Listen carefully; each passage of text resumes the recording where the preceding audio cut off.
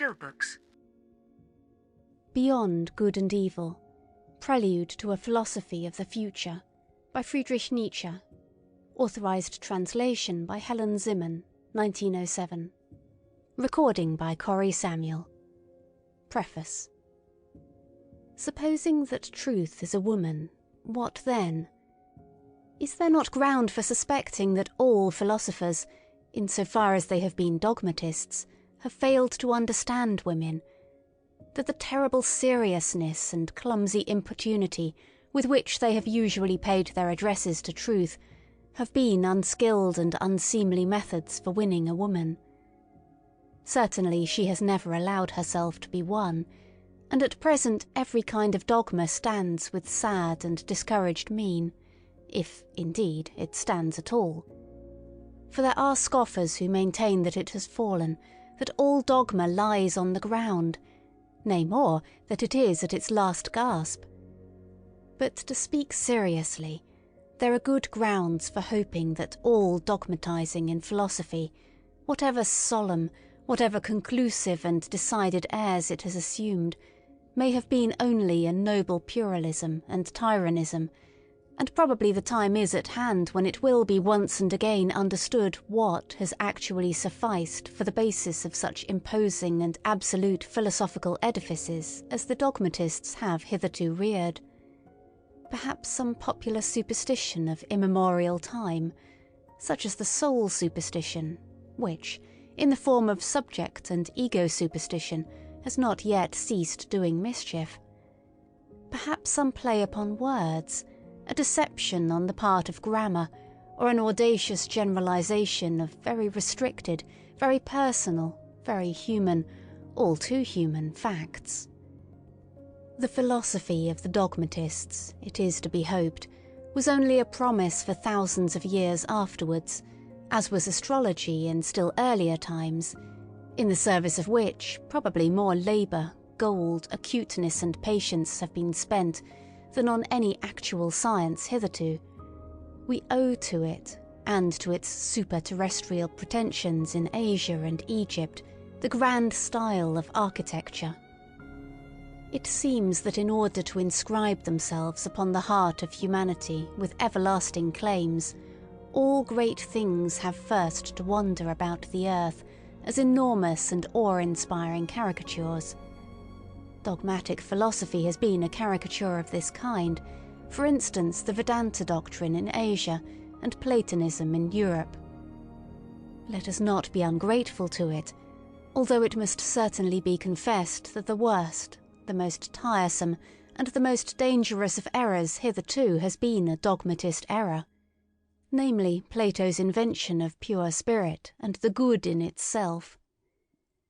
But now, when it has been surmounted, when Europe, rid of this nightmare, can again draw breath freely and at least enjoy a healthier sleep, we, whose duty is wakefulness itself, are the heirs of all the strength which the struggle against this error has fostered.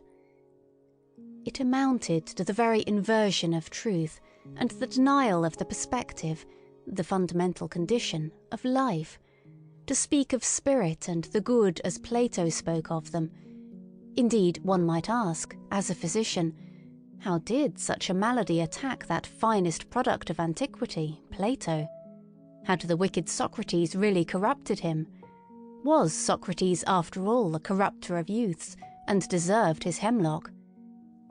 But the struggle against Plato, or, to speak plainer and for the people, the struggle against the ecclesiastical oppression of millenniums of Christianity, for Christianity is Platonism for the people, produced in Europe a magnificent tension of soul, such as had not existed anywhere previously.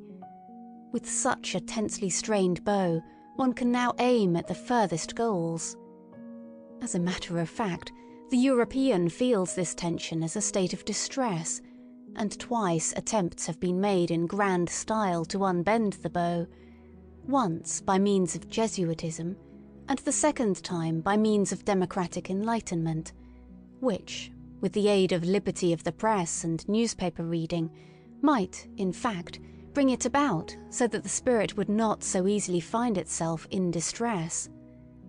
The Germans invented gunpowder, all credit to them, but they again made things square. They invented printing. But we, who were neither Jesuits, nor Democrats, nor even sufficiently Germans, we good Europeans and free, very free spirits, we have it still, all the distress of spirit and all the tension of its bow, and perhaps also the arrow, the duty, and, who knows, the goal to aim at. Sils Maria, Upper Engadine, June 1885. End of preface. Chapter 1 of Beyond Good and Evil by Friedrich Nietzsche. Prejudices of Philosophers. 1. The will to truth, which is to tempt us to many a hazardous enterprise, the famous truthfulness of which all philosophers have hitherto spoken with respect. What questions has this will to truth not laid before us? What strange, perplexing, questionable questions! It is already a long story, yet it seems as if it were hardly commenced. Is it any wonder if we at last grow distrustful, lose patience, and turn impatiently away? That this Sphinx teaches us at last to ask questions ourselves. Who is it really that puts questions to us here? What really is this willed truth in us? In fact, we made a long halt at the question as to the origin of this will, until at last we came to an absolute standstill before a yet more fundamental question. We inquired about the value of this will. Granted that we want the truth, why not rather untruth, and uncertainty, even ignorance? The problem of the value of truth presented itself before us, or was it we who presented ourselves before the problem? Which of us is the Oedipus here, which the Sphinx? It would seem to be a rendezvous of questions and notes of interrogation. And could it be believed that it at last seems to us as if the problem had never been propounded before, as if we were the first to discern it, get a sight of it, and risk raising it? For there is risk in raising it. Perhaps there is no greater risk. 2. How could anything originate out of its opposite? For example, truth out of error, or the will to truth out of the will to deception, or the generous deed out of selfishness, or the pure sun-bright vision of the wise man out of covetousness. Such genesis is impossible. Whoever dreams of it is a fool, nay, worse than a fool. Things of the highest value must have a different origin, an origin of their own. In this transitory, seductive, illusory, paltry world, in this turmoil of delusion and cupidity, they cannot have their source. But rather in the lap of being, in the intransitory, in the concealed God, in the thing in itself, there must be their source, and nowhere else.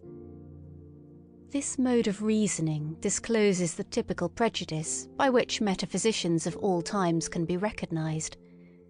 This mode of valuation is at the back of all their logical procedure. Through this belief of theirs, they exert themselves for their knowledge, for something that is, in the end, solemnly christened the truth. The fundamental belief of metaphysicians is the belief in antitheses of values. It never occurred even to the wariest of them to doubt here on the very threshold, where doubt, however, was most necessary, though they had made a solemn vow, de omnibus dubitandum.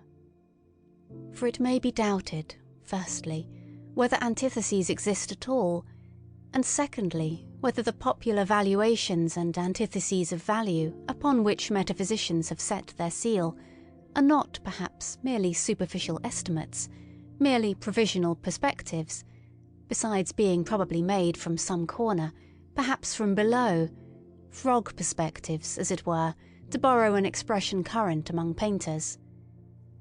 In spite of all the value which may belong to the true, the positive and the unselfish, it might be possible that a higher and more fundamental value for life generally should be assigned to pretence, to the will to delusion, to selfishness and cupidity. It might even be possible that what constitutes the value of those good and respected things consists precisely in their being insidiously related, knotted and crocheted to these evil and apparently opposed things, perhaps even in being essentially identical with them. Perhaps. But who wishes to concern himself with such dangerous perhapses? For that investigation one must await the advent of a new order of philosophers, such as will have other tastes and inclinations, the reverse of those hitherto prevalent. Philosophers of the dangerous perhaps in every sense of the term. And to speak in all seriousness, I see such new philosophers beginning to appear. 3. Having kept a sharp eye on philosophers, and having read between their lines long enough, I now say to myself that the greater part of conscious thinking must be counted among the instinctive functions, and it is so even in the case of philosophical thinking. One has here to learn anew, as one learned anew about heredity and innateness. As little as the act of birth comes into consideration in the whole process and continuation of heredity, just as little is being conscious opposed to the instinctive in any decisive sense. The greater part of the conscious thinking of a philosopher is secretly influenced by his instincts and forced into definite channels. And behind all logic and its seeming sovereignty of movement, there are valuations, or, to speak more plainly, physiological demands for the maintenance of a definite mode of life. For example, that the certain is worth more than the uncertain, that illusion is less valuable than truth. Such valuations, in spite of their regulative importance for us, might, notwithstanding, be only superficial valuations, special kinds of niaiserie, such as may be necessary for the maintenance of beings such as ourselves. Supposing, in effect, that man is not just the measure of things. 4. The falseness of an opinion is not for us any objection to it. It is here, perhaps, that our new language sounds most strangely. The question is, how far an opinion is life-furthering, life-preserving, species-preserving, perhaps species-rearing, and we are fundamentally inclined to maintain that the falsest opinions, to which the synthetic judgments a priori belong, are the most indispensable to us, that without a recognition of logical fictions, without a comparison of reality with the purely imagined world of the absolute and immutable, without a constant counterfeiting of the world by means of numbers, man could not live, that the renunciation of false opinions would be a renunciation of life, a negation of life. To recognize untruth as a condition of life, that is certainly to impugn the traditional ideas of value in a dangerous manner, and a philosophy which ventures to do so has thereby alone placed itself beyond good and evil. 5. That which causes philosophers to be regarded half distrustfully and half mockingly is not the oft-repeated discovery how innocent they are, how often and easily they make mistakes and lose their way, in short how childish and childlike they are, but that there is not enough honest dealing with them, whereas they all raise a loud and virtuous outcry when the problem of truthfulness is even hinted at in the remotest manner. They all pose as though their real opinions had been discovered and attained through the self-evolving of a cold, pure, divinely indifferent dialectic, in contrast to all sorts of mystics, who, fairer and foolisher, talk of inspiration, whereas, in fact, a prejudiced proposition, idea or suggestion which is generally their heart's desire, abstracted and refined, is defended by them with arguments sought out after the event. They are all advocates who do not wish to be regarded as such, generally astute defenders also of their prejudices, which they dub truths, and very far from having the conscience which bravely admits this to itself, very far from having the good taste of the courage which goes so far as to let this be understood, perhaps to warn friend or foe, or in cheerful confidence and self-ridicule. The spectacle of the tartuffery of old Kant, equally stiff and decent, with which he entices us into the dialectic byways that lead, more correctly mislead, to his categorical imperative, makes us fastidious ones smile, we who find no small amusement in spying out the subtle tricks of old moralists and ethical preachers. Or, still more so, the hocus-pocus in mathematical form, by means of which Spinoza has, as it were, clad his philosophy in mail and mask. In fact, the love of his wisdom, to translate the term fairly and squarely, in order thereby to strike terror at once into the heart of the assailant who should dare to cast a glance on that invincible maiden, that Pallas Athene. How much of personal timidity and vulnerability does this masquerade of a sickly recluse betray? 6. It has gradually become clear to me what every great philosophy up till now has consisted of, namely the confession of its originator, and a species of involuntary and unconscious autobiography, and moreover that the moral, or immoral, purpose in every philosophy has constituted the true vital germ out of which the entire plant has always grown. Indeed, to understand how the abstrusest metaphysical assertions of a philosopher have been arrived at, it is always well and wise to first ask oneself, what morality do they, or does he, aim at?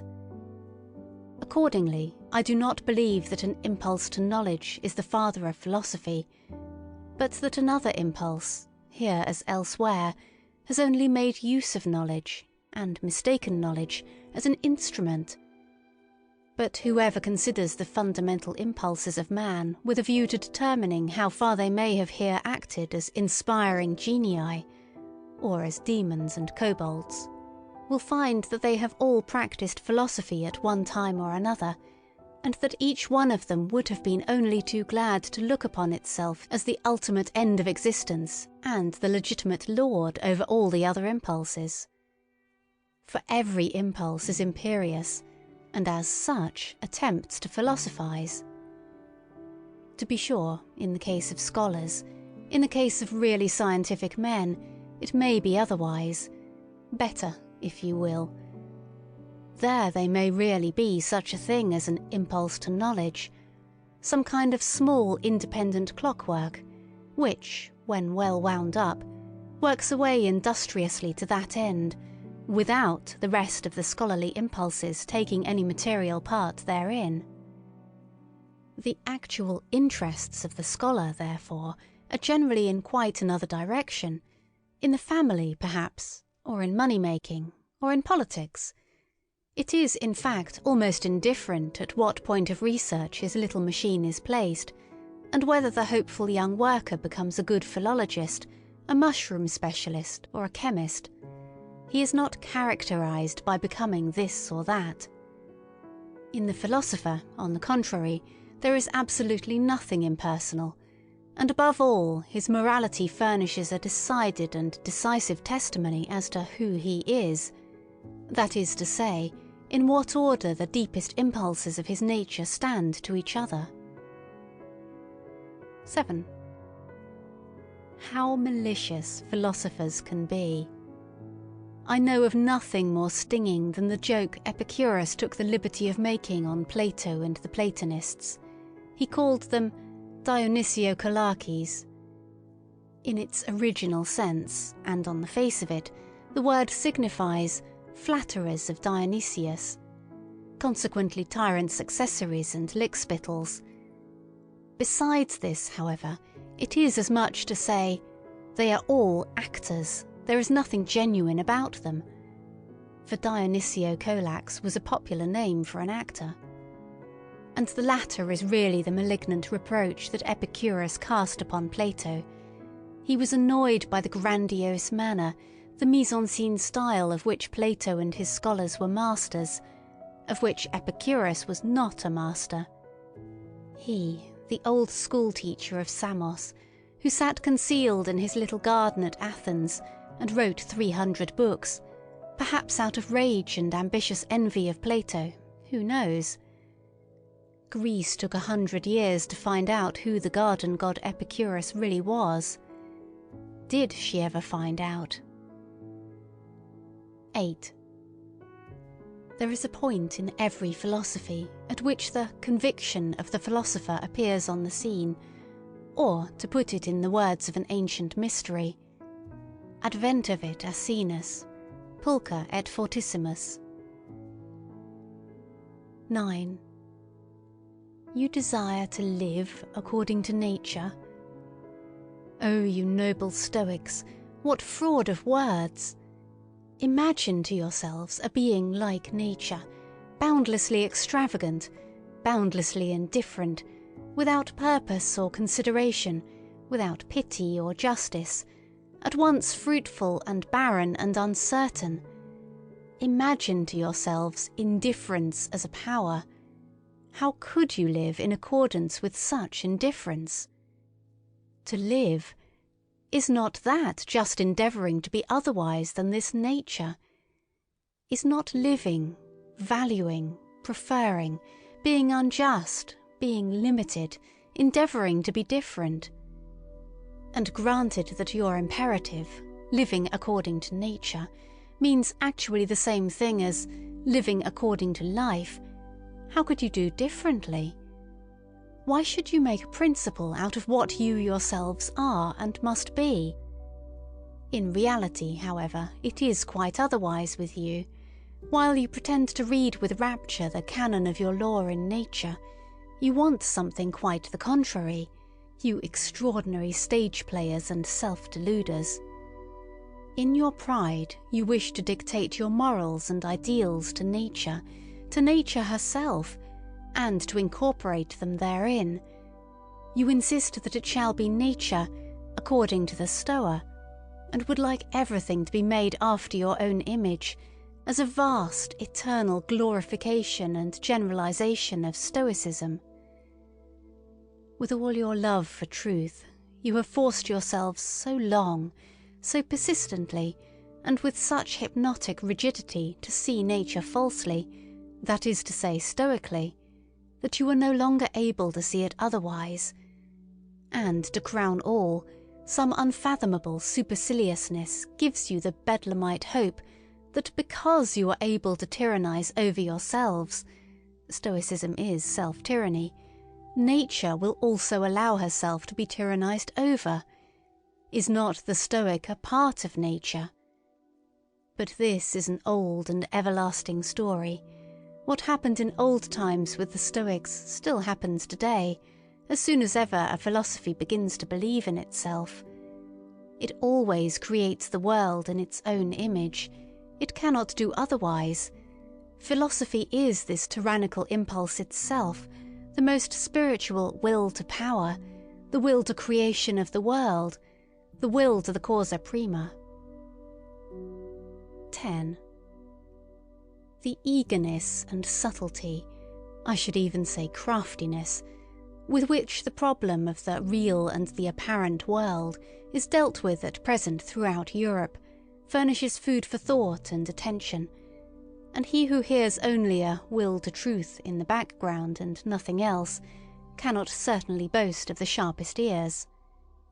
In rare and isolated cases, it may really have happened that such a will to truth, a certain extravagant and adventurous pluck, a metaphysician's ambition of the forlorn hope, has participated therein, that which in the end always prefers a handful of certainty to a whole cartload of beautiful possibilities.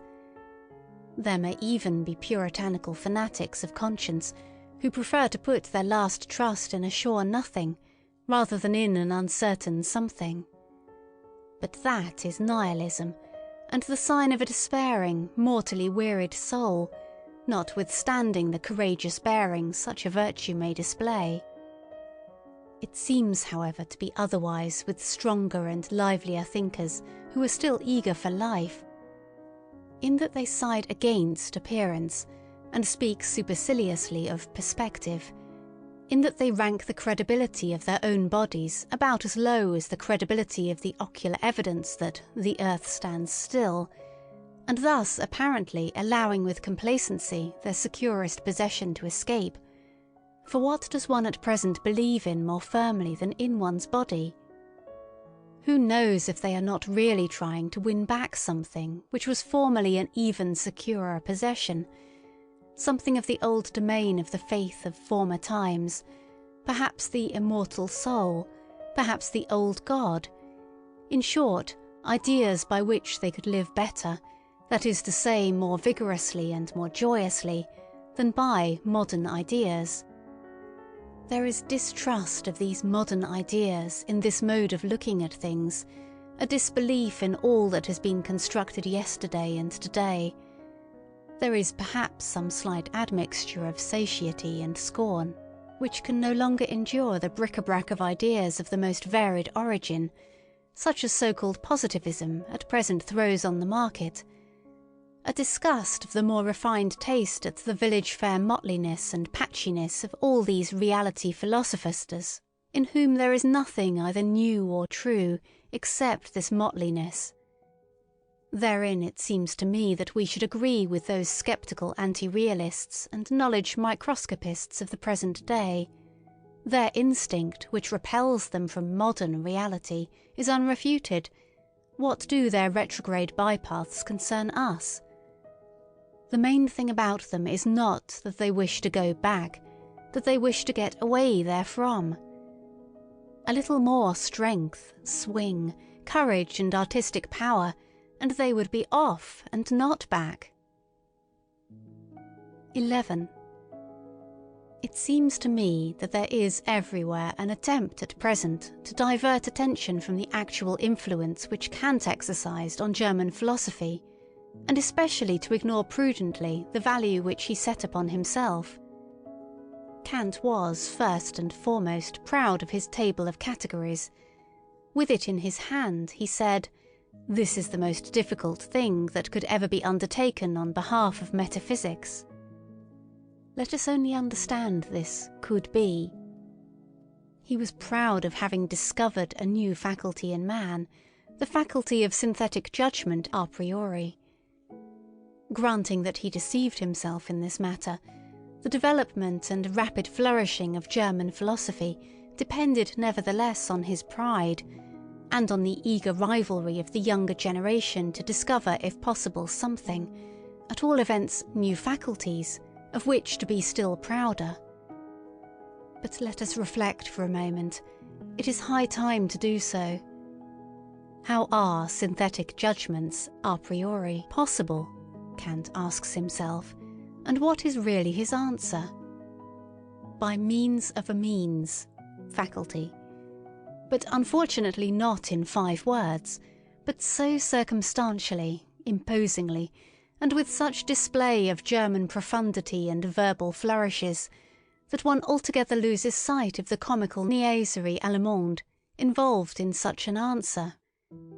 People were beside themselves with delight over this new faculty, and the jubilation reached its climax when Kant further discovered a moral faculty in man. For at that time Germans were still moral, not yet dabbling in the politics of hard fact. Then came the honeymoon of German philosophy. All the young theologians of the Tübingen institution went immediately into the groves, all seeking for faculties. And what did they not find in that innocent, rich and still youthful period of the German spirit, to which romanticism, the malicious fairy, piped and sang, when one could not yet distinguish between finding and inventing?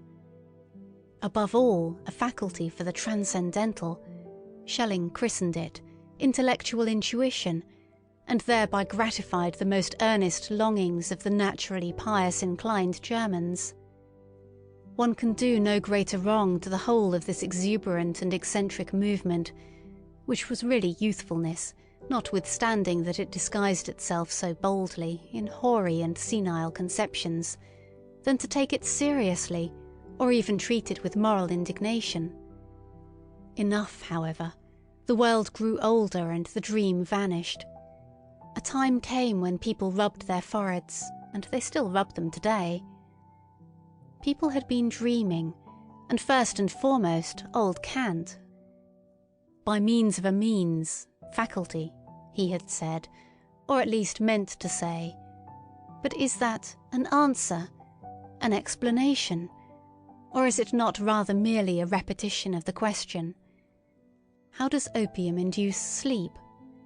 By means of a means, faculty, namely the virtus dormitiva, replies the doctor in Molière. Quia est in eo virtus dormitiva, cujus est natura sensus assoupir. But such replies belong to the realm of comedy, and it is high time to replace the Kantian question, how are synthetic judgments a priori possible, by another question, why is belief in such judgments necessary? In effect, it is high time that we should understand that such judgments must be believed to be true for the sake of the preservation of creatures like ourselves, though they might still naturally be false judgments. Or, more plainly spoken, and roughly and readily, synthetic judgments a priori should not be possible at all. We have no right to them. In our mouths they are nothing but false judgments. Only, of course, the belief in their truth is necessary, as plausible belief and ocular evidence belong to the perspective view of life. And finally, to call to mind the enormous influence which German philosophy, I hope you understand its right to inverted commas, goose feet, has exercised throughout the whole of Europe, there is no doubt that a certain virtus dormitiva had a share in it. Thanks to German philosophy, it was a delight to the noble idlers, the virtuous, the mystics, the artistes, the three-fourths Christians, and the political obscurantists of all nations, to find an antidote to the still overwhelming sensualism which overflowed from the last century into this, in short, sensus assoupir. 12. As regards materialistic atomism, it is one of the best refuted theories that have been advanced, and in Europe there is now perhaps no one in the learned world so unscholarly as to attach serious signification to it, except for convenient everyday use, as an abbreviation of the means of expression, thanks chiefly to the Pole Boskowicz. He and the Pole Copernicus have hitherto been the greatest and most successful opponents of ocular evidence. For while Copernicus has persuaded us to believe, contrary to all the senses, that the earth does not stand fast, Boskowicz has taught us to abjure the belief in the last thing that stood fast of the earth, the belief in substance, in matter, in the earth residuum and particle atom. It is the greatest triumph over the senses that has hitherto been gained on earth. One must, however, go still further, and also declare war, relentless war to the knife, against the atomistic requirements, which still lead a dangerous afterlife in places where no one suspects them, like the more celebrated metaphysical requirements. One must also, above all, give the finishing stroke to that other and more portentous atomism, which Christianity has taught best and longest, the soul atomism. Let it be permitted to designate by this expression the belief which regards the soul as something indestructible, eternal, indivisible, as a monad, as an atomon. This belief ought to be expelled from science.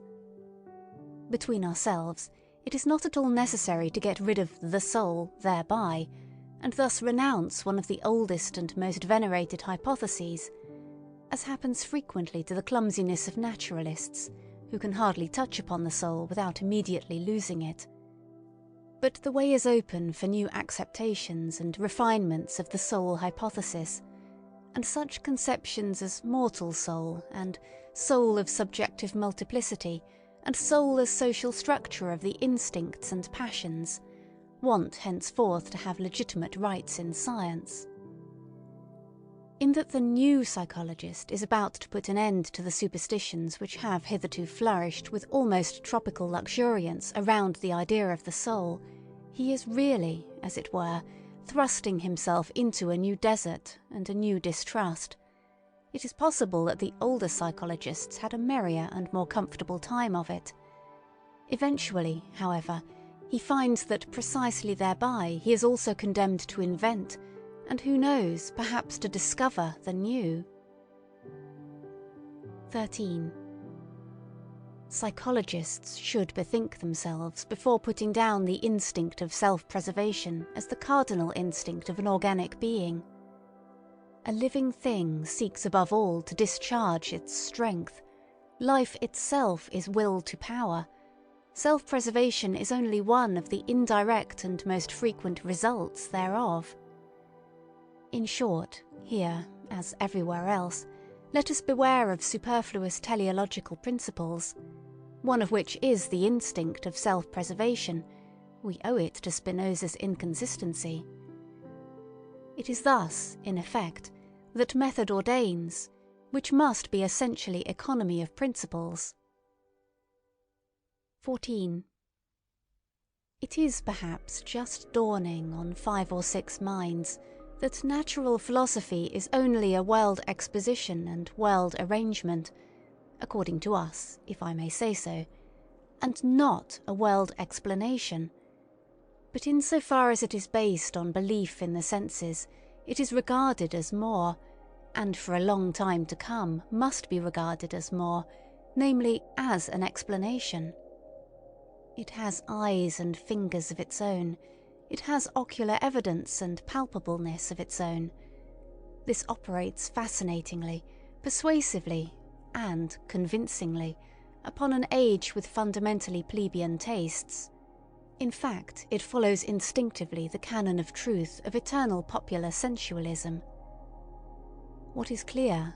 What is explained? Only that which can be seen and felt. One must pursue every problem thus far. Obversely, however, the charm of the Platonic mode of thought, which was an aristocratic mode, consisted precisely in resistance to obvious sense evidence, perhaps among men who enjoyed even stronger and more fastidious senses than our contemporaries, but who knew how to find a higher triumph in remaining masters of them.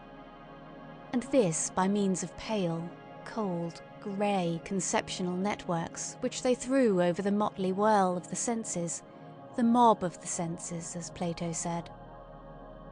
In this overcoming of the world and interpreting of the world in the manner of Plato, there was an enjoyment different from that which the physicists of today offer us, and likewise the Darwinists and anti-teleologists among the physiological workers, with their principle of the smallest possible effort and the greatest possible blunder.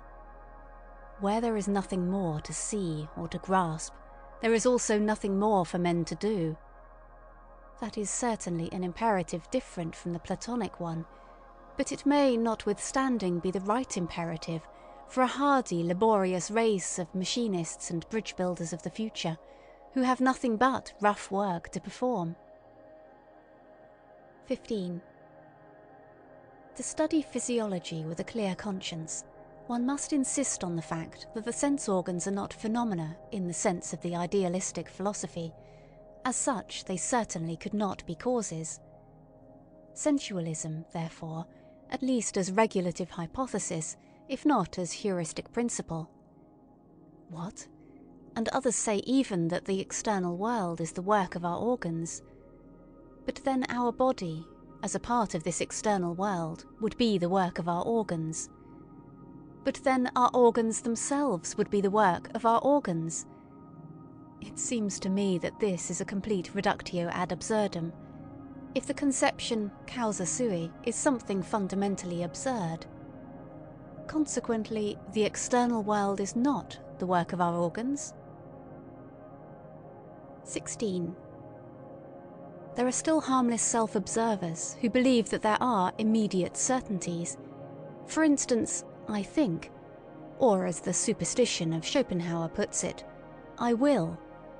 As though cognition here got hold of its object purely and simply, as the thing in itself, without any falsification taking place either on the part of the subject or the object.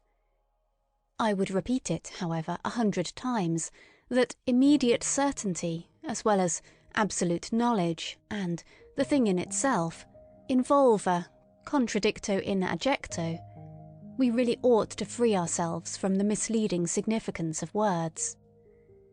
The people, on their part, may think that cognition is knowing all about things, but the philosopher must say to himself, when I analyse the process that is expressed in the sentence, I think, I find a whole series of daring assertions, the argumentative proof of which would be difficult, perhaps impossible.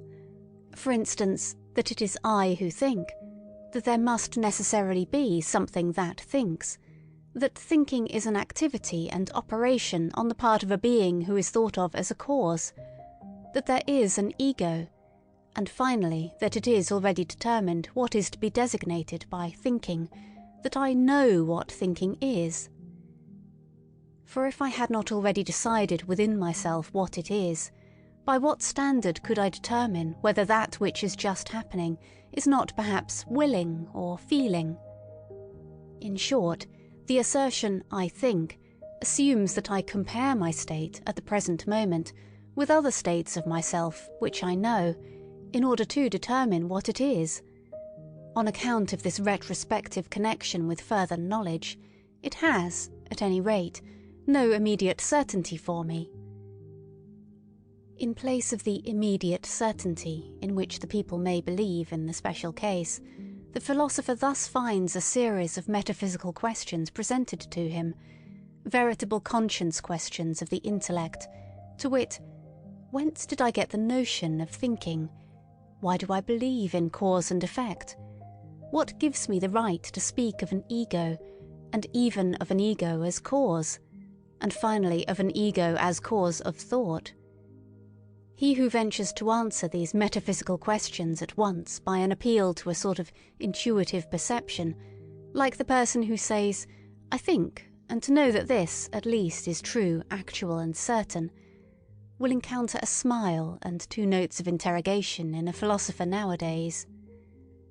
Sir, the philosopher will perhaps give him to understand, it is improbable that you are not mistaken, but why should it be the truth? 17. With regard to the superstitions of logicians, I shall never tire of emphasizing a small, terse fact which is unwillingly recognized by these credulous minds, namely that a thought comes when it wishes, and not when I wish, so that it is a perversion of the facts of the case to say that the subject, I, is the condition of the predicate, think. One thinks, but that this one is precisely the famous old ego is, to put it mildly, only a supposition, an assertion, and assuredly not an immediate certainty. After all, one has even gone too far with this one thinks. Even the one contains an interpretation of the process and does not belong to the process itself. One infers here according to the usual grammatical formula. To think is an activity. Every activity requires an agency that is active. Consequently, it was pretty much on the same lines that the older atomism sought, besides the operating power, the material particle wherein it resides and out of which it operates, the atom. More rigorous minds, however, learnt at last to get along without this earth residuum, and perhaps some day we shall accustom ourselves, even from the logician's point of view, to get along without the little one, to which the worthy old ego has refined itself. 18. It is certainly not the least charm of a theory that it is refutable. It is precisely thereby that it attracts the more subtle minds. It seems that the 100 times refuted theory of the free will owes its persistence to this charm alone. Someone is always appearing who feels himself strong enough to refute it. 19. Philosophers are accustomed to speak of the will as though it were the best known thing in the world. Indeed, Schopenhauer has given us to understand that the will alone is really known to us, absolutely and completely known, without deduction or addition. But it again and again seems to me that in this case Schopenhauer also only did what philosophers are in the habit of doing. He seems to have adopted a popular prejudice and exaggerated it.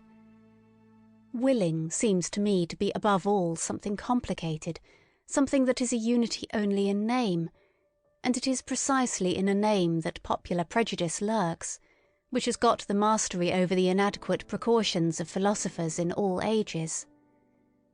So let us for once be more cautious, let us be unphilosophical, let us say that in all willing there is firstly a plurality of sensations, namely the sensation of the condition away from which we go, the sensation of the condition towards which we go, the sensation of this from and towards itself, and then besides an accompanying muscular sensation, which, even without our putting in motion arms and legs, commences its action by force of habit directly we will anything. Therefore, just as sensations, and indeed many kinds of sensations, are to be recognised as ingredients of the will, so, in the second place, thinking is also to be recognised. In every act of the will there is a ruling thought, and let us not imagine it possible to sever this thought from the willing, as if the will would then remain over. In the third place, the will is not only a complex of sensation and thinking, but it is above all an emotion, and in fact the emotion of the command. That which is termed freedom of the will is essentially the emotion of supremacy in respect to him who must obey. I am free, he must obey.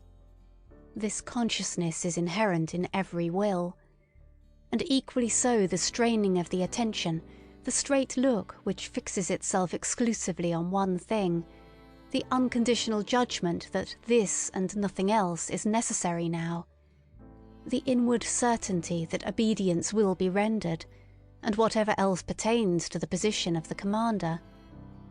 A man who wills commands something within himself which renders obedience, or which he believes renders obedience. But now let us notice what is the strangest thing about the will, this affair so extremely complex, for which the people have only one name. Inasmuch as in the given circumstances we are at the same time the commanding and the obeying parties, and as the obeying party we know the sensations of constraint, impulsion, pressure, resistance and motion, which usually commence immediately after the act of will. Inasmuch as, on the other hand, we are accustomed to disregard this duality, and to deceive ourselves about it by means of the synthetic term I, a whole series of erroneous conclusions, and consequently of false judgments about the will itself, has become attached to the act of willing, to such a degree that he who wills believes firmly that willing suffices for action. Since, in the majority of cases, there has only been exercise of will when the effect of the command, consequently obedience and therefore action, was to be expected, the appearance has translated itself into the sentiment, as if there were a necessity of effect. In a word, he who wills believes with a fair amount of certainty that will and action are somehow one. He ascribes the success, the carrying out of the willing, to the will itself, and thereby enjoys an increase of the sensation of power which accompanies all success. Freedom of will, that is the expression for the complex state of delight of the person exercising volition, who commands and, at the same time, identifies himself with the executor of the order, who, as such, enjoys also the triumph over obstacles, but thinks within himself that it was really his own will that overcame them. In this way, the person exercising volition adds the feelings of delight of his successful executive instruments, the useful underwills or undersouls. Indeed, our body is but a social structure composed of many souls, to his feelings of delight as commander. L'effet c'est moi. What happens here is what happens in every well-constructed and happy commonwealth, namely, that the governing class identifies itself with the successes of the commonwealth. In all willing, it is absolutely a question of commanding and obeying, on the basis, as already said, of a social structure composed of many souls, on which account a philosopher should claim the right to include willing as such within the sphere of morals, regarded as the doctrine of the relations of supremacy under which the phenomenon of life manifests itself. 20. That the separate philosophical ideas are not anything optional or autonomously evolving, but grow up in connection and relationship with each other, that, however suddenly and arbitrarily they seem to appear in the history of thought, they nevertheless belong just as much to a system as the collective members of the fauna of a continent, is betrayed in the end by the circumstance how unfailingly the most diverse philosophers always fill in again a definite fundamental scheme of possible philosophies. Under an invisible spell, they always revolve once more in the same orbit, however independent of each other they may feel themselves with their critical or systematic wills. Something within them leads them, something impels them in definite order the one after the other, to wit, the innate methodology and relationship of their ideas. Their thinking is, in fact, far less a discovery than a re-recognizing, a remembering, a return and a homecoming to a far-off, ancient, common household of the soul, out of which those ideas formerly grew. Philosophizing is so far a kind of atavism of the highest order. The wonderful family resemblance of all Indian, Greek and German philosophizing is easily enough explained.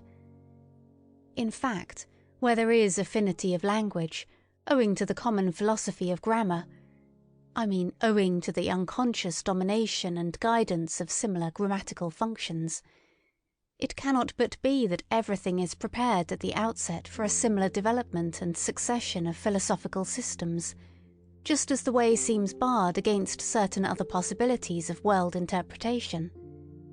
It is highly probable that philosophers within the domain of the Ural-Altaic languages, where the conception of the subject is least developed, look otherwise into the world, and will be found on paths of thought different from those of the Indo-Germans and Mussulmans.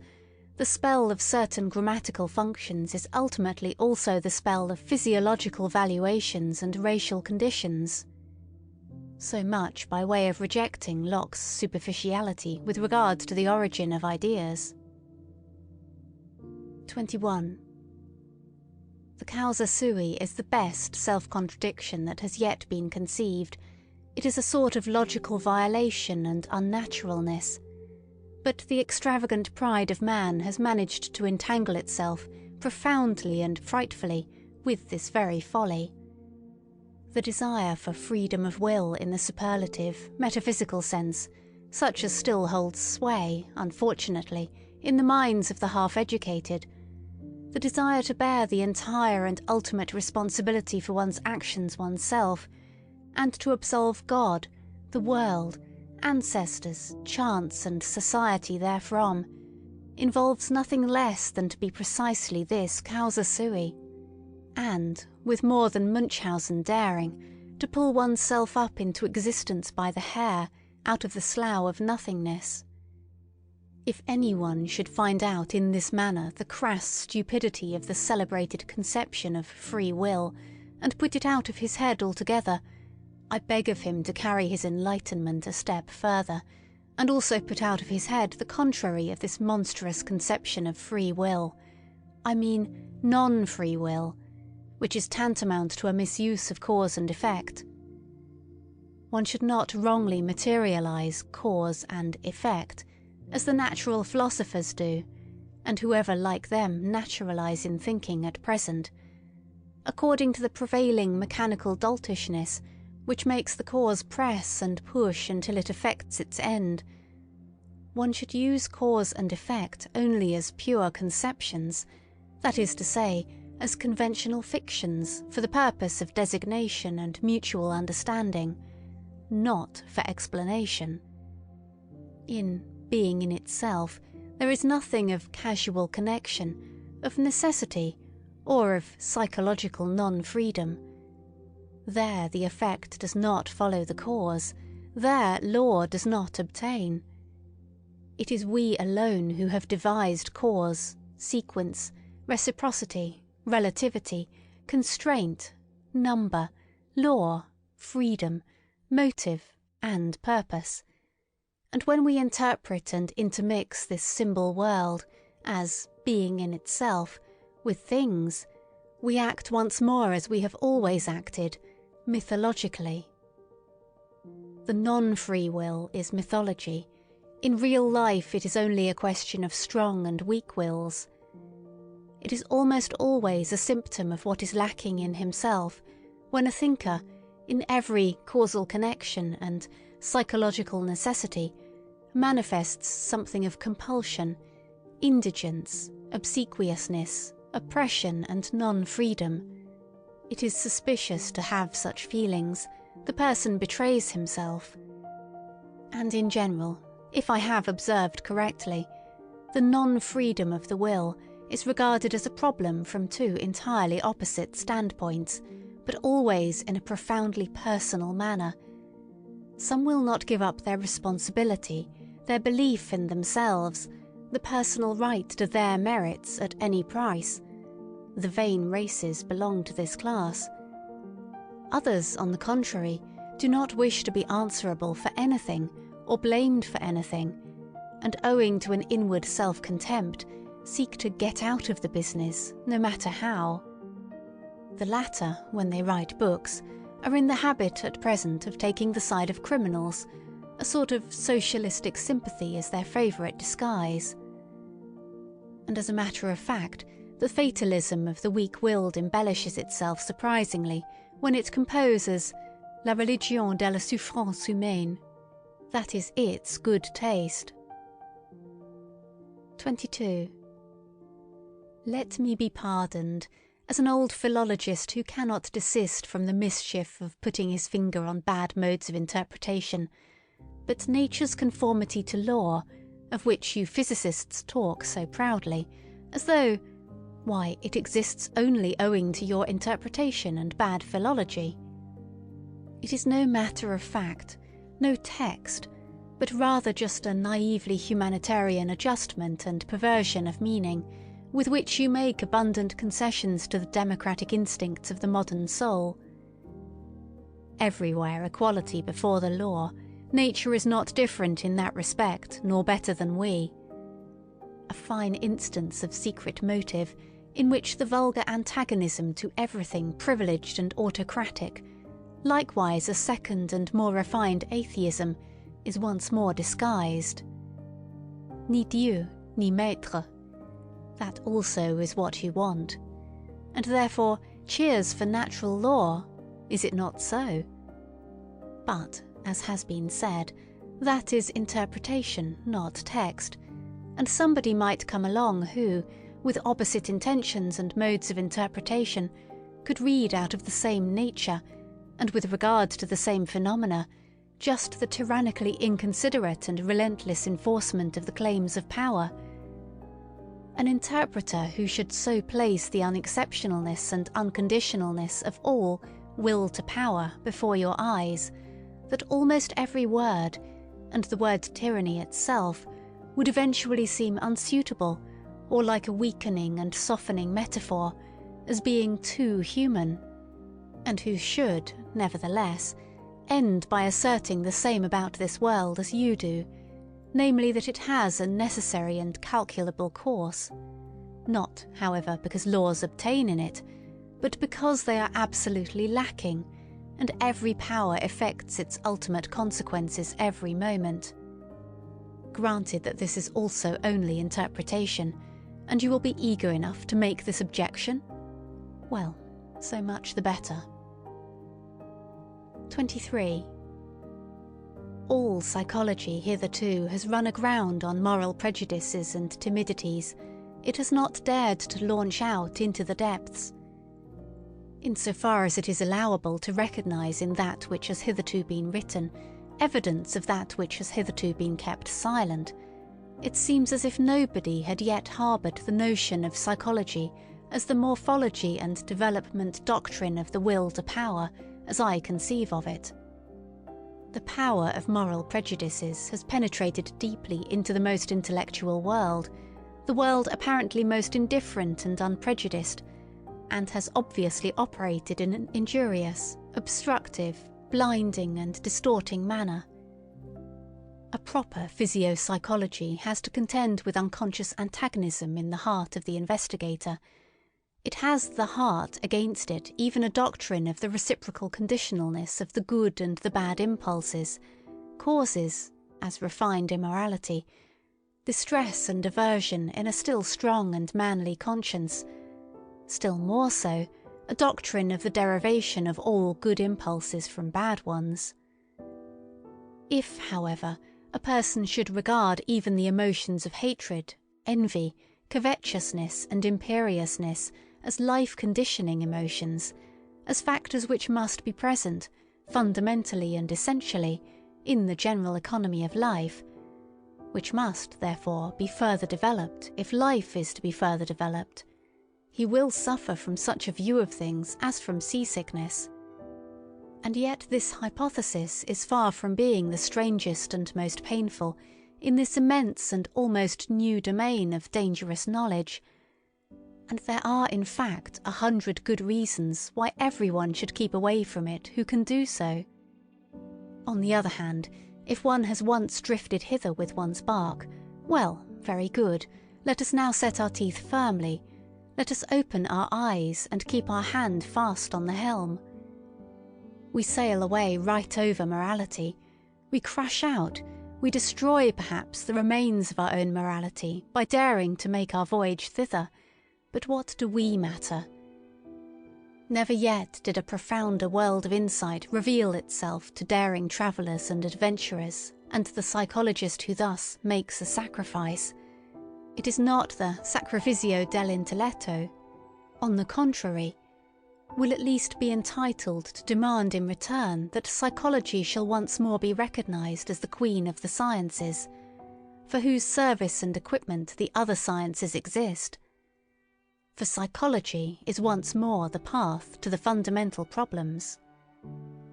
End of chapter 1. Second chapter, The Free Spirit. 24. O Sanctus Simplicitus! In what strange simplification and falsification man lives! One can never cease wondering when once one has got eyes for beholding this marvel. How we have made everything around us clear and free and easy and simple. How we have been able to give our senses a passport to everything superficial, our thoughts a godlike desire for wanton pranks and wrong inferences. How, from the beginning, we have contrived to retain our ignorance, in order to enjoy an almost inconceivable freedom, thoughtlessness, imprudence, heartiness and gaiety, in order to enjoy life. And only on this solidified, granite-like foundation of ignorance could knowledge rear itself hitherto, the will to knowledge on the foundation of a far more powerful will, the will to ignorance, to the uncertain, to the untrue. Not as its opposite, but as its refinement. It is to be hoped, indeed, that language, here as elsewhere, will not get over its awkwardness, and that it will continue to talk of opposites when there are only degrees and many refinements of gradation.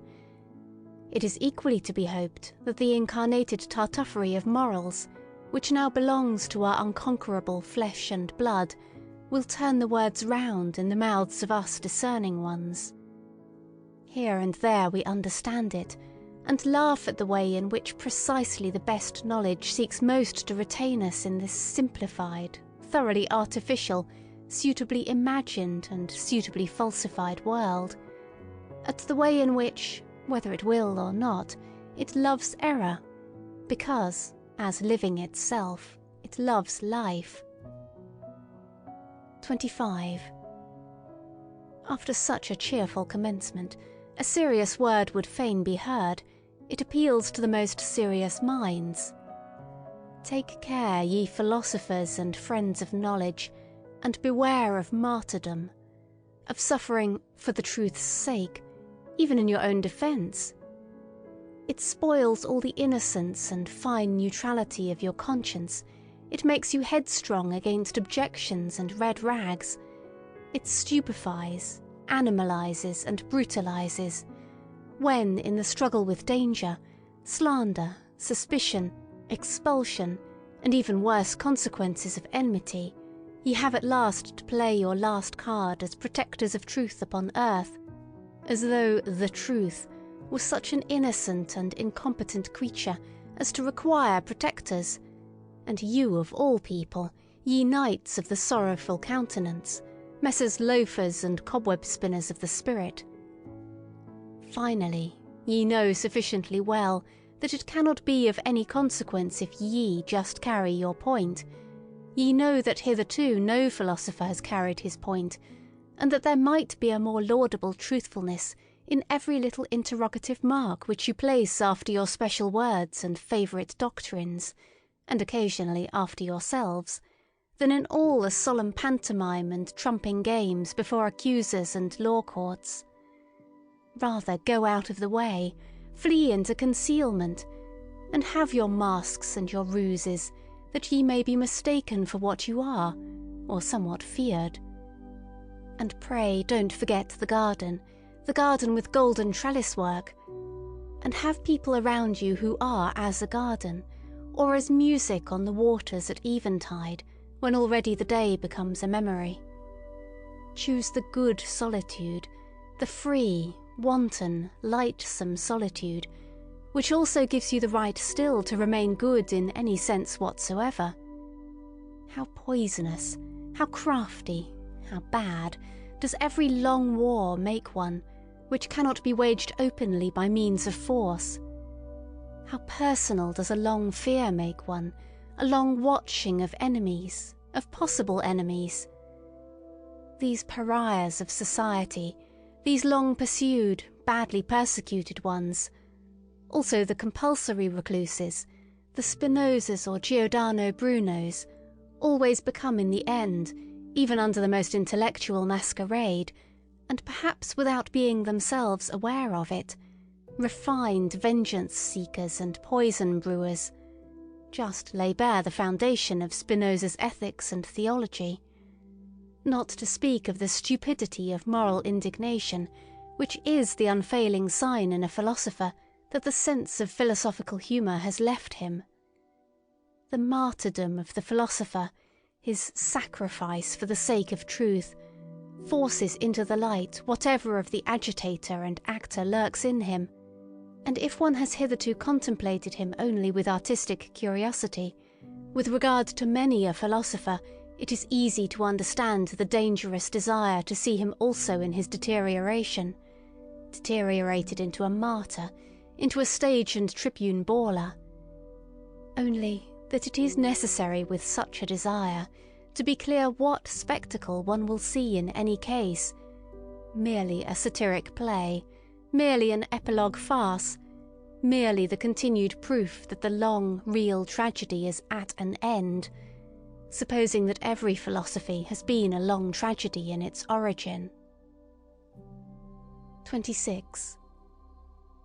Every select man strives instinctively for a citadel and a privacy, where he is free from the crowd, the many, the majority, where he may forget men who are the rule, as their exception, exclusive only of the case in which he is pushed straight to such men by a still stronger instinct, as a discerner in the great and exceptional sense. Whoever, in intercourse with men, does not occasionally glisten in all the green and grey colours of distress, owing to disgust, satiety, sympathy, gloominess and solitariness, is assuredly not a man of elevated tastes. Supposing, however, that he does not voluntarily take all this burden and disgust upon himself, that he persistently avoids it, and remains, as I said, quietly and proudly hidden in his citadel, one thing is then certain: he was not made, he was not predestined for knowledge. For, as such, he would one day have to say to himself, "The devil take my good taste, but the rule is more interesting than the exception, than myself the exception." And he would go down, and above all he would go inside.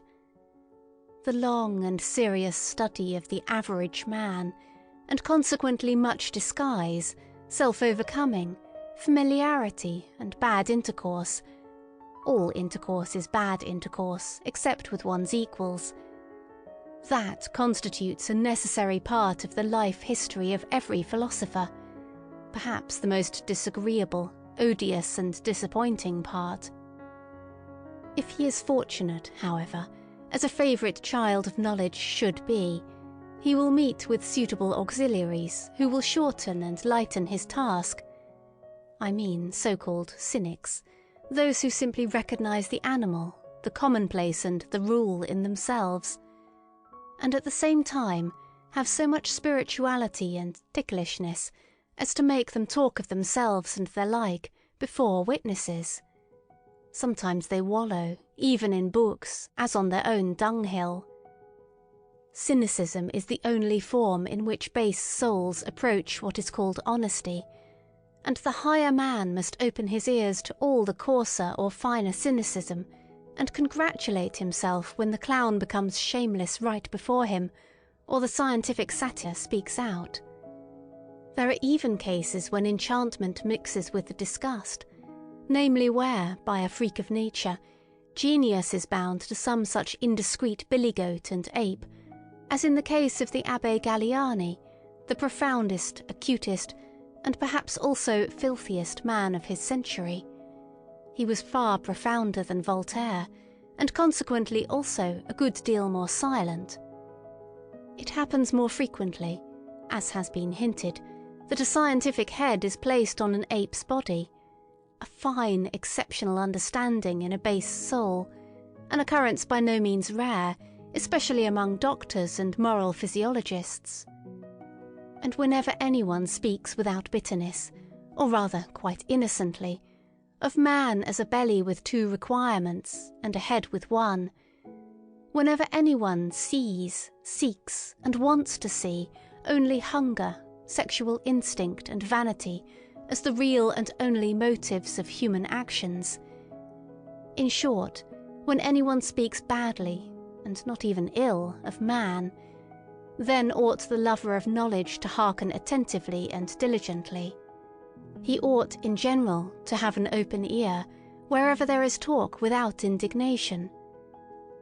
For the indignant man, and he who perpetually tears and lacerates himself with his own teeth, or, in place of himself, the world, God, or society, may indeed, morally speaking, stand higher than the laughing and self-satisfied satyr, but in every other sense he is the more ordinary, more indifferent, and less instructive case.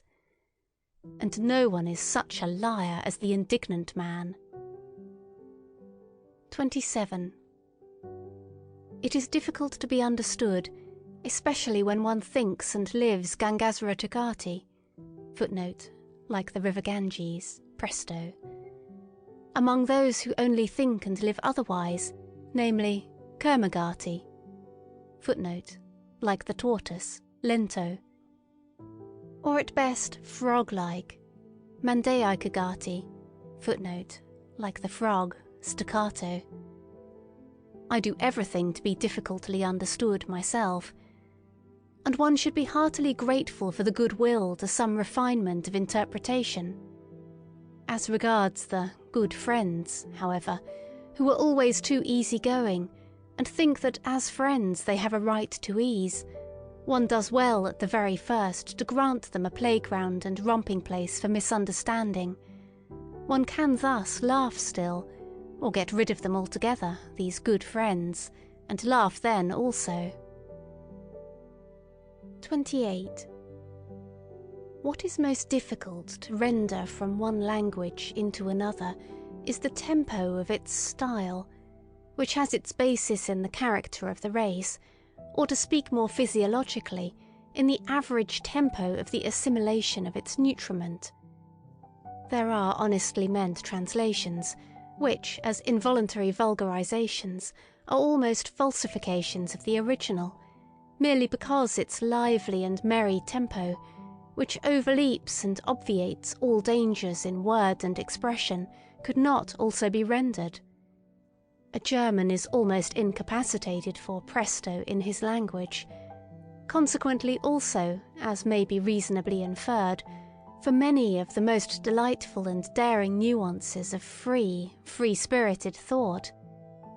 And just as the buffoon and satyr are foreign to him in body and conscience, so Aristophanes and Petronius are untranslatable for him.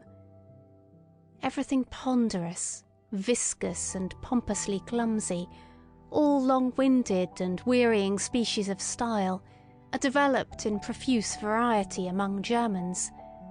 Pardon me for stating the fact that even Goethe's prose, in its mixture of stiffness and elegance, is no exception, as a reflection of the good old time to which it belongs, and as an expression of German taste at a time when there was still a German taste, which was a Rococo taste in moribus et artibus. Lessing is an exception, owing to his histrionic nature, which understood much and was well versed in many things. He who was not the translator of Bayle to no purpose, who took refuge willingly in the shadow of Diderot and Voltaire, and still more willingly among the Roman comedy writers. Lessing loved also free-spiritism in the tempo, and flight out of Germany. But how could the German language, even in the prose of Lessing, imitate the tempo of Machiavelli, who in his Principe makes us breathe the dry, fine air of Florence, and cannot help presenting the most serious events in a boisterous allegrissimo, perhaps not without a malicious artistic sense of the contrast he ventures to present. Long, heavy, difficult, dangerous thoughts, and a tempo of the gallop and of the best, wantonest humour. Finally, who would venture on a German translation of Petronius, who, more than any great musician hitherto, was a master of presto in invention, ideas, and words? What matter in the end about the swamps of the sick, evil world, or of the ancient world, when, like him, one has the feet of a wind, the rush, the breath, the emancipating scorn of a wind, which makes everything healthy by making everything run? And, with regard to Aristophanes, that transfiguring, complementary genius, for whose sake one pardons all Hellenism for having existed, provided one has understood in its full profundity all that there requires pardon and transfiguration. There is nothing that has caused me to meditate more on Plato's secrecy and sphinx-like nature than the happily preserved petit fait that under the pillow of his deathbed there was found no Bible, nor anything Egyptian, Pythagorean, or Platonic, but a book of Aristophanes. How could even Plato have endured life, a Greek life which he repudiated, without an Aristophanes? 29. It is the business of the very few to be independent. It is a privilege of the strong. And whoever attempts it, even with the best right, but without being obliged to do so, proves that he is probably not only strong, but also daring beyond measure. He enters into a labyrinth. He multiplies 1,000-fold the dangers which life in itself already brings with it, not the least of which is that no one can see how and where he loses his way, becomes isolated, and is torn piecemeal by some minotaur of conscience. Supposing such a one comes to grief, it is so far from the comprehension of men that they neither feel it nor sympathise with it. And he cannot any longer go back. He cannot even go back again to the sympathy of men. 30. Our deepest insights must, and should, appear as follies, and under certain circumstances as crimes, when they come unauthorizedly to the ears of those who are not disposed and predestined for them.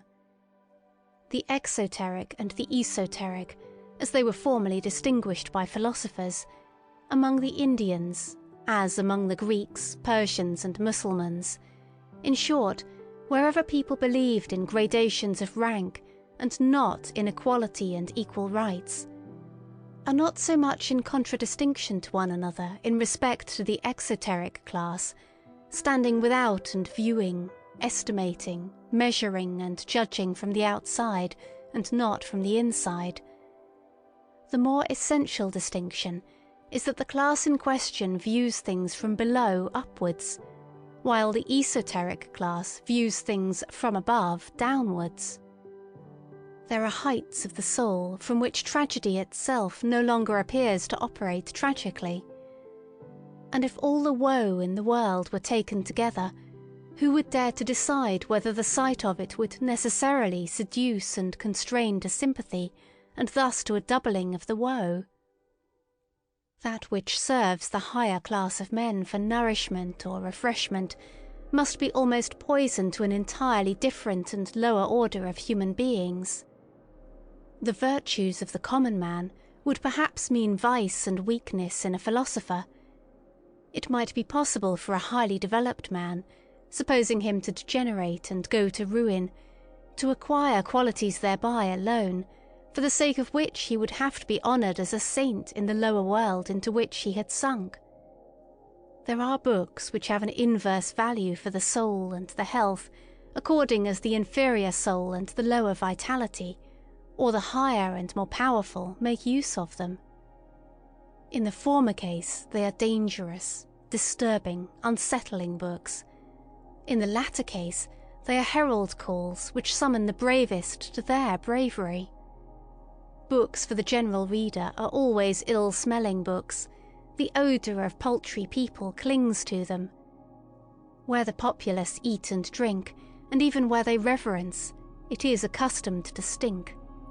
One should not go into churches if one wishes to breathe pure air. 31. In our youthful years, we still venerate and despise without the art of nuance, which is the best gain of life, and we have rightly to do hard penance for having fallen upon men and things with yea and nay. Everything is so arranged that the worst of all tastes, the taste for the unconditional, is cruelly befooled and abused, until a man learns to introduce a little art into his sentiments, and prefers to try conclusions with the artificial, as do the real artists of life. The angry and reverent spirit peculiar to youth appears to allow itself no peace until it has suitably falsified men and things to be able to vent its passion upon them. Youth in itself, even, is something falsifying and deceptive.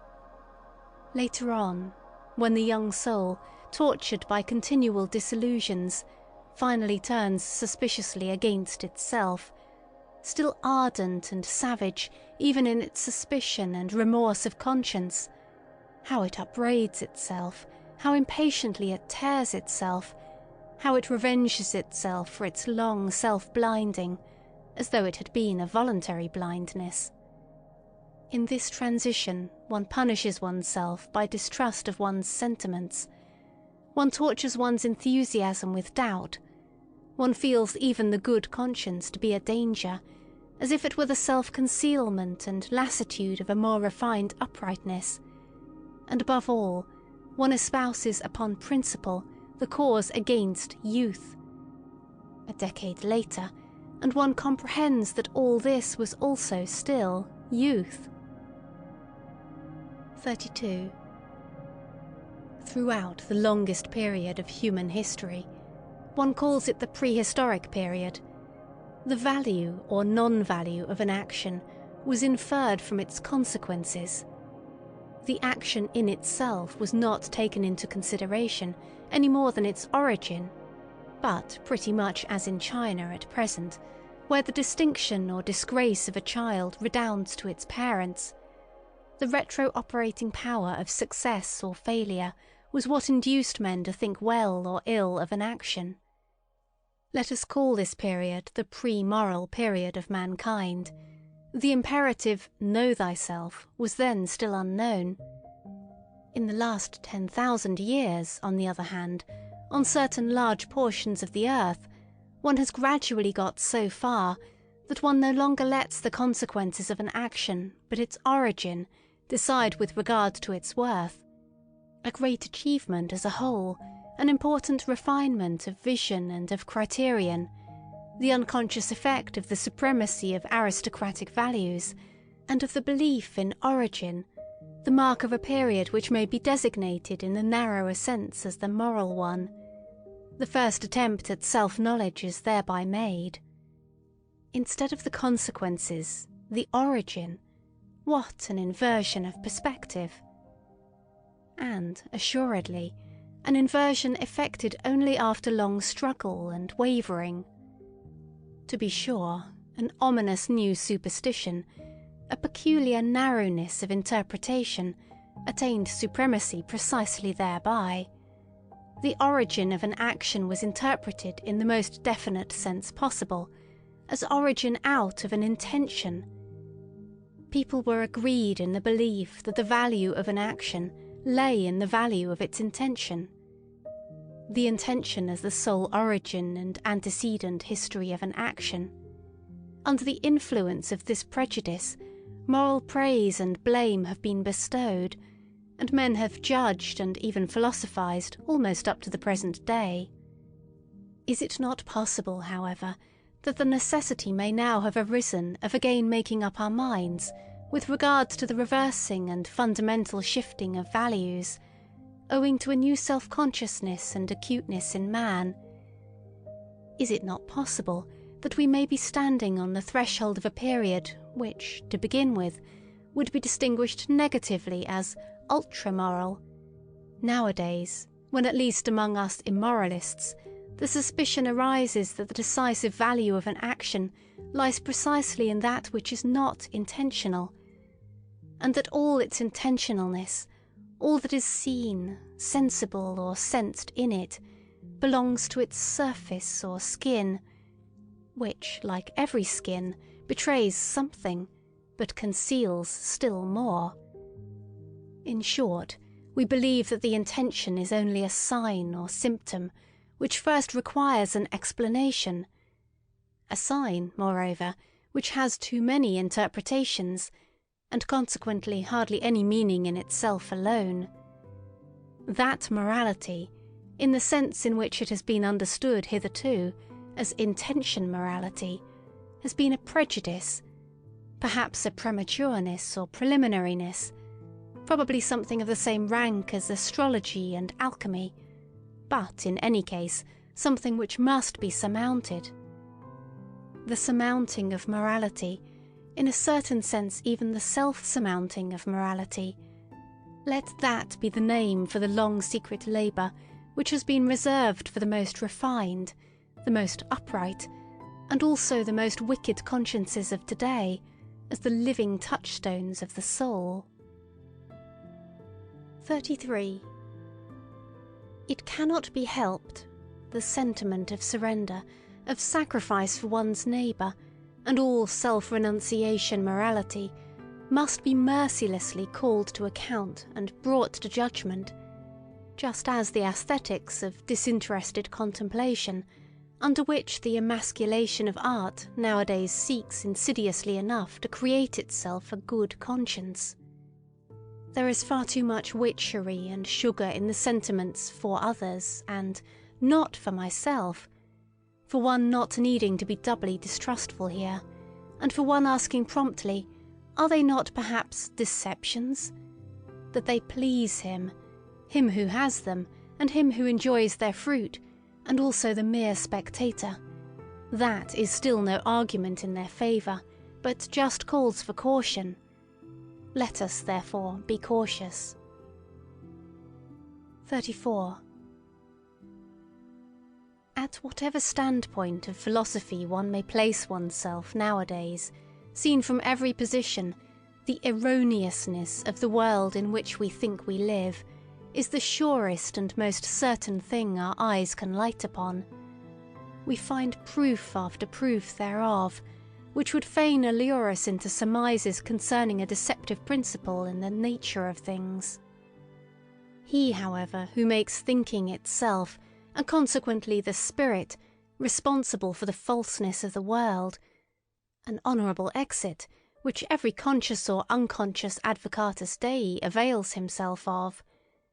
He who regards this world, including space, time, form and movement, as falsely deduced, would have at least good reason in the end to become distrustful also of all thinking. Has it not hitherto been playing upon us the worst of scurvy tricks? And what guarantee would it give that it would not continue to do what it has always been doing? In all seriousness, the innocence of thinkers has something touching and respect-inspiring in it, which even nowadays permits them to wait upon consciousness with the request that it will give them honest answers. For example, whether it be real or not, and why it keeps the outer world so resolutely at a distance, and other questions of the same description. The belief in immediate certainties is a moral naivety, which does honour to us philosophers, but we have now to cease being merely moral men. Apart from morality, such belief is a folly which does little honour to us. If in middle-class life an ever-ready distrust is regarded as the sign of a bad character, and consequently as an imprudence, here among us, beyond the middle-class world and its yeas and nays, what should prevent our being imprudent and saying, the philosopher has, at length, a right to bad character, as the being who has hitherto been most befooled on earth. He is now under obligation to distrustfulness, to the wickedest squinting out of every abyss of suspicion. Forgive me the joke of this gloomy grimace and turn of expression, for I myself have long ago learned to think and estimate differently with regard to deceiving and being deceived, and I keep at least a couple of pokes in the ribs ready for the blind rage with which philosophers struggle against being deceived. Why not? It is nothing more than a moral prejudice that truth is worth more than a semblance. It is, in fact, the worst proved supposition in the world. So much must be conceded. There could have been no life at all except upon the basis of perspective estimates and semblances. And if, with the virtuous enthusiasm and stupidity of many philosophers, one wished to do away altogether with the seeming world, well, granted that you could do that, at least nothing of your truth would thereby remain. Indeed, what is it that forces us in general to the supposition that there is an essential opposition of true and false? Is it not enough to suppose degrees of seemingness, and, as it were, lighter and darker shades and tones of semblance, different valeurs, as the painters say? Why might not the world which concerns us be a fiction? And to anyone who suggested, but to a fiction belongs an originator, might it not be bluntly replied, why? May not this belong also belong to the fiction? Is it not at length permitted to be a little ironical towards the subject, just as towards the predicate and object? Might not the philosopher elevate himself above faith in grammar? All respect to governesses, but is it not time that philosophy should renounce governess faith? 35. O Voltaire, O humanity, O idiocy! There is something ticklish in the truth, and in the search for the truth, and if man goes about it too humanely, il ne cherche le vrai que pour faire le bien, I wager he finds nothing. 36. Supposing that nothing else is given as real but our world of desires and passions, that we cannot sink or rise to any other reality but just that of our impulses, for thinking is only a relation of these impulses to one another, are we not permitted to make the attempt, and to ask the question whether this which is given does not suffice, by means of our counterparts, for the understanding even of the so-called mechanical or material world? I do not mean as an illusion, a semblance, a representation, in the Berkeleyan and Schopenhauerian sense, but as possessing the same degree of reality as our emotions themselves, as a more primitive form of the world of emotions, in which everything still lies locked in a mighty unity, which afterwards branches off and develops itself in organic processes, naturally also refines and debilitates, as a kind of instinctive life in which all organic functions, including self-regulation, assimilation, nutrition, secretion and change of matter, are still synthetically united with one another as a primary form of life. In the end, it is not only permitted to make this attempt, it is commanded by the conscience of logical method. Not to assume several kinds of causality, so long as the attempt to get along with a single one has not been pushed to its furthest extent, to absurdity, if I may be allowed to say so. That is a morality of method which one may not repudiate nowadays. It follows from its definition, as mathematicians say. The question is ultimately whether we will really realize the will as operating, whether we believe in the causality of the will. If we do so, and fundamentally our belief in this is just our belief in causality itself, we must make the attempt to posit hypothetically the causality of the will as the only causality. Will can naturally only operate on will and not on matter, not on nerves, for instance. In short, the hypothesis must be hazarded whether will does not operate on will wherever effects are recognized, and whether all mechanical action, inasmuch as a power operates therein, is not just the power of will, the effect of will. Granted, finally, that we succeeded in explaining our entire instinctive life as the development and ramification of one fundamental form of will, namely the will to power, as my thesis puts it. Granted that all organic functions could be traced back to this will to power, and that the solution of the problem of generation and nutrition, it is one problem, could also be found therein, one would thus have acquired the right to define all active force unequivocally as will to power. The world seen from within, the world defined and designated according to its intelligible character, it would simply be will to power and nothing else. 37. What? Does that not mean in popular language, God is disproved but not the devil? On the contrary, my friends, and who the devil also compels you to speak popularly. 38. As happened finally in all the enlightenment of modern times, with the French Revolution, that terrible farce, quite superfluous when judged close at hand, into which, however, the noble and visionary spectators of all Europe have interpreted, from a distance, their own indignation and enthusiasm so long and passionately, until the text has disappeared under the interpretation. So a noble posterity might once more misunderstand the whole of the past, and perhaps only thereby make its aspect endurable? Or rather, has not this already happened? Have not we ourselves been that noble posterity? And, insofar as we now comprehend this, is it not thereby already past? 39.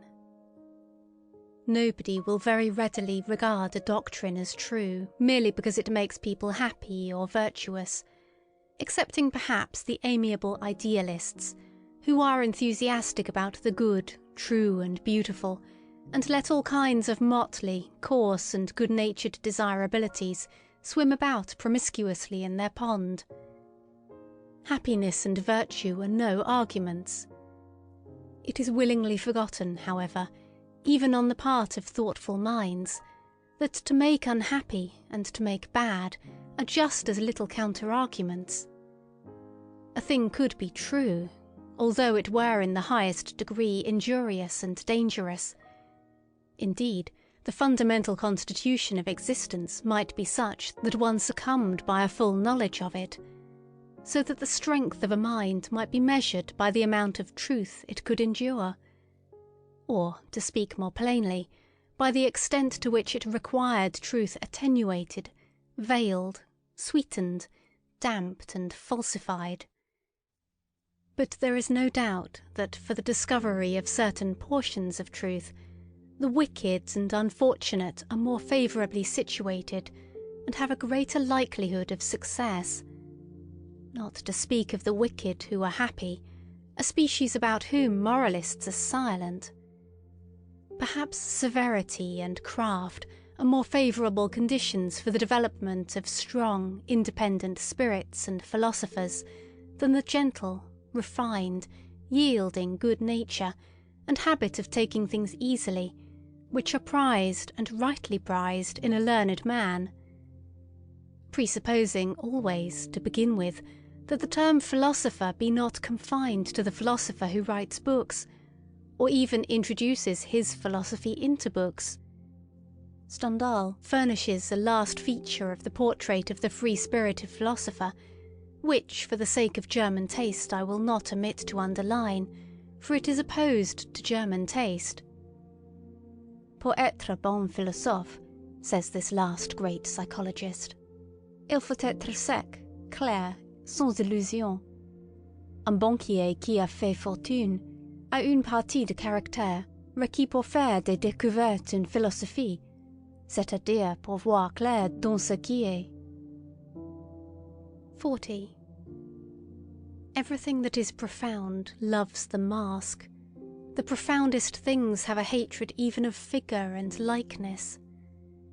Should not the contrary only be the right disguise for the shame of a god to go about in? A question worth asking. It would be strange if some mystic has not already ventured on the same kind of thing. There are proceedings of such a delicate nature that it is well to overwhelm them with coarseness and make them unrecognizable. There are actions of love and of an extravagant magnanimity, after which nothing can be wiser than to take a stick and thrash the witness soundly. One thereby obscures his recollection.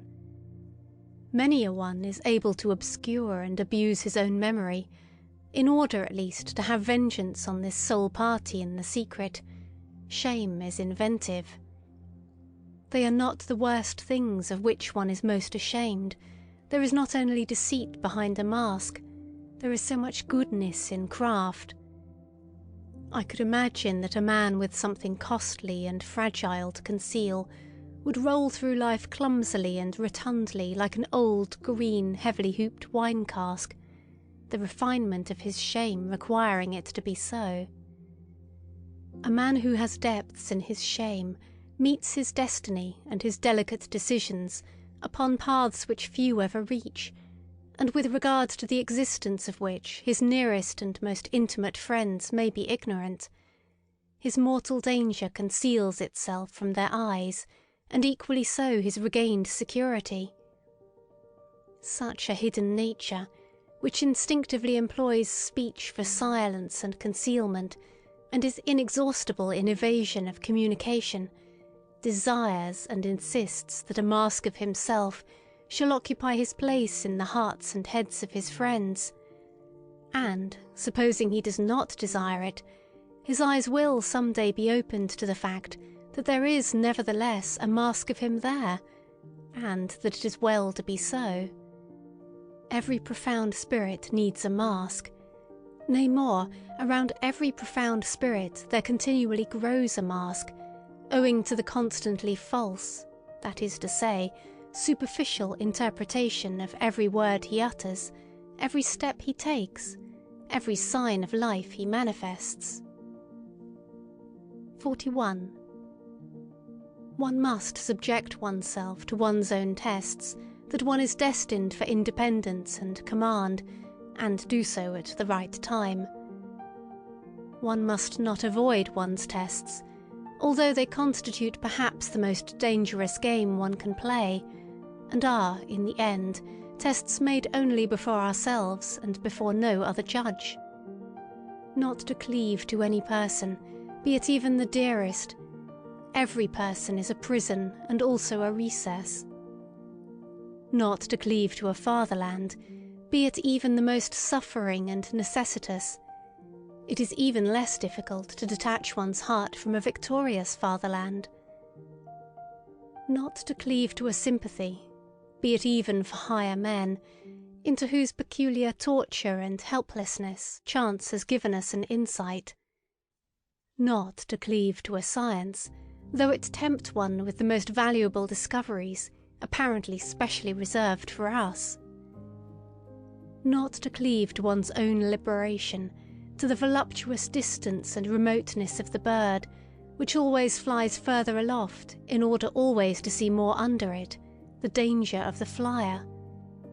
Not to cleave to our own virtues, nor become as a whole a victim to any of our specialities, to our hospitality, for instance, which is the danger of dangers for highly developed and wealthy souls, who deal prodigally, almost indifferently with themselves, and push the virtue of liberality so far that it becomes a vice.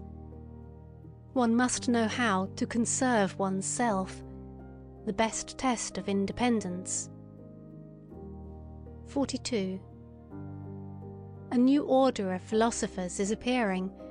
I shall venture to baptize them by a name not without danger.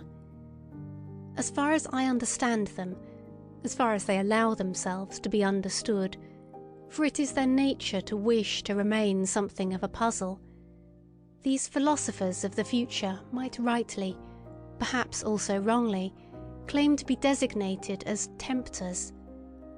This name itself is, after all, only an attempt, or, if it be preferred, a temptation.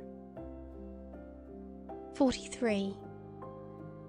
Will they be new friends of truth, these coming philosophers?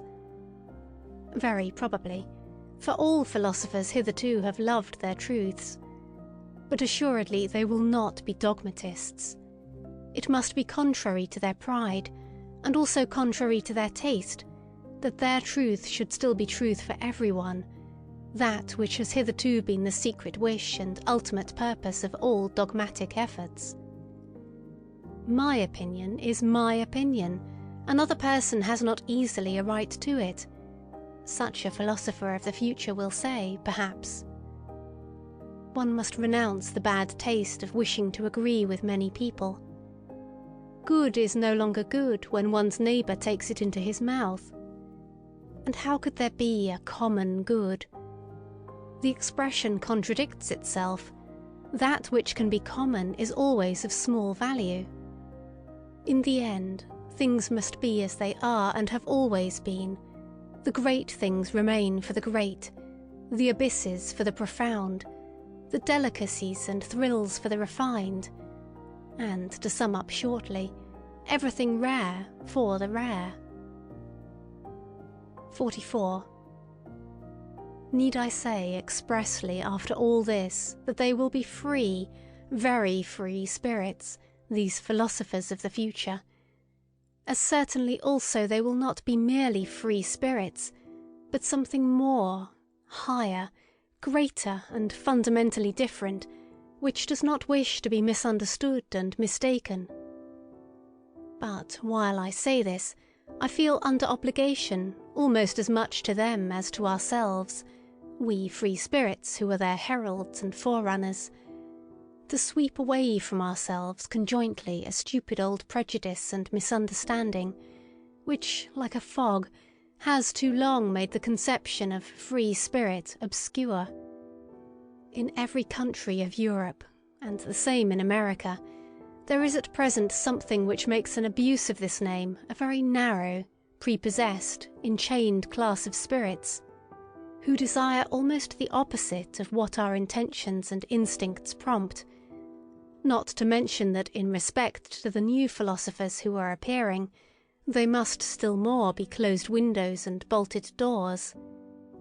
Briefly and regrettably, they belong to the levellers, these wrongly named free spirits, as glib-tongued and scribe-fingered slaves of the democratic taste and its modern ideas, all of them men without solitude, without personal solitude, blunt, honest fellows, to whom neither courage nor honourable conduct ought to be denied, only they are not free, and are ludicrously superficial, especially in their innate partiality for seeing the cause of almost all human misery and failure in the old forms in which society has hitherto existed, a notion which happily inverts the truth entirely. What they would fain attain with all their strength is the universal green meadow happiness of the herd, together with security, safety, comfort and alleviation of life for everyone. Their two most frequently chanted songs and doctrines are called equality of rights and sympathy with all sufferers, and suffering itself is looked upon by them as something which must be done away with. We opposite ones, however, who have opened our eye and conscience to the question how and where the plant, man, has hitherto grown most vigorously, believe that this has always taken place under the opposite conditions, that for this end the dangerousness of his situation had to be increased enormously, his inventive faculty and dissembling power, his spirit, had to develop into subtlety and daring under long oppression and compulsion, and his will to life had to be increased to the unconditioned will to power. We believe that severity, violence, slavery, danger in the street and in the heart, secrecy, stoicism, tempter's art and devilry of every kind, that everything wicked, terrible, tyrannical, predatory and serpentine in man serves as well for the elevation of the human species as its opposite. We do not even say enough when we only say this much, and in any case we find ourselves here, both with our speech and our silence, at the other extreme of all modern ideology and gregarious desirability, as their antipodes perhaps. What wonder that we free spirits are not exactly the most communicative spirits, that we do not wish to betray in every respect what a spirit can free itself from, and where perhaps it will then be driven.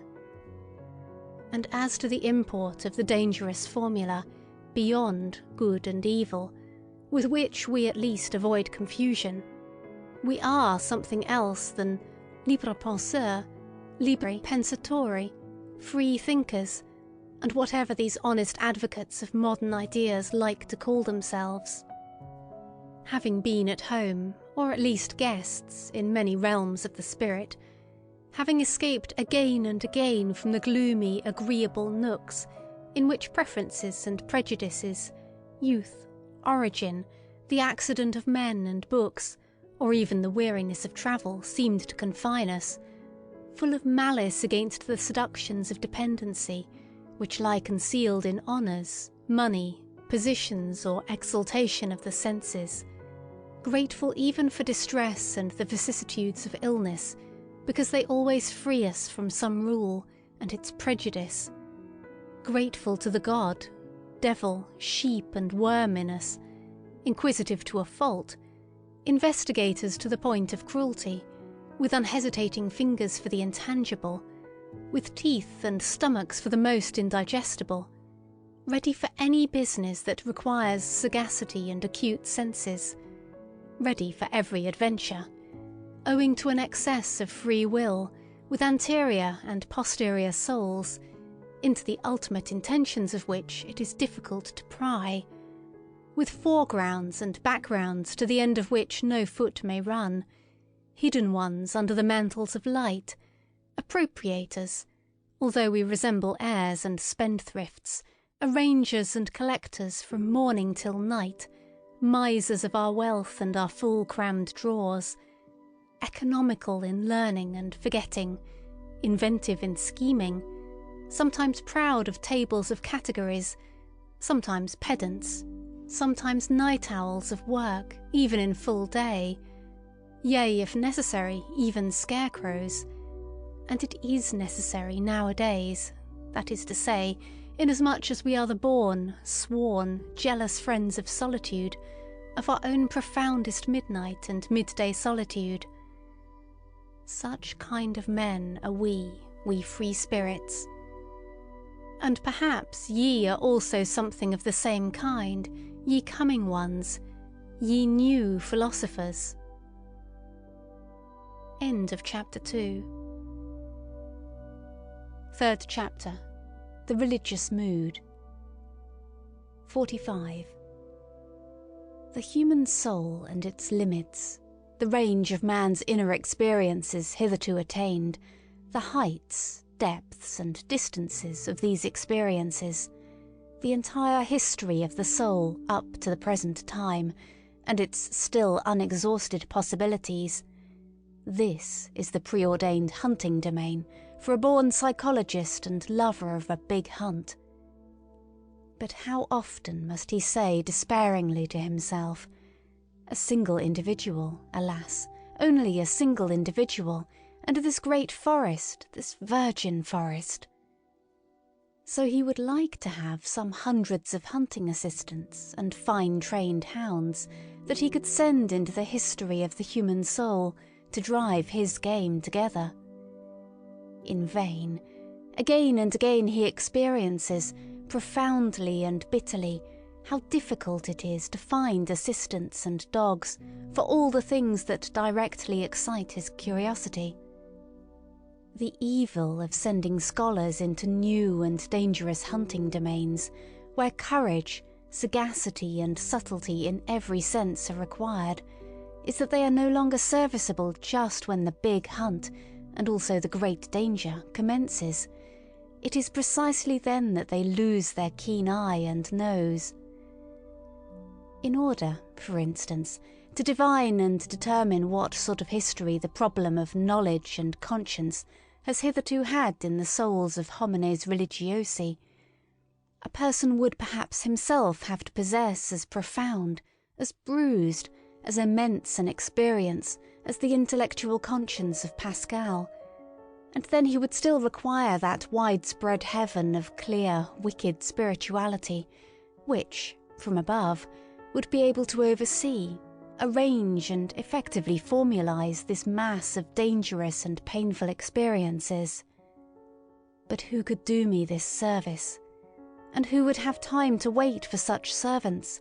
They evidently appear too rarely. They are so improbable at all times. Eventually one must do everything oneself in order to know something, which means that one has much to do. But a curiosity like mine is once for all the most agreeable of vices. Pardon me, I mean to say that the love of truth has its reward in heaven, and already upon earth. 46. Faith, such as early Christianity desired, and not infrequently achieved, in the midst of a sceptical and southernly free-spirited world, which had centuries of struggle between philosophical schools behind it and in it, counting besides the education in tolerance which the Imperium Romanum gave.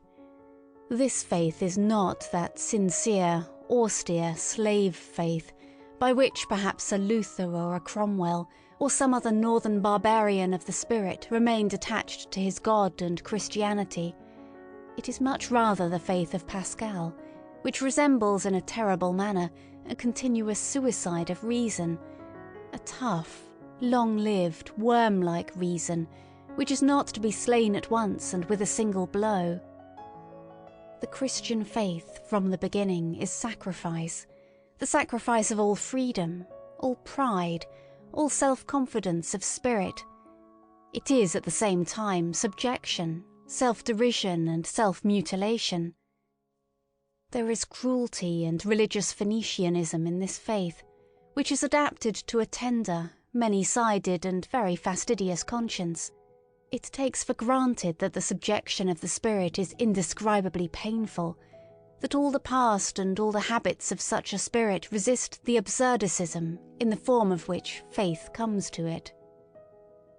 Modern men, with their obtuseness as regards all Christian nomenclature, have no longer the sense for the terribly superlative conception which was implied to an antique taste by the paradox of the formula God on the cross. Hitherto there had never and nowhere been such boldness in inversion, nor anything at once so dreadful, questioning and questionable as this formula. It promised a transvaluation of all ancient values. It was the Orient, the profound Orient.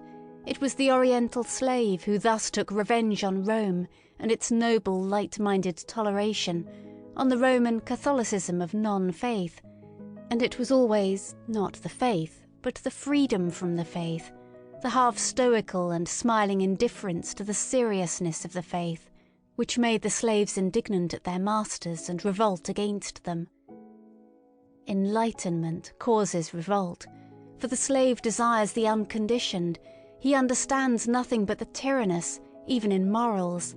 He loves as he hates, without nuance, to the very depths, to the point of pain, to the point of sickness. His many hidden sufferings make him revolt against the noble taste which seems to deny suffering.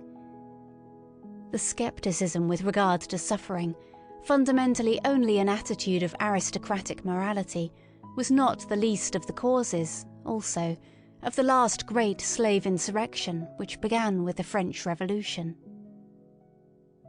47. Wherever the religious neurosis has appeared on the earth so far, we find it connected with three dangerous prescriptions as to regimen: solitude, fasting, and sexual abstinence, but without its being possible to determine with certainty which is cause and which is effect, or if any relation at all of cause and effect exists there. This latter doubt is justified by the fact that one of the most regular symptoms among savage as well as among civilized peoples is the most sudden and excessive sensuality, which then with equal suddenness transforms into penitential paroxysms, world renunciation and will renunciation, both symptoms perhaps explainable as disguised epilepsy. But nowhere is it more obligatory to put aside explanations. Around no other type has there grown such a mass of absurdity and superstition. No other type seems to have been more interesting to men, and even to philosophers. Perhaps it is time to become just a little indifferent here, to learn caution, or better still, to look away, to go away. Yet, in the background of the most recent philosophy, that of Schopenhauer, we find almost as the problem in itself, this terrible note of interrogation of the religious crisis and awakening. How is the negation of will possible? How is the saint possible? That seems to have been the very question with which Schopenhauer made a start and became a philosopher. And thus it was a genuine Schopenhauerian consequence that his most convinced adherent, perhaps also his last as far as Germany is concerned, namely Richard Wagner, should bring his own life work to an end just here, and should finally put that terrible and eternal type upon the stage as Kundry, type vécu, and as it loved and lived, at the very time that the mad doctors in almost all European countries had an opportunity to study the type close at hand. Wherever the religious neurosis, or as I call it, the religious mood, made its latest epidemical outbreak and display as the Salvation Army. If it be a question, however, as to what has been so extremely interesting to men of all sorts in all ages, and even to philosophers in the whole phenomenon of the saint, it is undoubtedly the appearance of the miraculous therein, namely, the immediate succession of opposites, of states of the soul regarded as morally antithetical. It was believed here to be self-evident that a bad man was all at once turned into a saint, a good man. The hitherto existing psychology was wrecked at this point. Is it not possible it may have happened principally because psychology had placed itself under the dominion of morals, because it believed in oppositions of moral values, and saw, read and interpreted these oppositions into the text and facts of the case? What? Miracle only an error of interpretation? A lack of philology? 48. It seems that the Latin races are far more deeply attached to their Catholicism than we Northerners are to Christianity generally, and that consequently unbelief in Catholic countries means something quite different from what it does among Protestants, namely a sort of revolt against the spirit of the race, while with us it is rather a return to the spirit, or non-spirit, of the race. We Northerners undoubtedly derive our origin from barbarous races, even as regards our talents for religion. We have poor talents for it. One may make an exception in the case of the Celts, who have theretofore furnished also the best soil for Christian infection in the north. The Christian ideal blossomed forth in France as much as ever the pale sun of the north would allow it. How strangely pious for our taste are still these later French sceptics, whenever there is any Celtic blood in their origin. How Catholic, how un-German does Auguste Comte's sociology seem to us, with the Roman logic of its instincts. How Jesuitical that amiable and shrewd Cicerone of Port Royal, Sainte-Beuve, in spite of all his hostility to Jesuits. And even Ernest Renan, how inaccessible to us Northerners does the language of such a Renan appear, in whom every instant the merest touch of religious thrill throws his refined, voluptuous and comfortably couching soul off its balance. Let us repeat after him these fine sentences, and what wickedness and haughtiness is immediately aroused by way of answer in our probably less beautiful but harder souls, that is to say, in our more German souls. Disons donc hardiment que la religion est un produit de l'homme normal, que l'homme est le plus dans le vrai quand il est le plus religieux et le plus assuré d'une destinée infinie. C'est quand il est bon qu'il veut que la vertu corresponde à un odeur éternel, c'est quand il contemple les choses d'une manière désintéressée qu'il trouve la mort révoltante et absurde. Comment ne pas supposer que c'est dans ces moments-là que l'homme voit le mieux? These sentences are so extremely antipodal to my ears and habits of thought that in my first impulse of rage on finding them, I wrote on the margin, La niaiserie religieuse par excellence, until in my later rage I even took a fancy to them, these sentences with their truth absolutely inverted. It is so nice and such a distinction to have one's own antipodes. 49. That which is so astonishing in the religious life of the ancient Greeks is the irrestrainable stream of gratitude which it pours forth. It is a very superior kind of man who takes such an attitude towards nature and life. Later on, when the populace got the upper hand in Greece, fear became rampant also in religion, and Christianity was preparing itself. 50. The passion for God. There are churlish, honest-hearted and importunate kinds of it, like that of Luther. The whole of Protestantism lacks the southern delicatezza.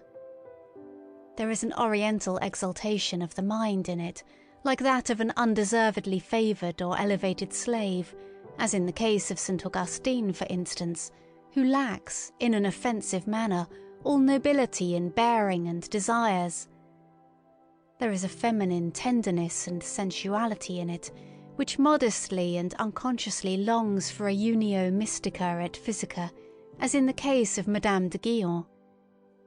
In many cases it appears, curiously enough, as the disguise of a girl's or youth's puberty, here and there even as the hysteria of an old maid, also as her last ambition. The Church has frequently canonized the woman in such a case. 51. The mightiest men have hitherto always bowed reverently before the saint, as the enigma of self-subjugation and utter voluntary privation. Why did they thus bow? They divined in him, and as it were behind the questionableness of his frail and wretched appearance, the superior force which wished to test itself by such a subjugation, the strength of will in which they recognized their own strength and love of power and knew how to honour it. They honoured something in themselves when they honoured the saint. In addition to this, the contemplation of the saint suggested to them a suspicion. Such an enormity of self-negation and anti-naturalness will not have been coveted for nothing, they have said inquiringly. There is perhaps a reason for it, some very great danger, about which the ascetic may wish to be more accurately informed through his secret interlocutors and visitors. In a word, the mighty ones of the world learned to have a new fear before him. They divined a new power, a strange, still unconquered enemy. It was the will to power which obliged them to halt before the saint. They had to question him. 52. In the Jewish Old Testament, the book of divine justice, there are men, things and sayings on such an immense scale that Greek and Indian literature has nothing to compare with it. One stands with fear and reverence before those stupendous remains of what man was formerly, and one has sad thoughts about old Asia and its little outpushed peninsula, Europe, which would like, by all means, to figure before Asia as the progress of mankind. To be sure, he who is himself only a slender, tame house animal, and knows only the wants of a house animal, like our cultured people of today, including the Christians of cultured Christianity, need neither be amazed nor even sad amid those ruins. The taste for the Old Testament is a touchstone with respect to great and small. Perhaps he will find that the New Testament, the Book of Grace, still appeals more to his heart. There is much of the odour of the genuine, tender, stupid beadsman and petty soul in it. To have bound up this New Testament, a kind of rococo of taste in every respect, along with the Old Testament into one book, as the Bible, as the book in itself, is perhaps the greatest audacity and sin against the spirit which literary Europe has upon its conscience. 53. Why atheism nowadays? The Father, in God, is thoroughly refuted, equally so the Judge, the Rewarder. Also his free will. He does not hear, and even if he did, he would not know how to help. The worst is that he seems incapable of communicating himself clearly. Is he uncertain? This is what I have made out, by questioning and listening at a variety of conversations, to be the cause of the decline of European theism. It appears to me that, though the religious instinct is in vigorous growth, it rejects the theistic satisfaction with profound distrust. 54. What does all modern philosophy mainly do? Since Descartes, and indeed more in defiance of him than on the basis of his procedure, an attentat has been made on the part of all philosophers on the old conception of the soul, under the guise of a criticism of the subject and predicate conception, that is to say, an attentat on the fundamental presupposition of Christian doctrine. Modern philosophy, as epistemological scepticism, is secretly or openly anti-Christian, although, for keener ears be it said, by no means anti-religious. Formerly, in effect, one believed in the soul as one believed in grammar and the grammatical subject. One said I is the condition, think is the predicate, and is conditioned. To think is an activity for which one must suppose a subject as cause. The attempt was then made, with marvellous tenacity and subtlety, to see if one could not get out of this net, to see if the opposite was not perhaps true. Think the condition, and I the conditioned. I, therefore, only a synthesis which has been made by thinking itself. Kant really wished to prove that, starting from the subject could not be proved, nor the object either. The possibility of an apparent existence of the subject, and therefore of the soul, may not always have been strange to him. The thought which once had an immense power on earth as the Vedanta philosophy. 55. There is a great ladder of religious cruelty with many rounds, but 3 of these are the most important. Once on a time men sacrificed human beings to their God, and perhaps just those they loved the best. To this category belong the firstling sacrifices of all primitive religions, and also the sacrifice of the Emperor Tiberius in the Mithra grotto on the island of Capri, that most terrible of all Roman anachronisms. Then, during the moral epoch of mankind, they sacrificed to their god the strongest instincts they possessed, their nature. This festal joy shines in the cruel glances of ascetics and anti-natural fanatics. Finally, what still remained to be sacrificed? Was it not necessary in the end for man to sacrifice everything comforting, holy, healing, all hope, all faith in hidden harmonies, in future blessedness and justice? Was it not necessary to sacrifice God himself, and out of cruelty to themselves to worship stone, stupidity, gravity, fate, nothingness? To sacrifice God for nothingness, this paradoxical mystery of the ultimate cruelty has been reserved for the rising generation. We all know something thereof already. 56. Whoever, like myself, prompted by some enigmatical desire, has long endeavoured to go to the bottom of the question of pessimism and free it from the half-Christian, half-German narrowness and stupidity in which it has finally presented itself to this century, namely in the form of Schopenhauer's philosophy.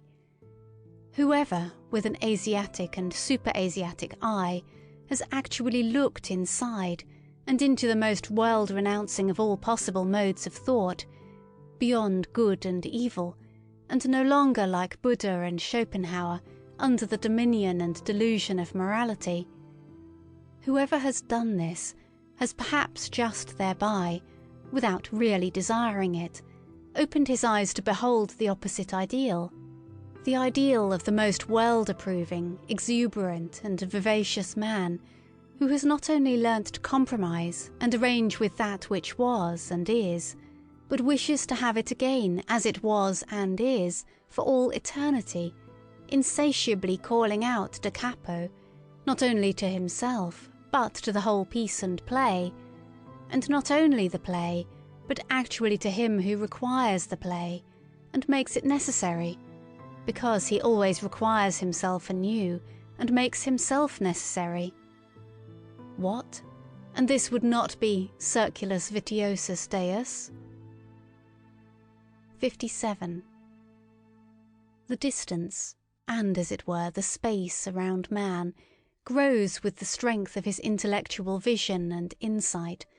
His world becomes profounder, new stars, new enigmas and notions are ever coming into view. Perhaps everything on which the intellectual eye has exercised its acuteness and profundity has just been an occasion for its exercise, something of a game, something for children and childish minds. Perhaps the most solemn conceptions that have caused the most fighting and suffering, the conceptions God and sin, will one day seem to us of no more importance than a child's plaything or a child's pain seems to an old man. And perhaps another plaything and another pain will then be necessary once more for the old man, always childish enough, an eternal child. 58. Has it been observed to what extent outward idleness or semi-idleness is necessary to a real religious life, alike for its favourite microscopic labour of self-examination and for its soft placidity called prayer, the state of perpetual readiness for the coming of God? I mean the idleness with a good conscience, the idleness of olden times and of blood, to which the aristocratic sentiment that work is dishonouring, that it vulgarizes body and soul, is not quite unfamiliar. And that consequently the modern, noisy, time-engrossing, conceited, foolishly proud laboriousness educates and prepares for unbelief more than anything else. Among these, for instance, who are at present living apart from religion in Germany, I find free thinkers of diversified species and origin, but above all a majority of those in whom laboriousness from generation to generation has dissolved the religious instincts, so that they no longer know what purpose religions serve, and only note their existence in the world with a kind of dull astonishment. They feel themselves already occupied, these good people, be it by their business or by their pleasures, not to mention the fatherland, and the newspapers, and their family duties. It seems they have no time whatever left for religion, and above all it is not obvious to them whether it is a question of a new business or a new pleasure, for it is impossible, they say to themselves, that people should go to church merely to spoil their tempers. They are by no means enemies of religious customs. Should certain circumstances, state affairs perhaps, require their participation in such customs, they do what is required, as so many things are done, with a patient and unassuming seriousness, and without much curiosity or discomfort. They live too much apart and outside to feel even the necessity for a for or against in such matters.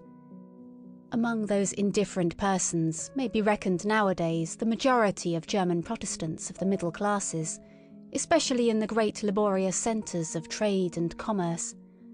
Also the majority of laborious scholars, and the entire university personnel, with the exception of the theologians, whose existence and possibility there always gives psychologists new and more subtle puzzles to solve. On the part of pious, or merely church-going people, there is seldom any idea of how much goodwill, one might say arbitrary will, is now necessary for a German scholar to take the problem of religion seriously. His whole profession, and, as I have said, his whole workmanlike laboriousness, to which he is compelled by his modern conscience, inclines him to a lofty and almost charitable serenity as regards religion, with which is occasionally mingled a slight disdain for the uncleanliness of spirit which he takes for granted wherever anyone still professes to belong to the church. It is only with the help of history, not through his own personal experience, therefore, that the scholar succeeds in bringing himself to a respectful seriousness, and to a certain timid deference in presence of religions. But even when his sentiments have reached the stage of gratitude towards them, he has not personally advanced one step nearer to that which still maintains itself as church or as piety, perhaps even the contrary. The practical indifference to religious matters, in the midst of which he has been born and brought up, usually sublimates itself in his case into circumspection and cleanliness, which shuns contact with religious men and things. And it may be just the depth of his tolerance and humanity which prompts him to avoid the delicate trouble which tolerance itself brings with it. Every age has its own divine type of naivety, for the discovery of which other ages may envy it, and how much naivety, adorable, childlike and boundlessly foolish naivety, is involved in this belief of the scholar in his superiority, in the good conscience of his tolerance, in the unsuspecting, simple certainty with which his instinct treats the religious man as a lower and less valuable type, beyond, before, and above which he himself has developed. He, the little arrogant dwarf and mob man, the sedulously alert, head and hand drudge of ideas, of modern ideas. 59. Whoever has seen deeply into the world has doubtless divined what wisdom there is in the fact that men are superficial. It is their preservative instinct which teaches them to be flighty, lightsome and false. Here and there one finds a passionate and exaggerated adoration of pure forms, in philosophers as well as in artists. It is not to be doubted that whoever has need of the cult of the superficial to that extent has at one time or another made an unlucky dive beneath it. Perhaps there is even an order of rank with respect to those burnt children, the born artists who find the enjoyment of life only in trying to falsify its image, as if taking wearisome revenge on it.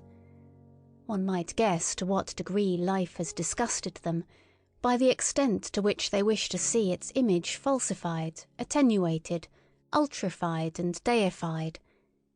One might reckon the homines religiosi among the artists as their highest rank.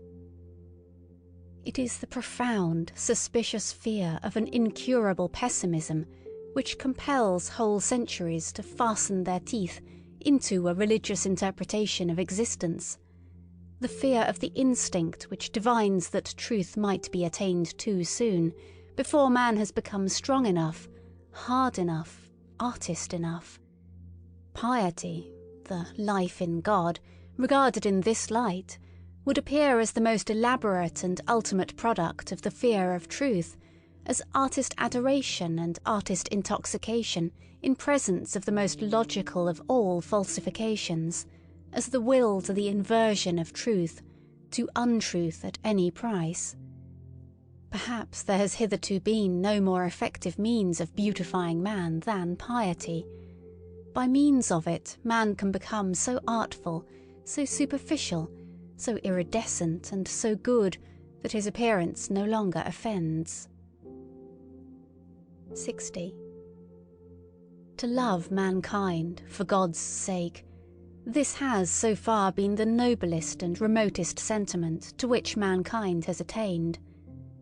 That love to mankind, without any redeeming intention in the background, is only an additional folly and brutishness, that the inclination to this love has first to get its proportion, its delicacy, its gram of salt and sprinkling of ambergris from a higher inclination. Whoever first perceived and experienced this, however his tongue may have stammered as it attempted to express such a delicate matter, let him for all time be holy and respected as the man who has so far flown highest and gone astray in the finest fashion. 61. The philosopher, as we free spirits understand him, as the man of the greatest responsibility, who has the conscience for the general development of mankind, will use religion for his disciplining and educating work, just as he will use the contemporary political and economic conditions. The selecting and disciplining influence, destructive as well as creative and fashioning, which can be exercised by means of religion, is manifold and varied, according to the sort of people placed under its spell and protection. For those who are strong and independent, destined and trained to command, in whom the judgment and skill of a ruling race is incorporated, religion is an additional means for overcoming resistance in the exercise of authority, as a bond which binds rulers and subjects in common, betraying and surrendering to the former the conscience of the latter, their innermost heart, which would fain escape obedience. And in the case of the unique natures of noble origin, if by virtue of superior spirituality they should incline to a more retired and contemplative life, reserving to themselves only the more refined forms of government, over chosen disciples or members of an order, religion itself may be used as a means for obtaining peace from the noise and trouble of managing grosser affairs, and for securing immunity from the unavoidable filth of all political agitation. The Brahmins, for instance, understood this fact. With the help of a religious organisation, they secured to themselves the power of nominating kings for the people, while their sentiments prompted them to keep apart and outside, as men with a higher and superregal mission. At the same time, religion gives inducement and opportunity to some of the subjects to qualify themselves for future ruling and commanding the slowly ascending ranks and classes, in which, through fortunate marriage customs, volitional power and delight in self-control are on the increase. To them, religion offers sufficient incentives and temptations to aspire to higher intellectuality, and to experience the sentiments of authoritative self-control, of silence, and of solitude. Asceticism and Puritanism are almost indispensable means of educating and ennobling a race which seeks to rise above its hereditary baseness and work itself upwards to future supremacy. And finally, to ordinary men, to the majority of the people, who exist for service and general utility, and are only so far entitled to exist, religion gives invaluable contentedness with their lot and condition, peace of heart, ennoblement of obedience, additional social happiness and sympathy, with something of transfiguration and embellishment, something of justification of all the commonplaceness, all the meanness, all the semi-animal poverty of their souls. Religion, together with the religious significance of life, sheds sunshine over such perpetually harassed men, and makes even their own aspect endurable to them. It operates upon them as the Epicurean philosophy usually operates upon sufferers of a higher order, in a refreshing and refining manner, almost turning suffering to account, and in the end even hallowing and vindicating it. There is perhaps nothing so admirable in Christianity and Buddhism as their art of teaching even the lowest to elevate themselves by piety to a seemingly higher order of things, and thereby to retain their satisfaction with the actual world in which they find it difficult enough to live, this very difficulty being necessary. 62. To be sure, to make also the bad counter-reckoning against such religions, and to bring to light their secret dangers, the cost is always excessive and terrible when religions do not operate as an educational and disciplinary medium in the hands of the philosopher, but rule voluntarily and paramountly, when they wish to be the final end and not a means along with other means. Among men, as among all other animals, there is a surplus of defective, diseased, degenerating, infirm, and necessarily suffering individuals. The successful cases, among men also, are always the exception, and in view of the fact that man is the animal not yet properly adapted to his environment, the rare exception. But worse still, the higher the type a man represents, the greater is the improbability that he will succeed. The accidental, the law of irrationality in the general constitution of mankind, manifests itself most terribly in its destructive effect on the higher orders of men, the conditions of whose lives are delicate, diverse, and difficult to determine. What, then, is the attitude of the two greatest religions above mentioned to the surplus of failures in life? They endeavour to preserve and keep alive whatever can be preserved. In fact, as the religions for sufferers, they take the part of these upon principle. They are always in favour of those who suffer from life as from a disease, and they would fain treat every other experience of life as false and impossible. However highly we may esteem this indulgent and preservative care, inasmuch as in applying to others it has applied and applies also to the highest and usually the most suffering type of man, the hitherto paramount religions, to give a general appreciation of them, are among the principal causes which have kept the type of man upon a lower level. They have preserved too much that which should have perished. One has to thank them for invaluable services, and who is sufficiently rich in gratitude not to feel poor at the contemplation of all that the spiritual men of Christianity have done for Europe hitherto? But when they had given comfort to the sufferers, courage to the oppressed and despairing, a staff and support to the helpless, and when they had allured from society into convents and spiritual penitentiaries the broken-hearted and distracted, what else had they to do in order to work systematically in that fashion, and with a good conscience, for the preservation of all the sick and suffering, which means, in deed and in truth, to work for the deterioration of the European race? To reverse all estimates of value, that is what they had to do. And to shatter the strong, to spoil great hopes, to cast suspicion on the delight in beauty, to break down everything autonomous, manly, conquering and imperious, all instincts which are natural to the highest and most successful type of man, into uncertainty, distress of conscience and self-destruction.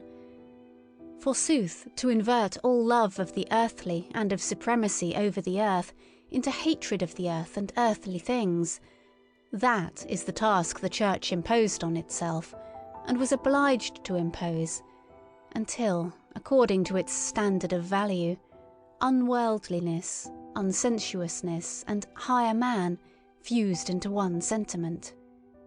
If one could observe the strangely painful, equally coarse and refined comedy of European Christianity with the derisive and impartial eye of an Epicurean god, I should think one would never cease marvelling and laughing.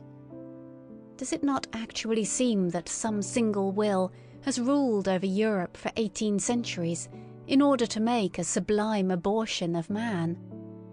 He, however, who, with opposite requirements, no longer Epicurean, and with some divine hammer in his hand, could approach this almost voluntary degeneration and stunting of mankind, as exemplified in the European Christian, Pascal for instance, would he not have to cry aloud with rage, pity, and horror, "O you bunglers, presumptuous, pitiful bunglers, what have you done? Was that a work for your hands? How you have hacked and botched my finest stone! What have you presumed to do?" I should say that Christianity has hitherto been the most portentous of presumptions.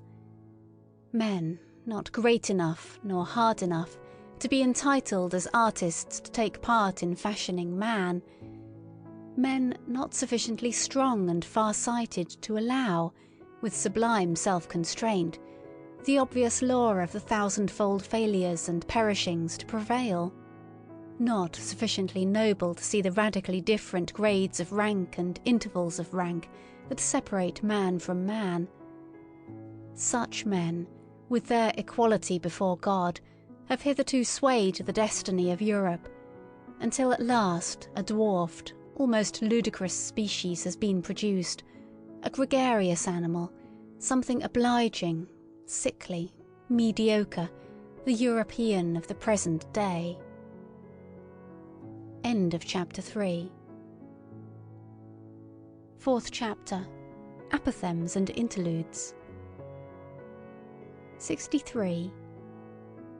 He who is a thorough teacher takes things seriously, and even himself, only in relation to his pupils. 64. Knowledge for its own sake, that is the last snare laid by morality. We are thereby completely entangled in morals once more. 65. The charm of knowledge would be small, were it not so much shame has to be overcome on the way to it. 65a. We are most dishonourable towards our God. He is not permitted to sin. 66. The tendency of a person to allow himself to be degraded, robbed, deceived and exploited might be the diffidence of a god among men. 67. Love to one only is a barbarity, for it is exercised at the expense of all others. Love to God also. 68. I did that, says my memory. I could not have done that, says my pride, and remains inexorable. Eventually, the memory yields. 69. One has regarded life carelessly if one has failed to see the hand that kills with leniency. 70. If a man has character, he has also his typical experience, which always recurs. 71. The sage as astronomer. So long as thou feelest the stars as an above thee, thou lackest the eye of the discerning one. 72. It is not the strength, but the duration of great sentiments that makes great men. 73. He who attains his ideal precisely thereby surpasses it. 73a. Many a peacock hides his tail from every eye and calls it his pride. 74. A man of genius is unbearable unless he possess at least two things besides, gratitude and purity. 75. The degree and nature of a man's sensuality extends to the highest altitudes of his spirit. 76. Under peaceful conditions, the militant man attacks himself. 77. With his principles, a man seeks either to dominate, or justify, or honour, or reproach, or conceal his habits. Two men with the same principles probably seek fundamentally different ends therewith. 78. He who despises himself nevertheless esteems himself thereby as a despiser. 79. A soul which knows that it is loved but does not itself love betrays its sediment, its dregs come up. 80. A thing that is explained ceases to concern us. What did the god mean who gave the advice, "Know thyself"? Did it perhaps imply, "Cease to be concerned about thyself, become objective"? And Socrates? And the scientific man? 81.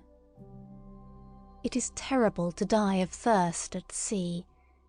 Is it necessary that you should so salt your truth that it will no longer quench thirst? 82. Sympathy for all would be harshness and tyranny for thee, my good neighbour. 83. Instinct. When the house is on fire, one forgets even the dinner. Yes, but one recovers it from among the ashes. 84. Woman learns how to hate in proportion as she forgets how to charm. 85. The same emotions are in man and woman, but in different tempo. On that account, man and woman never cease to misunderstand each other. 86. In the background of all their personal vanity, women themselves have still their impersonal scorn for woman. 87. Fettered heart, free spirit. When one firmly fetters one's heart and keeps it prisoner, one can allow one's spirit many liberties. I said this once before, but people do not believe it when I say so, unless they know it already. 88. One begins to distrust very clever persons when they become embarrassed. 89. Dreadful experiences raise the question whether he who experiences them is not something dreadful also. 90. Heavy, melancholy men turn lighter and come temporarily to their surface precisely by that which makes others heavy, by hatred and love. 91. So cold, so icy that one burns one's finger at the touch of him. Every hand that lays hold of him shrinks back, and for that very reason many think him red hot. 92. Who has not, at one time or another, sacrificed himself for the sake of his good name? 93. In affability there is no hatred of men, but precisely on that account a great deal too much contempt of men. 94. The maturity of man, that means to have reacquired the seriousness that one had as a child at play. 95. To be ashamed of one's immorality is a step on the ladder at the end of which one is ashamed also of one's morality. 96. One should part from life as Ulysses parted from Nausicaa, blessing it rather than in love with it. 97. What? A great man? I always see merely the play actor of his own ideal. 98. When one trains one's conscience, it kisses one while it bites. 99. The disappointed one speaks. I listened for the echo, and I heard only praise. 100. We all feign to ourselves that we are simpler than we are. We thus relax ourselves away from our fellows. 101. A discerning one might easily regard himself at present as the animalization of God. 102. Discovering reciprocal love should really disenchant the lover with regard to the beloved. What? She is modest enough to love even you? Or stupid enough? Or... 103. The danger in happiness. Everything now turns out best for me. I now love every fate. Who would like to be my fate? 104. Not their love of humanity, but the impotence of their love prevents the Christians of today burning us. 105. The pia fraus is still more repugnant to the taste, the piety, of the free spirit, the pious man of knowledge, than the impia fraus. Hence the profound lack of judgment, in comparison with the Church, characteristic of the type free spirit, as its non-freedom. 106. By means of music, the very passions enjoy themselves. 107. A sign of strong character, when once the resolution has been taken, to shut the ear even to the best counter-arguments. Occasionally, therefore, a will to stupidity. 108. There is no such thing as moral phenomena, but only a moral interpretation of phenomena. 109. The criminal is often enough not equal to his deed. He extenuates and maligns it. 110. The advocates of a criminal are seldom artists enough to turn the beautiful terribleness of the deed to the advantage of the doer. 111.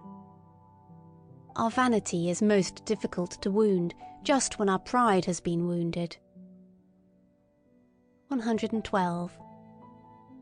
To him who feels himself preordained to contemplation and not to belief, all believers are too noisy and obtrusive, he guards against them. 113. You want to prepossess him in your favour? Then you must be embarrassed before him. 114. The immense expectation with regard to sexual love and the coyness in this expectation spoils all the perspectives of women at the outset. 115. Where there is neither love nor hatred in the game, women's play is mediocre. 116. The great epochs of our life are at the points when we gain courage to rebaptize our badness as the best in us. 117. The will to overcome an emotion is ultimately only the will of another, or of several other, emotions. 118. There is an innocence of admiration. It is possessed by him to whom it has not yet occurred that he himself may be admired some day. 119. Our loathing of dirt may be so great as to prevent our cleaning ourselves, justifying ourselves. 120. Sensuality often forces the growth of love too much, so that its root remains weak and is easily torn up. 121. It is a curious thing that God learned Greek when he wished to turn author, and that he did not learn it better. 122. To rejoice on account of praise is, in many cases, merely politeness of heart, and the very opposite of vanity of spirit. 123. Even concubinage has been corrupted by marriage. 124. He who exults at the stake does not triumph over pain, but because of the fact that he does not feel pain where he expected it. A parable. 125. When we have to change an opinion about anyone, we charge heavily to his account the inconvenience he thereby causes us. 126. A nation is a detour of nature to arrive at 6 or 7 great men. Yes, and then to get round them. 127. In the eyes of all true women, science is hostile to the sense of shame. They feel as if one wished to peep under their skin with it, or worse still, under their dress and finery. 128. The more abstract the truth you wish to teach, the more must you allure the senses to it. 129. The devil has the most extensive perspectives for God. On that account he keeps so far away from him. The devil, in effect, as the oldest friend of knowledge. 130. What a person is begins to betray itself when his talent decreases, when he ceases to show what he can do. Talent is also an adornment is also a concealment. 131. The sexes deceive themselves about each other. The reason is that in reality they honour and love only themselves, or their own ideal, to express it more agreeably. Thus man wishes woman to be peaceable, but in fact woman is essentially unpeaceable, like the cat, however well she may have assumed the peaceable demeanour. 132. One is punished best for one's virtues. 133. He who cannot find the way to his ideal lives more frivolously and shamelessly than the man without an ideal. 134. From the senses originate all trustworthiness, all good conscience, all evidence of truth. 135. Pharisaism is not a deterioration of the good man. A considerable part of it is rather an essential condition of being good. 136. The one seeks an accoucheur for his thoughts, the other seeks someone whom he can assist. A good conversation thus originates. 137. In intercourse with scholars and artists, one readily makes mistakes of opposite kinds. In a remarkable scholar, one not infrequently finds a mediocre man, and often, even in a mediocre artist, one finds a very remarkable man. 138. We do the same when awake as when dreaming. We only invent and imagine him with whom we have intercourse, and forget it immediately. 139. In revenge, and in love, woman is more barbarous than man. 140. Advice as a riddle. If the band is not to break, bite it first, secure to make. 141. The belly is the reason why man does not so readily take himself for a god. 142. The chastest utterance I ever heard. Dans le véritable amour, c'est l'âme qui enveloppe le corps. 143. Our vanity would like what we do best to pass precisely for what is most difficult to us, concerning the origin of many systems of morals. 144. When a woman has scholarly inclinations, there is generally something wrong with her sexual nature. Barrenness itself conduces to a certain virility of taste. Man, indeed, if I may say so, is the barren animal. 145. Comparing man and woman generally, one may say that woman would not have the genius for adornment if she had not the instinct for the secondary role. 146. He who fights with monsters should be careful, lest he thereby become a monster.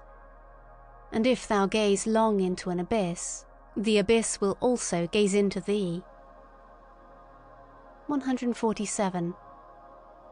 From old Florentine novels, moreover from life, buona femmina e mala femmina vol bastone. Sacchetti, November 86. 148.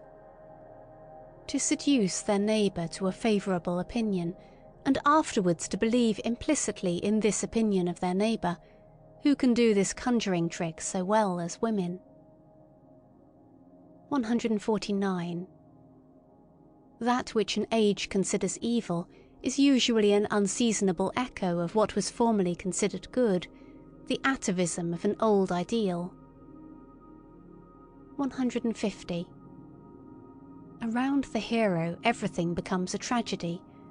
Around the demigod everything becomes a satyr play. And around God everything becomes what? Perhaps a world? 151. It is not enough to possess a talent. One must also have your permission to possess it. Eh, my friends? 152. Where there is the tree of knowledge, there is always paradise. So say the most ancient and the most modern serpents. 153. What is done out of love always takes place beyond good and evil. 154. Objection, evasion, joyous distrust, and love of irony are signs of health. Everything absolute belongs to pathology. 155. The sense of the tragic increases and declines with sensuousness. 156. Insanity in individuals is something rare, but in groups, parties, nations and epochs it is the rule. 157. The thought of suicide is a great consolation. By means of it one gets successfully through many a bad night. 158. Not only our reason, but also our conscience, truckles to our strongest impulse, the tyrant in us. 159. One must repay good and ill, but why just to the person who did us good or ill? 160. One no longer loves one's knowledge sufficiently after one has communicated it. 161. Poets act shamelessly towards their experiences. They exploit them. 162. Our fellow creature is not our neighbour, but our neighbour's neighbour. So thinks every nation. 163. Love brings to light the noble and hidden qualities of a lover, his rare and exceptional traits. It is thus liable to be deceptive as to his normal character. 164. Jesus said to his Jews, "The law was for servants. Love God as I love him, as his son. What have we sons of God to do with morals?" 165. In sight of every party. A shepherd has always need of a bellwether, or he has himself to be a wether occasionally. 166. One may indeed lie with the mouth, but with the accompanying grimace one nevertheless tells the truth. 167. To vigorous men intimacy is a matter of shame, and something precious. 168. Christianity gave Eros poison to drink. He did not die of it, certainly, but degenerated to vice. 169. To talk much about oneself may also be a means of concealing oneself. 170. In praise there is more obtrusiveness than in blame. 171. Pity has an almost ludicrous effect on a man of knowledge, like tender hands on a cyclops. 172. One occasionally embraces someone or other out of love to mankind, because one cannot embrace all, but this is what one must never confess to the individual. 173. One does not hate as long as one disesteems, but only when one esteems equal or superior. 174. Ye utilitarians, ye too love the utile only as a vehicle for your inclinations. Ye too really find the noise of its wheels insupportable. 175. One loves ultimately one's desires, not the thing desired. 176. The vanity of others is only counter to our taste when it is counter to our vanity. 177. With regard to what truthfulness is, perhaps nobody has ever been sufficiently truthful. 178. One does not believe in the follies of clever men. What a forfeiture of the rights of man! 179. The consequences of our actions seize us by the forelock, very indifferent to the fact that we have meanwhile reformed. 180. There is an innocence in lying which is the sign of good faith in a cause. 181. It is inhuman to bless when one is being cursed. 182. The familiarity of superiors embitters one because it may not be returned. 183. I am affected not because you have deceived me, but because I can no longer believe in you. 184. There is a haughtiness of kindness which has the appearance of wickedness. 185. I dislike him. Why? I am not a match for him. Did anyone ever answer so? End of chapter 4. Fifth chapter. The Natural History of Morals. 186. The moral sentiment in Europe at present is perhaps as subtle, belated, diverse, sensitive, and refined as the science of morals belonging thereto is recent, initial, awkward, and coarse-fingered, an interesting contrast which sometimes becomes incarnate and obvious in the very person of a moralist. Indeed, the expression "science of morals" is, in respect to what is designated thereby, far too presumptuous and counter to good taste, which is always a foretaste of more modest expressions.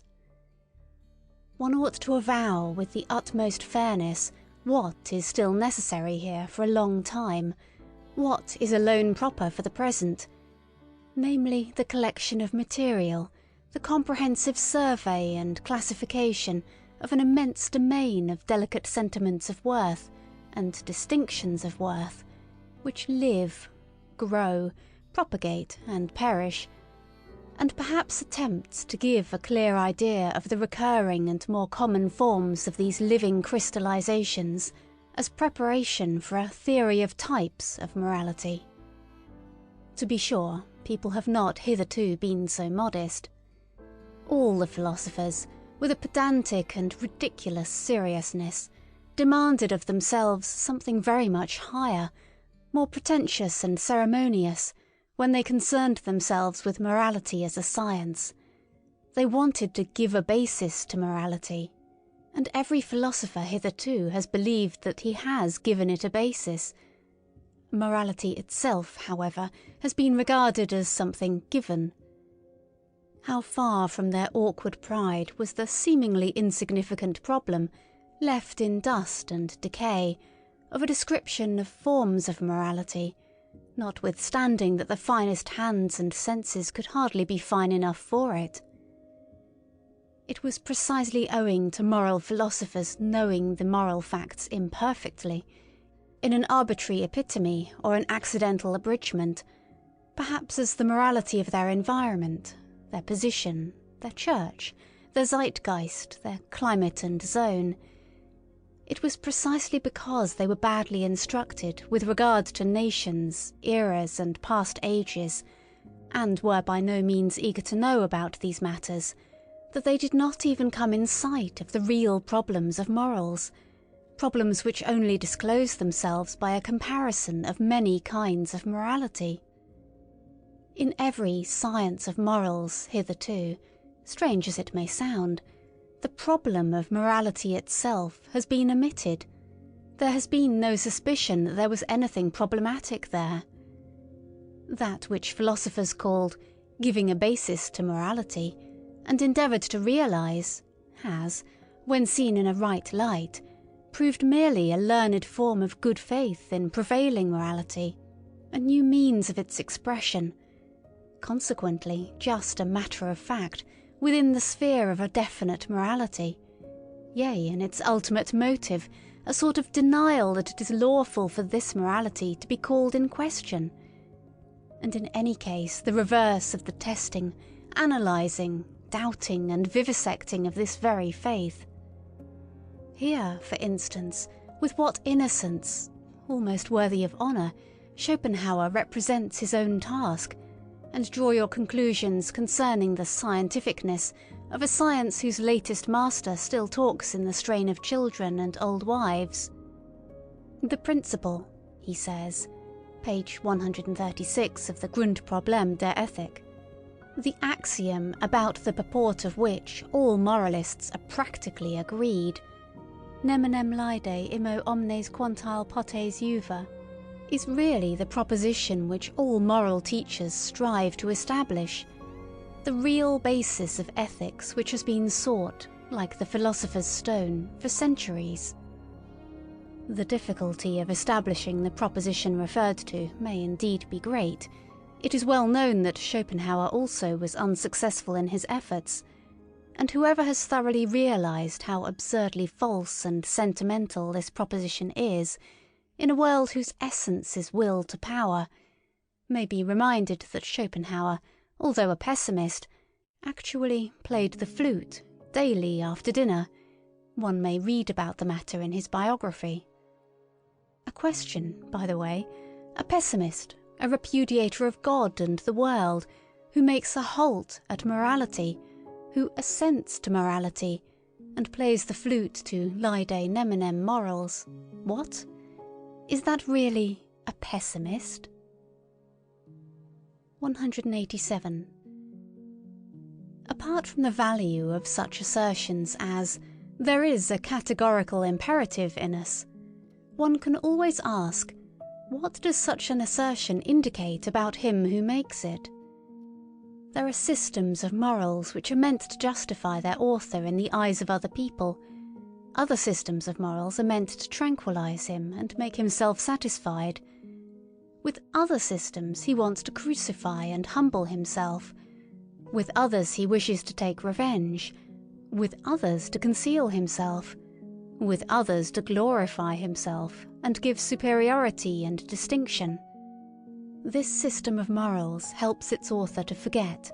That system makes him, or something of him, forgotten. Many a moralist would like to exercise power and creative arbitrariness over mankind. Many another, perhaps Kant especially, gives us to understand by his morals that what is estimable in me is that I know how to obey, and with you it shall not be otherwise than with me. In short, systems of morals are only a sign language of the emotions. 188. In contrast to laissez-aller, every system of morals is a sort of tyranny against nature, and also against reason. That is, however, no objection, unless one should again decree by some system of morals that all kinds of tyranny and unreasonableness are unlawful. What is essential and invaluable in every system of morals is that it is a long constraint. In order to understand Stoicism, or Port Royal, or Puritanism, one should remember the constraint under which every language has attained to strength and freedom, the metrical constraint, the tyranny of rhyme and rhythm.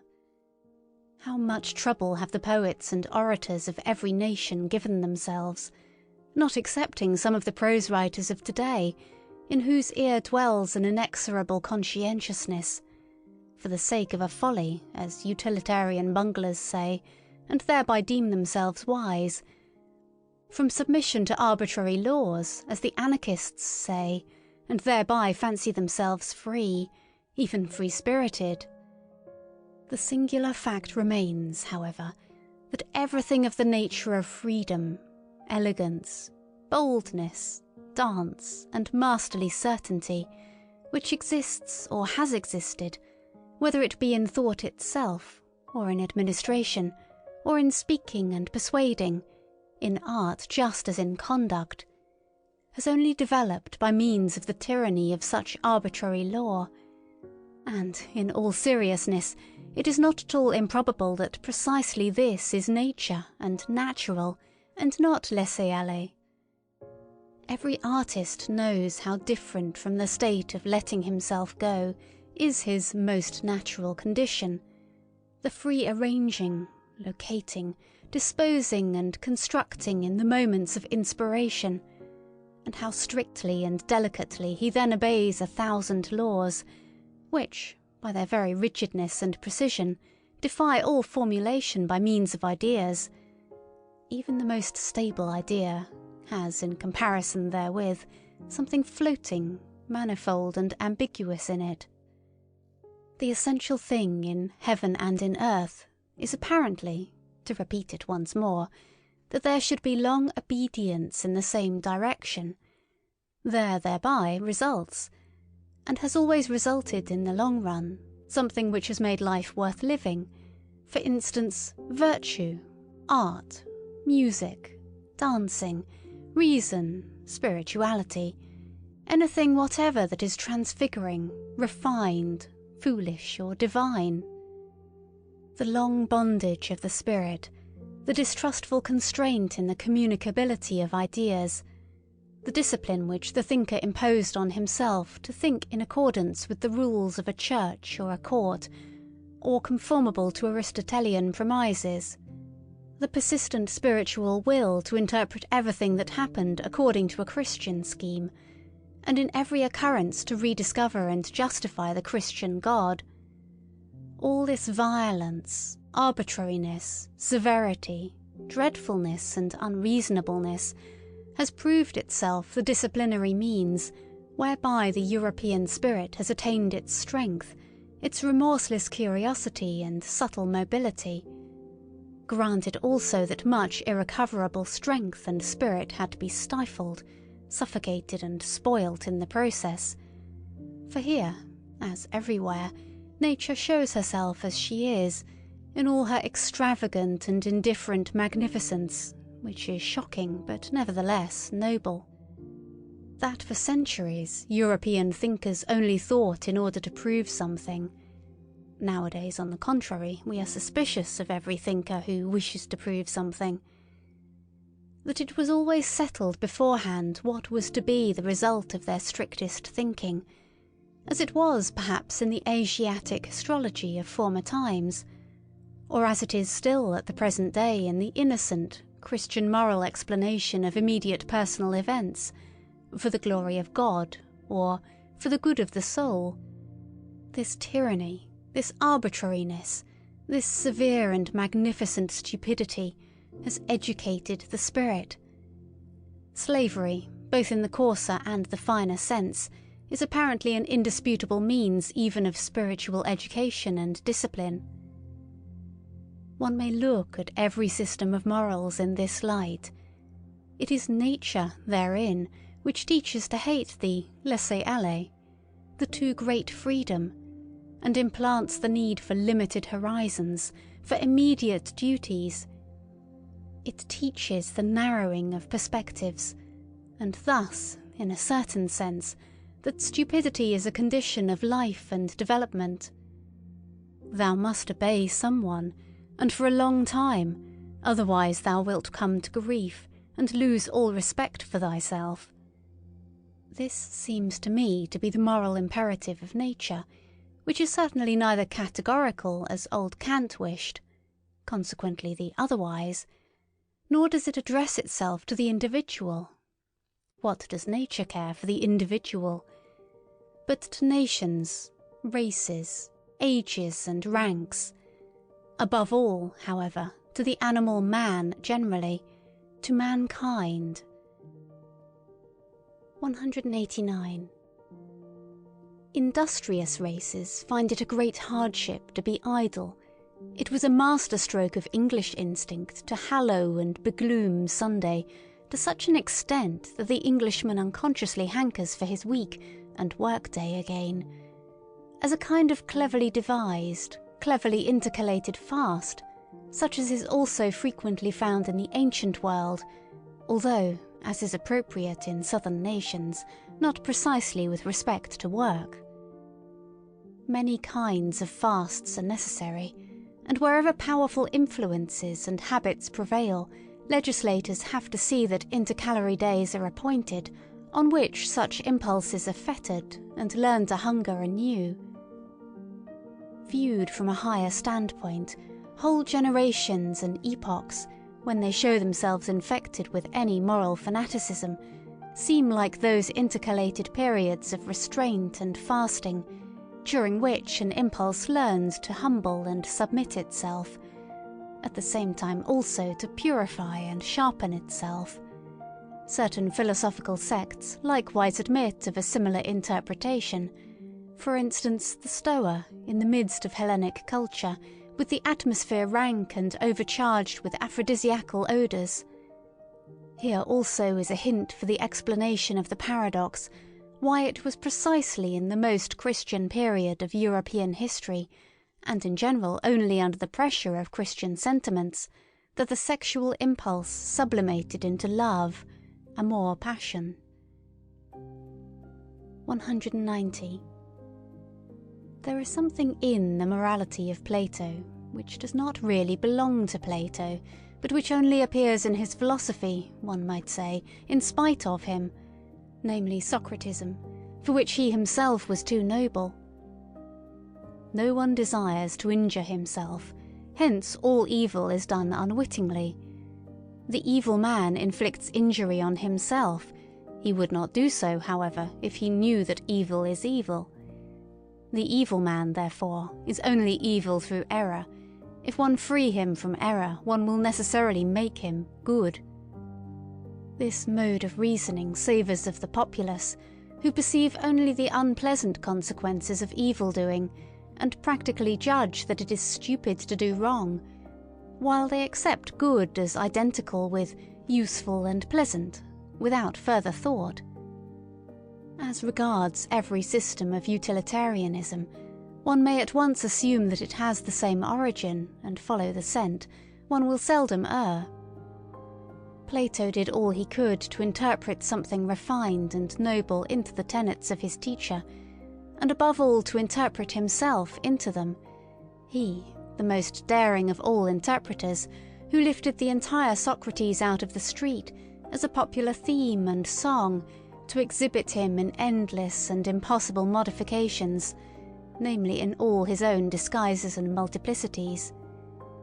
In jest, and in Homeric language as well, what is the Platonic Socrates, if not pros the Platon opithen te Platon messe te chimera? 191.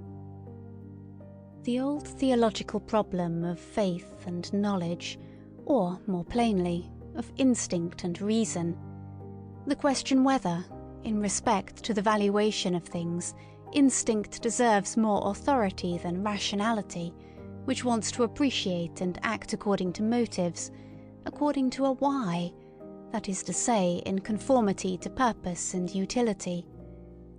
It is always the old moral problem that first appeared in the person of Socrates, and had divided men's minds long before Christianity. Socrates himself, following, of course, the taste of his talent, that of a surpassing dialectician, took first the side of reason, and, in fact, what did he do all his life but laugh at the awkward incapacity of the noble Athenians, who were men of instinct, like all noble men, and could never give satisfactory answers concerning the motives of their actions. In the end, however, though silently and secretly, he laughed also at himself. With his finer conscience and introspection, he found in himself the same difficulty and incapacity. But why, he said to himself, should one on that account separate oneself from the instincts? One must set them right, and the reason also, one must follow the instincts, but at the same time persuade the reason to support them with good arguments. This was the real falseness of that great and mysterious ironist. He brought his conscience up to the point that he was satisfied with a kind of self-outwitting. In fact, he perceived the irrationality in the moral judgment. Plato, more innocent in such matters, and without the craftiness of the plebeian, wished to prove to himself, at the expenditure of all his strength, the greatest strength a philosopher had ever expended, that reason and instinct lead spontaneously to one goal, to the good, to God, and since Plato, all theologians and philosophers have followed the same path, which means that in matters of morality, instinct, or as Christians call it, faith, or as I call it, the herd, has hitherto triumphed. unless one should make an exception in the case of Descartes, the father of rationalism, and consequently the grandfather of the Revolution, who recognised only the authority of reason. But reason is only a tool, and Descartes was superficial. 192. Whoever has followed the history of a single science finds in its development a clue to the understanding of the oldest and commonest processes of all knowledge and cognizance. There, as here, the premature hypotheses, the fictions, the good stupid will to belief, and the lack of distrust and patience are first developed. Our senses learn late, and never learn completely, to be subtle, reliable and cautious organs of knowledge. Our eyes find it easier on a given occasion to produce a picture already often produced than to seize upon the divergence and novelty of an impression. The latter requires more force, more morality. It is difficult and painful for the ear to listen to anything new. We hear strange music badly. When we hear another language spoken, we involuntarily attempt to form the sounds into words with which we are more familiar and conversant. It was thus, for example, that the Germans modified the spoken word Arqueballista into Armbrust, crossbow. Our senses are also hostile and averse to the new, and generally, even in the simplest processes of sensation, the emotions dominate, such as fear, love, hatred, and the passive emotion of indolence. As little as a reader nowadays reads all the single words, not to speak of syllables, of a page, he rather takes about 5 out of every 20 words at random, and guesses the probably appropriate sense to them. Just as little do we see a tree correctly and completely in respect to its leaves, branches, colour and shape. We find it so much easier to fancy the chance of a tree. Even in the midst of the most remarkable experiences, we still do just the same. We fabricate the greater part of the experience, and can hardly be made to contemplate any event, except as inventors thereof. All this goes to prove that from our fundamental nature, and from remote ages, we have been accustomed to lying. Or, to express it more politely and hypocritically, in short more pleasantly, one is much more of an artist than one is aware of. In an animated conversation, I often see the face of the person with whom I am speaking so clearly and sharply defined before me, according to the thought he expresses, or which I believe to be evoked in his mind, that the degree of distinctness far exceeds the strength of my visual faculty. The delicacy of the play of muscles and of the expression of the eyes must, therefore, be imagined by me. Probably the person put on quite a different expression, or none at all. 193. Quidquid luce fuit, tenebris agit, but also contrariwise. What we experience in dreams, provided we experience it often, pertains at last just as much to the general belongings of our soul as anything actually experienced. By virtue thereof we are richer or poorer, we have a requirement more or less, and finally, in broad daylight, and even in the brightest moments of our waking life, we are ruled to some extent by the nature of our dreams. Supposing that someone has often flown in his dreams, and that at last, as soon as he dreams, he is conscious of the power and art of flying as his privilege and his peculiarly enviable happiness. Such a person, who believes that on the slightest impulse he can actualize all sorts of curves and angles, who knows the sensation of a certain divine levity, an upwards without effort or constraint, a downwards without descending or lowering, without trouble. How could the man with such dream experiences and dream habits fail to find happiness differently coloured and defined, even in his waking hours? How could he fail to long differently for happiness? Flight, such as is described by poets, must, when compared with his own flying, be far too earthly, muscular, violent, far too troublesome for him. 194. The difference among men does not manifest itself only in the difference of their lists of desirable things, in their regarding different good things as worth striving for, and being disagreed as to the greater or less value, the order of rank, of the commonly recognized desirable things. It manifests itself much more in what they regard as actually having and possessing a desirable thing. As regards a woman, for instance, the control over her body and her sexual gratification serves as an amply sufficient sign of ownership and possession to the more modest man. Another, with a more suspicious and ambitious thirst for possession, sees the questionableness, the mere apparentness of such ownership, and wishes to have finer tests in order to know especially whether the woman not only gives herself to him, but also gives up for his sake what she has or would like to have. Only then does he look upon her as possessed. A third, however, has not even here got to the limit of his distrust and his desire for possession. He asks himself whether the woman, when she gives up everything for him, does not perhaps do so for a phantom of him. He wishes first to be thoroughly, indeed profoundly well known. In order to be loved at all, he ventures to let himself be found out. Only then does he feel the beloved one fully in his possession, when she no longer deceives herself about him, when she loves him just as much for the sake of his devilry and concealed insatiability, as for his goodness, patience, and spirituality. One man would like to possess a nation, and he finds all the higher arts of Cagliostro and Catalina suitable for his purpose. Another, with a more refined thirst for possession, says to himself, "One may not deceive where one desires to possess." He is irritated and impatient at the idea that a mask of him should rule in the hearts of the people. I must, therefore, make myself known, and first of all learn how to know myself.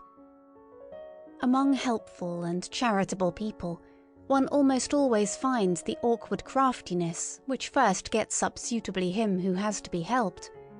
As though, for instance, he should merit help, seek just their help, and would show himself deeply grateful, attached, and subservient to them for all help. With these conceits they take control of the needy as a property, just as in general they are charitable and helpful out of a desire for property. One finds them jealous when they are crossed or forestalled in their charity. Parents involuntarily make something like themselves out of their children. They call that education.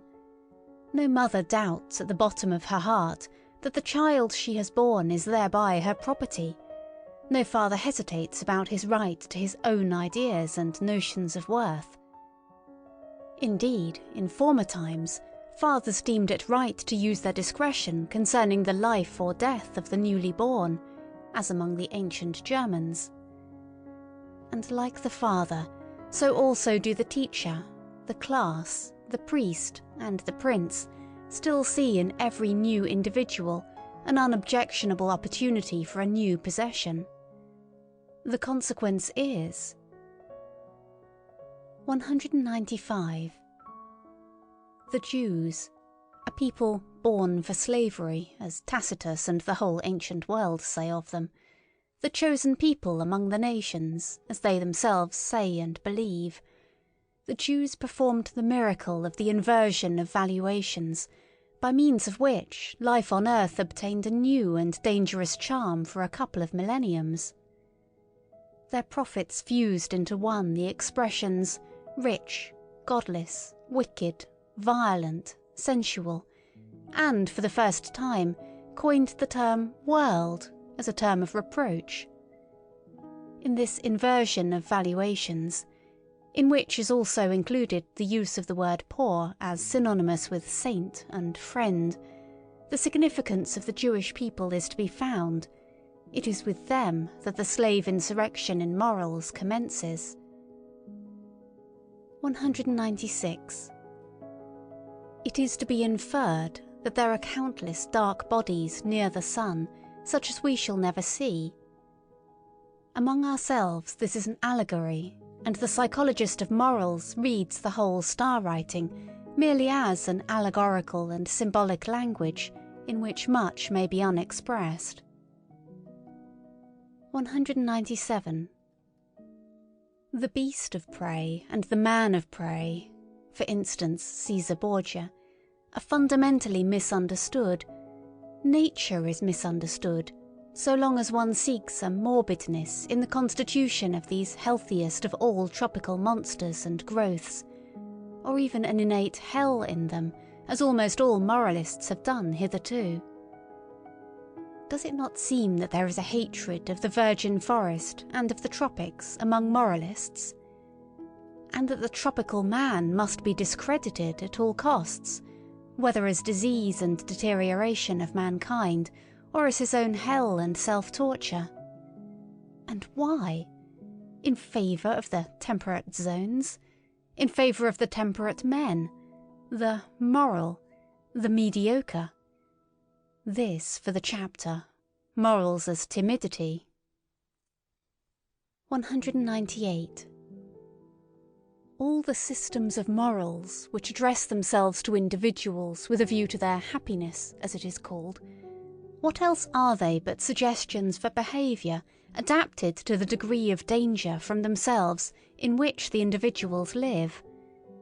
Recipes for their passions, their good and bad propensities, insofar as such have the will to power and would like to play the master.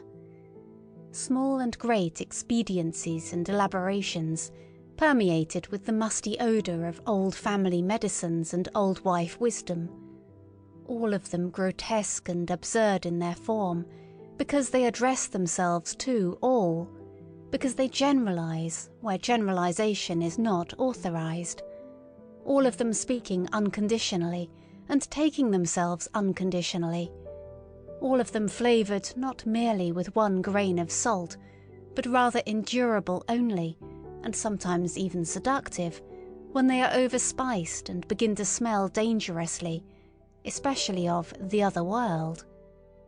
That is all of little value when estimated intellectually, and is far from being science, much less wisdom.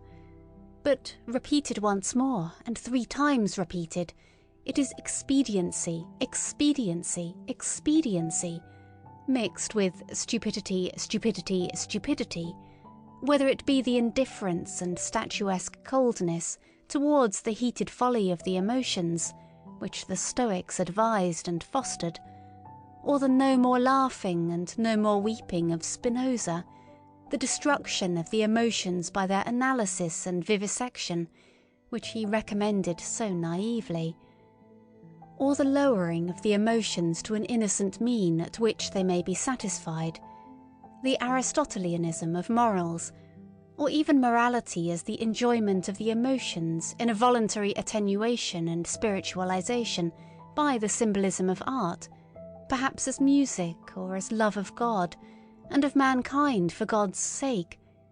For in religion the passions are once more enfranchised, provided that... Or even finally, even the complacent and wanton surrender to the emotions, as has been taught by Hafiz and Goethe, the bold letting go of the reins, the spiritual and corporeal licentia morum in the exceptional cases of wise old codgers and drunkards, with whom it no longer has much danger. This also for the chapter, Morals as Timidity. 199. Inasmuch as in all ages, as long as mankind has existed, there have also been human herds, family alliances, communities, tribes, peoples, states, churches, and always a great number who obey in proportion to the small number who command. In view, therefore, of the fact that obedience has been most practised and fostered among mankind hitherto, one may reasonably suppose that, generally speaking, the need thereof is now innate in everyone, as a kind of formal conscience, which gives the command, "Thou shalt unconditionally do something, unconditionally refrain from something. In short, thou shalt." This need tries to satisfy itself and to fill its form with a content according to its strength, impatience, and eagerness. It at once seizes as an omnivorous appetite with little selection, and accepts whatever is shouted into its ear by all sorts of commanders, parents, teachers, laws, class prejudices, or public opinion. The extraordinary limitation of human development, the hesitation, protractedness, frequent retrogression and turning thereof, is attributable to the fact that the herd instinct of obedience is transmitted best, and at the cost, of the art of command. If one imagine this instinct increasing to its greatest extent, commanders and independent individuals will finally be lacking altogether, or they will suffer inwardly from a bad conscience, and will have to impose a deception on themselves in the first place, in order to be able to command just as if they also were only obeying. This condition of things actually exists in Europe at present. I call it the moral hypocrisy of the commanding class. They know no other way of protecting themselves from their bad conscience than by playing the role of executors of older and higher orders, of predecessors, of the Constitution, of justice, of the law, or of God himself. Or they even justify themselves by maxims from the current opinions of the herd, as first servants of their people, or instruments of the public weal. On the other hand, the gregarious European man nowadays assumes an air as if he were the only kind of man that is allowable. He glorifies his qualities, such as public spirit, kindness, deference, industry, temperance, modesty, indulgence, sympathy, by virtue of which he is gentle, endurable, and useful to the herd, as the peculiarly human virtues. In cases, however, where it is believed that the leader and bellwether cannot be dispensed with, attempt after attempt is made nowadays to replace commanders by the summing together of clever, gregarious men. All representative constitutions, for example, are of this origin. In spite of all, what a blessing, what a deliverance from a weight becoming unendurable, is the appearance of an absolute ruler for these gregarious Europeans. Of this fact the effect of the appearance of Napoleon was the last great proof. The history of the influence of Napoleon is almost the history of the higher happiness to which the entire century has attained in its worthiest individuals and periods. 200. The man of an age of dissolution which mixes the races with one another, who has the inheritance of a diversified descent in his body, that is to say, contrary, and often not only contrary, instincts and standards of value, which struggle with one another and are seldom at peace, such a man of late culture and broken lights will, on an average, be a weak man. His fundamental desire is that the war which is in him should come to an end. Happiness appears to him in the character of a soothing medicine and mode of thought, for instance Epicurean or Christian, as above all things the happiness of repose, of undisturbedness, of repletion, of final unity, as the Sabbath of Sabbaths, to use the expression of the holy rhetorician St. Augustine, who was himself such a man. Should, however, the contrariety and conflict in such natures operate as an additional incentive and stimulus to life, and if, on the other hand, in addition to their powerful and irreconcilable instincts, they have also inherited and indoctrinated into them a proper mastery and subtlety for carrying on the conflict with themselves, that is to say, the faculty of self-control and self-deception, There then arise those marvellously incomprehensible and inexplicable beings, those enigmatical men predestined for conquering and circumventing others, the finest examples of which are Alcibiades and Caesar, with whom I should like to associate the first of Europeans, according to my taste, the Hohenstaufen, Friedrich II, and among artists, perhaps Leonardo da Vinci. They appear precisely in the same periods when that weaker type, with its longing for repose, comes to the front. The two types are complementary to each other and spring from the same causes. 201. As long as the utility which determines moral estimates is only gregarious utility, as long as the preservation of the community is only kept in view, and the immoral is sought precisely and exclusively in what seems dangerous to the maintenance of the community, there can be no morality of love to one's neighbour. Granted even that there is already a little constant exercise of consideration, sympathy, fairness, gentleness, and mutual assistance. Granted that even in this condition of society, all those instincts are already active, which are latterly distinguished by honourable names as virtues, and eventually almost coincide with the conception morality. In that period they do not as yet belong to the domain of moral valuations, they are still ultra-moral. A sympathetic action, for instance, is neither called good nor bad, moral nor immoral, in the best period of the Romans, and should it be praised, a sort of resentful disdain is compatible with this praise, even at the best, directly the sympathetic action is compared with one which contributes to the welfare of the whole, to the res publica. After all, love to our neighbour is always a secondary matter, partly conventional and arbitrarily manifest in relation to our fear of our neighbour.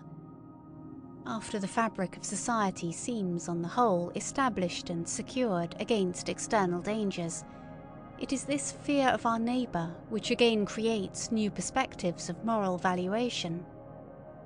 Certain strong and dangerous instincts, such as the love of enterprise, foolhardiness, revengefulness, astuteness, rapacity, and love of power, which up till then had not only to be honoured from the point of view of general utility, under other names, of course, than those here given, but had to be fostered and cultivated because they were perpetually required in the common danger against the common enemies, are now felt in their dangerousness to be doubly strong, when the outlets for them are lacking, and are gradually branded as immoral and given over to calumny.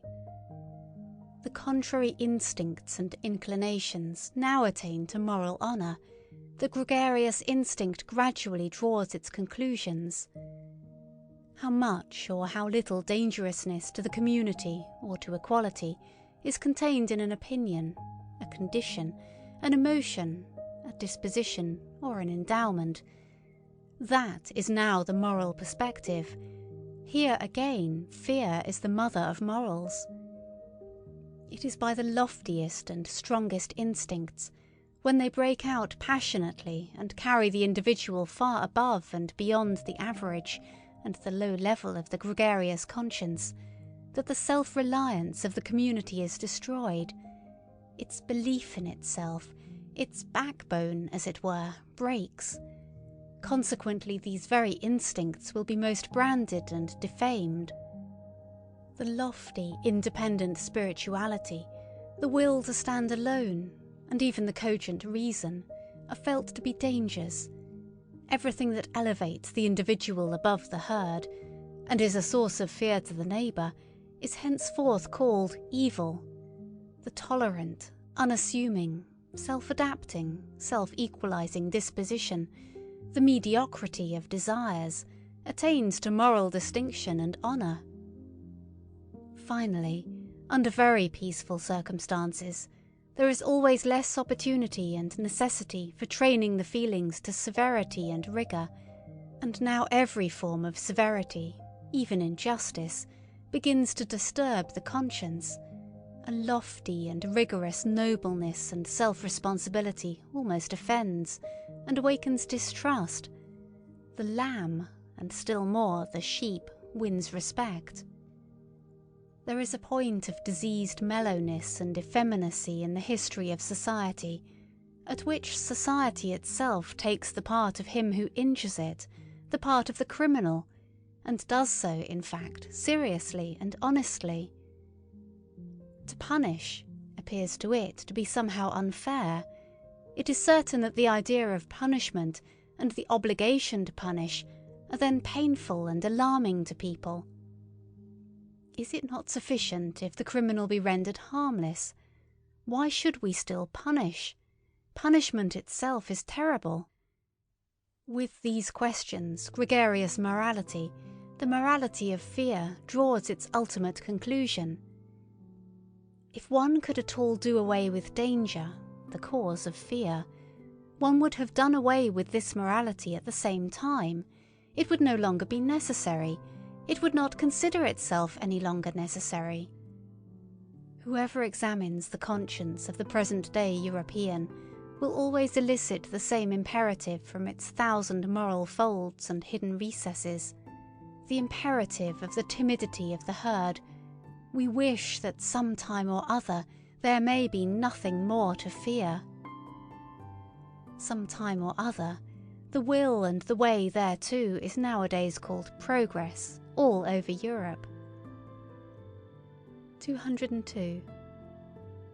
Let us at once say again what we have already said 100 times, for people's ears nowadays are unwilling to hear such truths, our truths.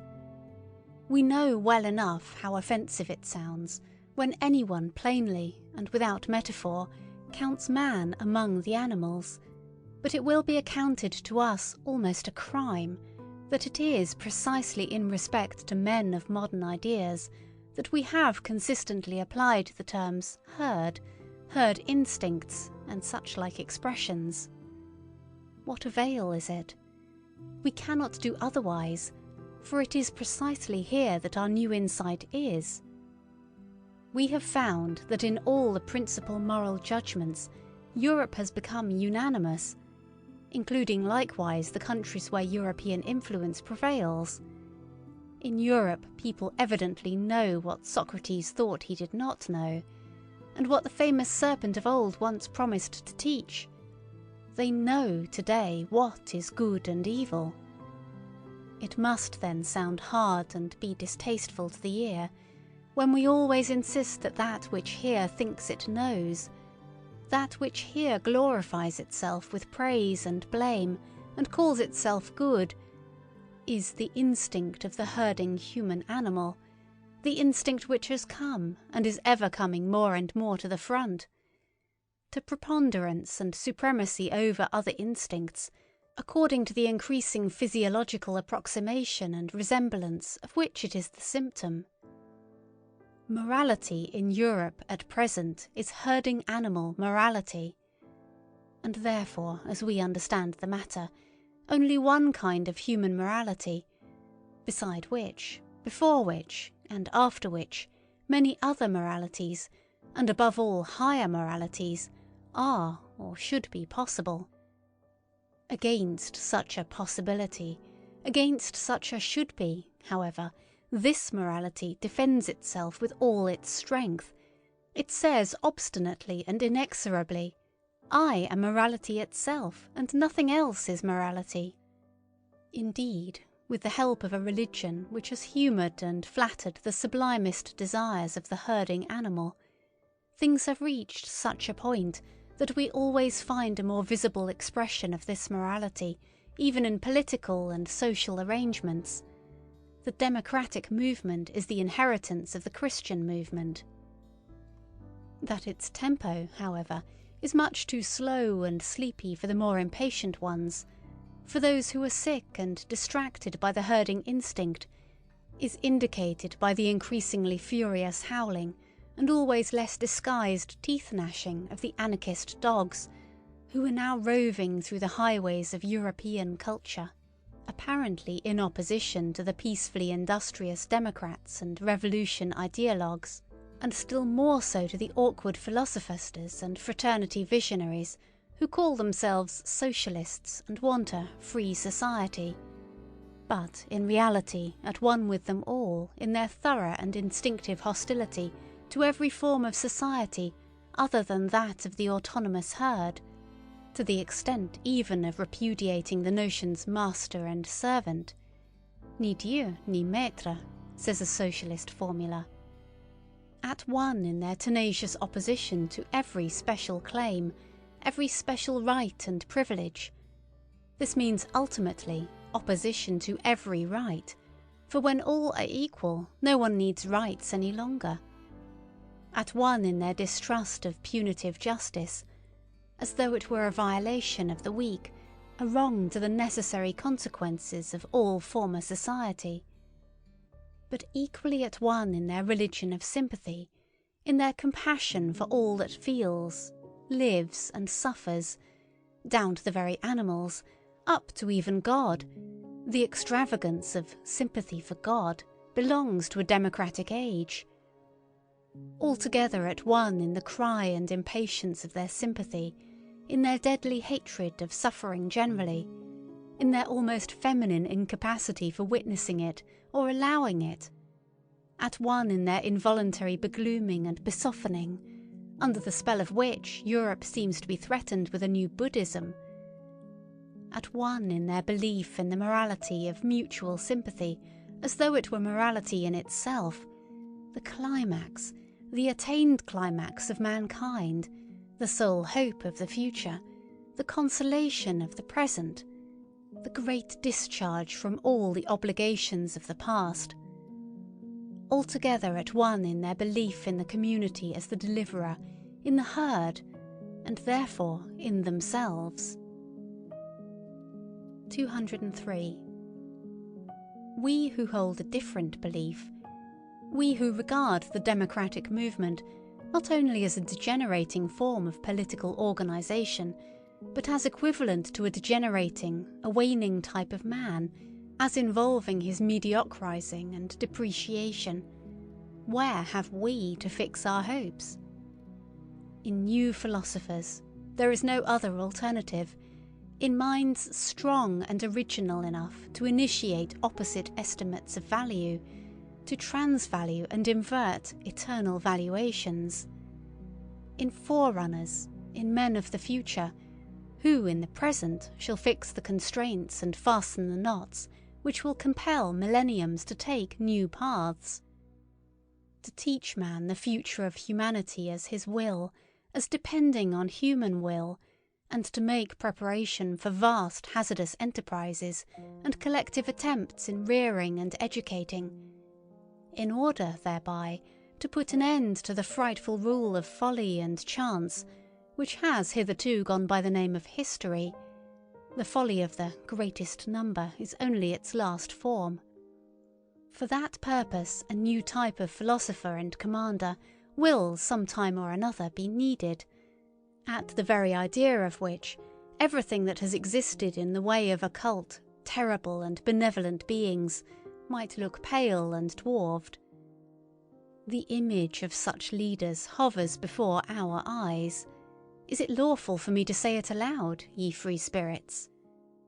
The conditions which one would partly have to create and partly utilize for their genesis, the presumptive methods and tests by virtue of which a soul should grow up to such an elevation and power as to feel a constraint to these tasks, a transvaluation of values, under the new pressure and hammer of which a conscience should be steeled and a heart transformed into brass, so as to bear the weight of such responsibility, and, on the other hand, the necessity for such leaders, the dreadful danger that they might be lacking, or miscarry and degenerate. These are our real anxieties and glooms. Ye know it well, ye free spirits. These are the heavy, distant thoughts and storms which sweep across the heaven of our life. There are few pains so grievous as to have seen, divined, or experienced how an exceptional man has missed his way and deteriorated. But he who has the rare eye for the universal danger of man himself deteriorating, he who like us has recognized the extraordinary fortuitousness which has hitherto played its game in respect to the future of mankind, a game in which neither the hand nor even a finger of God has participated, he who divines the fate that is hidden under the idiotic unwariness and blind confidence of modern ideas, and still more under the whole of Christo-European morality, suffers from an anguish with which no other is to be compared. He sees at a glance all that could still be made out of man through a favourable accumulation and augmentation of human powers and arrangements. He knows with all the knowledge of his conviction how unexhausted man still is for the greatest possibilities, and how often in the past the type man has stood in presence of mysterious decisions and new paths. He knows still better from his painfulest recollections on what wretched obstacles promising developments of the highest rank have hitherto usually gone to pieces, broken down, sunk and become contemptible. The universal degeneracy of mankind to the level of the man of the future, as idealized by the socialistic fools and shallowpates, this degeneracy and dwarfing of man to an absolutely gregarious animal, or as they call it, to a man of free society, this brutalizing of man into a pygmy with equal rights and claims, is undoubtedly possible. He who has thought out this possibility to its ultimate conclusion knows another loathing unknown to the rest of mankind, and perhaps also a new mission. End of chapter 5. 6th chapter. We Scholars. 204. At the risk that moralizing may also reveal itself here as that which it has always been, namely, resolutely montre se plaît, according to Balzac, I would venture to protest against an improper and injurious alteration of rank, which, quite unnoticed, and as if with the best conscience, threatens nowadays to establish itself in the relations of science and philosophy. I mean to say that one must have the right out of one's own experience. Experience, as it seems to me, always implies unfortunate experience, to treat of such an important question of rank, so as not to speak of colour like the blind, or against science like women and artists. Ah, this dreadful science, sigh their instinct and their shame, it always finds things out. The declaration of independence of the scientific man, his emancipation from philosophy, is one of the subtler after-effects of democratic organisation and disorganisation. The self-glorification and self-conceitedness of the learned man is now everywhere in full bloom and in its best springtime, which does not mean to imply that in this case self-praise smells sweetly. Here also the instinct of the populace cries, freedom from all masters. And after science has, with the happiest results, resisted theology, whose handmaid it had been too long, it now proposes in its wantonness and indiscretion to lay down laws for philosophy, and in its turn to play the master. What am I saying? To play the philosopher on its own account. My memory, the memory of a scientific man, if you please, teems with the naiveties of insolence which I have heard about philosophy and philosophers from young naturalists and old physicians, not to mention the most cultured and most conceited of all learned men, the philologists and schoolmasters, who are both the one and the other by profession. On one occasion it was the specialist and the Jack Horner who instinctively stood on the defensive against all synthetic tasks and capabilities. At another time it was the industrious worker who had got a scent of otium and refined luxuriousness in the internal economy of the philosopher, and felt himself aggrieved and belittled thereby. On another occasion, it was the colour-blindness of the utilitarian, who sees nothing in philosophy but a series of refuted systems and an extravagant expenditure which does nobody any good. At another time, the fear of disguised mysticism and of the boundary adjustment of knowledge became conspicuous. At another time, the disregard of individual philosophers, which had involuntarily extended to disregard of philosophy generally. In fine, I found most frequently, behind the proud disdain of philosophy in young scholars, the evil after-effect of some particular philosopher, to whom, on the whole, obedience had been forsworn, without, however, the spell of his scornful estimates of other philosophers having been got rid of, the result being a general ill will to all philosophy. Such seems to me, for instance, the after-effect of Schopenhauer on the most modern Germany, by his unintelligent rage against Hegel. He has succeeded in severing the whole of the last generation of Germans from its connection with German culture, which culture, all things considered, has been an elevation and a divining refinement of the historical sense. But precisely at this point Schopenhauer himself was poor, irreceptive and un-German to the extent of ingenuousness.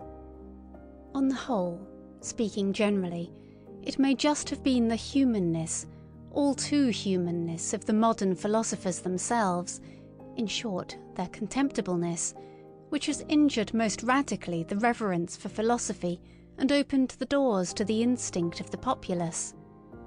Let it but be acknowledged to what an extent our modern world diverges from the whole style of the world of Heraclitus, Plato, Empedocles, and whatever else all the royal and magnificent anchorites of the spirit were called, and with what justice an honest man of science may feel himself of a better family and origin, in view of such representatives of philosophy, who, owing to the fashion of the present day, are just as much aloft as they are down below. In Germany, for instance, the two lions of Berlin, the anarchist Eugen Dühring and the amalgamist Eduard von Hartmann. It is especially the sight of those hodgepodge philosophers who call themselves realists or positivists, which is calculated to implant a dangerous distrust in the soul of a young and ambitious scholar. These philosophers, at the best, are themselves but scholars and specialists, that is very evident. All of them are persons who have been vanquished and brought back again under the dominion of science, who at one time or another claimed more from themselves without having a right to the more and its responsibility, and who now, creditably, rancorously and vindictively, represent in word and deed disbelief in the master-task and supremacy of philosophy. After all, how could it be otherwise? Science flourishes nowadays, and has the good conscience clearly visible on its countenance, while that to which the entire modern philosophy has gradually sunk, the remnant of philosophy of the present day, excites distrust and displeasure, if not scorn and pity. Philosophy reduced to a theory of knowledge, no more in fact than a diffident science of epochs and doctrine of forbearance, a philosophy that never even gets beyond the threshold and rigorously denies itself the right to enter. That is philosophy in its last throes, an end, an agony, something that awakens pity. How could such a philosophy rule? 205. The dangers that beset the evolution of the philosopher are, in fact, so manifold nowadays that one might doubt whether this fruit could still come to maturity. The extent and towering structure of the sciences have increased enormously, and therewith also the probability that the philosopher will grow tired even as a learner, or will attach himself somewhere and specialise, so that he will no longer attain to his elevation, that is to say, to his superspection, his circumspection, and his despection. Or he gets aloft too late, when the best of his maturity and strength is past, or when he is impaired, coarsened, and deteriorated, so that his view, his general estimate of things, is no longer of much importance. It is perhaps just the refinement of his intellectual conscience that makes him hesitate and linger on the way. He dreads the temptation to become a dilettante, a millipede, a milliantenna. He knows too well that as a discerner, one who has lost his self-respect no longer commands, no longer leads, unless he should aspire to become a great play-actor, a philosophical Cagliostro and spiritual rat-catcher, in short, a misleader. This is, in the last instance, a question of taste, if it has not really been a question of conscience. To double once more the philosopher's difficulties, there is also the fact that he demands from himself a verdict, a yea or a nay, not concerning science, but concerning life and the worth of life. He learns unwillingly to believe that it is his right, and even his duty, to obtain this verdict, and he has to seek his way to the right and the belief only through the most extensive, perhaps disturbing and destroying experiences, often hesitating, doubting, and dumbfounded. In fact, the philosopher has long been mistaken and confused by the multitude, either with the scientific man and ideal scholar, or with the religiously elevated, desensualized, desecularized visionary and God-intoxicated man. And even yet, when one hears anybody praised because he lives wisely or as a philosopher, it hardly means anything more than prudently and apart. Wisdom, that seems to the populace to be a kind of flight, a means and artifice for withdrawing successfully from a bad game. But as the genuine philosopher, does it not seem so to us, my friends, lives unphilosophically and unwisely, above all imprudently, and feels the obligation and burden of 100 attempts and temptations of life? He risks himself constantly. He plays the bad game. 206. In relation to the genius, that is to say, a being who either engenders or produces, both words understood in their fullest sense, the man of learning, the scientific average man, has always something of the old maid about him, for, like her, he is not conversant with the two principal functions of man. To both, of course, to the scholar and to the old maid, one concedes respectability, as if by way of indemnification. In these cases one emphasizes the respectability. And yet, in the compulsion of this concession, one has the same admixture of vexation. Let us examine more closely what is the scientific man. Firstly, a commonplace type of man with commonplace virtues, that is to say, a non-ruling, non-authoritative, and non-self-sufficient type of man. He possesses industry, patient adaptableness to rank and file, equability and moderation in capacity and requirement. He has the instinct for people like himself, and for that which they require, for instance, the portion of independence and green meadow, without which there is no rest from labour, the claim to honour and consideration, which, first and foremost, presupposes recognition and recognisability, the sunshine of a good name, the perpetual ratification of his value and usefulness, with which the inward distrust which lies at the bottom of the heart of all dependent men and gregarious animals has again and again to be overcome. The learned man, as is appropriate, has also maladies and faults of an ignoble kind. He is full of petty envy, and has a lynx eye for the weak points in those natures to whose elevations he cannot attain. He is confiding, yet only as one who lets himself go, but does not flow, and precisely before the man of the great current he stands all the colder and more reserved. His eye is then like a smooth and irresponsive lake, which is no longer moved by rapture or sympathy. The worst and most dangerous thing of which a scholar is capable results from the instinct of mediocrity of his type, from the Jesuitism of mediocrity, which labours instinctively for the destruction of the exceptional man, and endeavours to break, or still better, to relax, every bent bow. To relax, of course, with consideration, and naturally with an indulgent hand. To relax with confiding sympathy. That is the real art of Jesuitism, which has always understood how to introduce itself as the religion of sympathy. 207.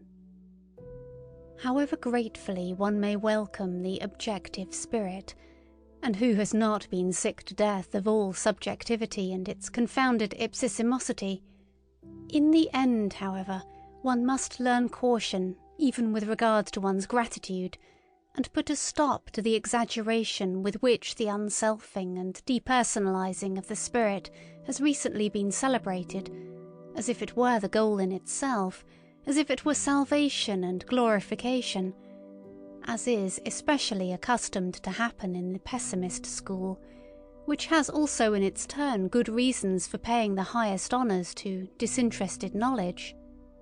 The objective man, who no longer curses and scolds like the pessimist, the ideal man of learning, in whom the scientific instinct blossoms forth fully after 1,000 complete and partial failures, is, assuredly, one of the most costly instruments that exist, but his place is in the hand of one who is more powerful. He is only an instrument. We may say he is a mirror. He is no purpose in himself.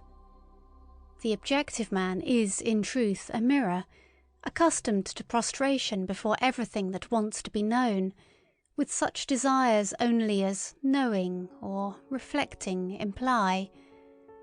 He waits until something comes, and then expands himself sensitively, so that even the light footsteps and gliding past of spiritual beings may not be lost on his surface and film. Whatever personality he still possesses seems to him accidental, arbitrary, or still oftener disturbing, so much as he come to regard himself as the passage and reflection of outside forms and events.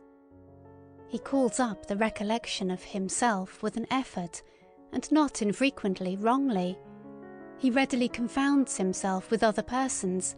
He makes mistakes with regard to his own needs, and here only is he unrefined and negligent. Perhaps he is troubled about the health, or the pettiness and confined atmosphere of wife and friend, or the lack of companions and society. Indeed, he sets himself to reflect on his suffering, but in vain. His thoughts already rove away to the more general case, and tomorrow he knows as little as he knew yesterday how to help himself.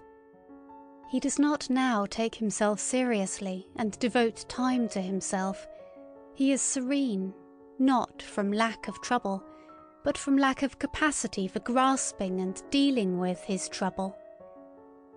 The habitual complacence with respect to all objects and experiences, the radiant and impartial hospitality with which he receives everything that comes his way, his habit of inconsiderate good nature, of dangerous indifference as to yea and nay.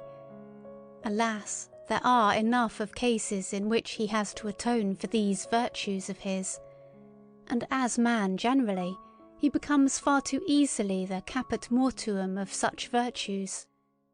Should one wish love or hatred from him, I mean love and hatred as God, woman, and animal understand them, he will do what he can and furnish what he can. But one must not be surprised if it should not be much, if he should show himself just at this point to be false, fragile, questionable and deteriorated. His love is constrained, his hatred is artificial and rather un tour de force, a slight ostentation and exaggeration. He is only genuine so far as he can be objective. Only in his serene totality is he still nature and natural. His mirroring and eternally self-polishing soul no longer knows how to affirm, no longer how to deny. He does not command, neither does he destroy. Je ne méprise presque rien, he says with Leibniz. Let us not overlook nor undervalue the presque. Neither is he a model man. He does not go in advance of anyone, nor after either. He places himself generally too far off to have any reason for espousing the cause of either good or evil. If he has been so long confounded with the philosopher, with the Caesarean trainer and dictator of civilization, he has had far too much honour, and what is most essential in him has been overlooked. He is an instrument, something of a slave, though certainly the sublimest sort of slave, but nothing in himself, presque rien. The objective man is an instrument, a costly, easily injured, easily tarnished, measuring instrument and mirroring apparatus, which is to be taken care of and respected, but he is no goal, no outgoing nor upgoing, no complementary man in whom the rest of existence justifies itself, no termination, and still less a commencement, an engendering or primary cause, nothing hardy, powerful, self-centred, that wants to be master, but rather only a soft, inflated, delicate, movable potter's form that must wait for some kind of content and frame to shape itself thereto. For the most part a man without frame and content, a selfless man. Consequently also nothing for women, in parenthesis. 208. When a philosopher nowadays makes known that he is not a sceptic, I hope that has been gathered from the foregoing description of the objective spirit, people all hear it impatiently. They regard him on that account with some apprehension. They would like to ask so many, many questions. Indeed, among timid hearers, of whom there are now so many, he is henceforth said to be dangerous. With his repudiation of scepticism, it seems to them as if they heard some evil threatening sound in the distance, as if a new kind of explosive were being tried somewhere, a dynamite of the spirit, perhaps a newly discovered Russian neoline, a pessimism boni voluntatis, that not only denies, means denial, but, dreadful thought, practices denial. Against this kind of goodwill, a will to the veritable, actual negation of life, there is, as is generally acknowledged nowadays, no better soporific and sedative than scepticism, the mild, pleasing, lulling poppy of scepticism, and Hamlet himself is now prescribed by the doctors of the day as an antidote to the spirit and its underground noises. Are not our ears already full of bad sounds, say the sceptics, as lovers of repose, and almost as a kind of safety police? This subterranean neigh is terrible. Be still, ye pessimistic moles. The sceptic, in effect, that delicate creature, is far too easily frightened. His conscience is schooled so as to start at every nay, and even at every sharp, decided yea, and feels something like a bite thereby. Yea and nay, they seem to him opposed to morality. He loves, on the contrary, to make a festival to his virtue by a noble aloofness, while perhaps he says with Montaigne, "What do I know?" Or with Socrates, "I know that I know nothing." Or, "Here I do not trust myself, no door is open to me." Or, "Even if the door were open, why should I enter immediately?" Or, "What is the use of any hasty hypotheses? It might quite well be in good taste to make no hypotheses at all. Are you absolutely obliged to straighten at once what is crooked? To stuff every hole with some kind of oakum? Is there not time enough for that? Has not the time leisure? O ye demons, can ye not at all wait? The uncertain also has its charms. The Sphinx too is a Circe, and Circe too is a philosopher. Thus does a sceptic console himself, and in truth he needs some consolation. For scepticism is the most spiritual expression of a certain many-sided physiological temperament, which in ordinary language is called nervous debility and sickliness. It arises whenever races or classes, which have long been separated, decisively and suddenly blend with one another. In the new generation, which has inherited, as it were, different standards and valuations in its blood, everything is disquiet, derangement, doubt, and tentative. The best powers operate restrictively. The very virtues prevent each other growing and becoming strong. Equilibrium, ballast, and perpendicular stability are lacking in body and soul. That, however, which is most diseased and degenerated in such nondescripts is the will. They are no longer familiar with independence of decision, or the courageous feeling of pleasure in willing. They are doubtful of the freedom of the will, even in their dreams. Our present-day Europe, the scene of a senseless, precipitate attempt at a radical blending of classes, and consequently of races, is therefore sceptical in all its heights and depths, sometimes exhibiting the mobile scepticism which springs impatiently and wantonly from branch to branch, sometimes with gloomy aspect, like a cloud overcharged with interrogative signs, and often sick unto death of its will. Paralysis of will, where do we not find this cripple sitting nowadays? And yet how bedecked oftentimes, how seductively ornamented. There are the finest gala dresses and disguises for this disease, and that, for instance, most of what places itself nowadays in the showcases as objectiveness, the scientific spirit, l'art pour l'art, and pure voluntary knowledge, is only decked out scepticism and paralysis of will. I am ready to answer for this diagnosis of the European disease. The disease of the will is diffused unequally over Europe. It is worst and most varied where civilization has longest prevailed. It decreases according as the barbarian still, or again, asserts his claims under the loose drapery of Western culture.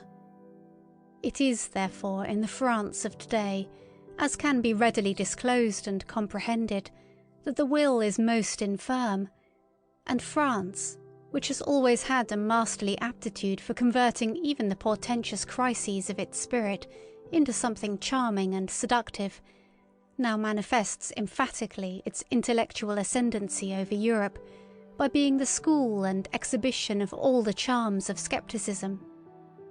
The power to will, and to persist, moreover, in a resolution, is already somewhat stronger in Germany, and again in the north of Germany it is stronger than in central Germany.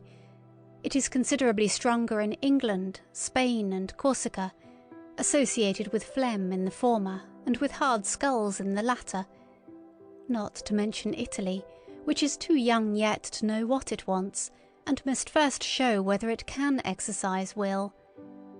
But it is strongest and most surprising of all in that immense Middle Empire where Europe, as it were, flows back to Asia, namely in Russia. There the power to will has long been stored up and accumulated. There the will, uncertain whether to be negative or affirmative, waits threateningly to be discharged, to borrow their pet phrase from our physicists. Perhaps not only Indian wars and complications in Asia would be necessary to free Europe from its greatest danger, but also internal subversion, the shattering of the empire into small states, and above all the introduction of parliamentary imbecility, together with the obligation of everyone to read his newspaper at breakfast.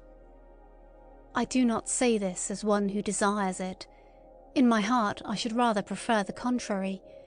I mean such an increase in the threatening attitude of Russia that Europe would have to make up its mind to become equally threatening, namely, to acquire one will, by means of a new caste to rule over the continent, a persistent, dreadful will of its own that can set its aims thousands of years ahead, so that the long spun-out comedy of its petty statism and its dynastic as well as its democratic many-willedness might finally be brought to a close.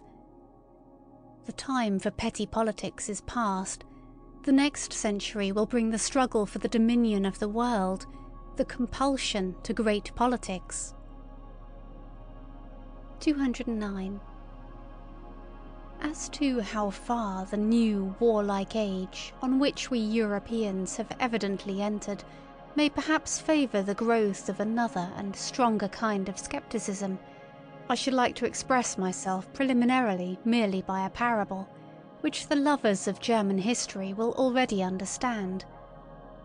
That unscrupulous enthusiast for big, handsome grenadiers, who, as King of Prussia, brought into being a military and sceptical genius, and therewith, in reality, the new and now triumphantly emerged type of German, the problematic, crazy father of Frederick the Great, had, on one point, the very knack and lucky grasp of the genius. He knew what was then lacking in Germany, the want of which was 100 times more alarming and serious than any lack of culture and social form. His ill will to the young Frederick resulted from the anxiety of a profound instinct. Men were lacking, and he suspected, to his bitterest regret, that his own son was not man enough. There, however, he deceived himself, but who would not have deceived himself in his place? He saw his son lapsed to atheism, to the esprit, to the pleasant frivolity of clever Frenchmen. He saw in the background the great bloodsucker, the spider, scepticism. He suspected the incurable wretchedness of a heart no longer hard enough either for evil or good, and of a broken will that no longer commands, is no longer able to command. Meanwhile, however, there grew up in his son that new kind of harder and more dangerous scepticism. Who knows to what extent it was encouraged just by his father's hatred and the icy melancholy of a will condemned to solitude? The scepticism of daring manliness, which is closely related to the genius for war and conquest, and made its first entrance into Germany in the person of the great Frederick. This scepticism despises, and nevertheless grasps. It undermines and takes possession. It does not believe, but it does not thereby lose itself. It gives the spirit a dangerous liberty, but it keeps strict guard over the heart. It is the German form of scepticism, which, as a continued Fredericianism, risen to the highest spirituality, has kept Europe for a considerable time under the dominion of the German spirit and its critical and historical distrust, owing to the insuperably strong and tough masculine character of the great German philologists and historical critics, who, rightly estimated, were also all of them artists of destruction and dissolution. A new conception of the German spirit gradually established itself, in spite of all romanticism in music and philosophy, in which the leaning towards masculine scepticism was decidedly prominent, whether, for instance, as fearlessness of gaze, as courage and sternness of the dissecting hand, or as resolute will to dangerous voyages of discovery, to spiritualized North Pole expeditions under barren and dangerous skies. There may be good grounds for it when warm-blooded and superficial humanitarians cross themselves before this spirit, cet esprit fataliste, ironique, mephistophelique, as Michelet calls it, not without a shudder. But if one would realize how characteristic is this fear of the man in the German spirit, which awakened Europe out of its dogmatic slumber, let us call to mind the former conception which had to be overcome by this new one, and that it is not so very long ago that a masculinized woman could dare, with unbridled presumption, to recommend the Germans to the interest of Europe as gentle, good-hearted, weak-willed and poetical fools. Finally, let us only understand profoundly enough Napoleon's astonishment when he saw Goethe. It reveals what had been regarded for centuries as the German spirit. Voilà un homme! That was as much as to say, but this is a man, and I only expected to see a German. 210. Supposing, then, that in the picture of the philosophers of the future, some trait suggests the question whether they must not perhaps be sceptics in the last-mentioned sense, something in them would only be designated thereby, and not they themselves. With equal right they might call themselves critics, and assuredly they will be men of experiments. By the name with which I ventured to baptize them, I have already expressly emphasized their attempting and their love of attempting. Was this because, as critics in body and soul, they will love to make use of experiments in a new and perhaps wider and more dangerous sense? In their passion for knowledge, will they have to go further in daring and painful attempts than the sensitive and pampered taste of a democratic century can approve of?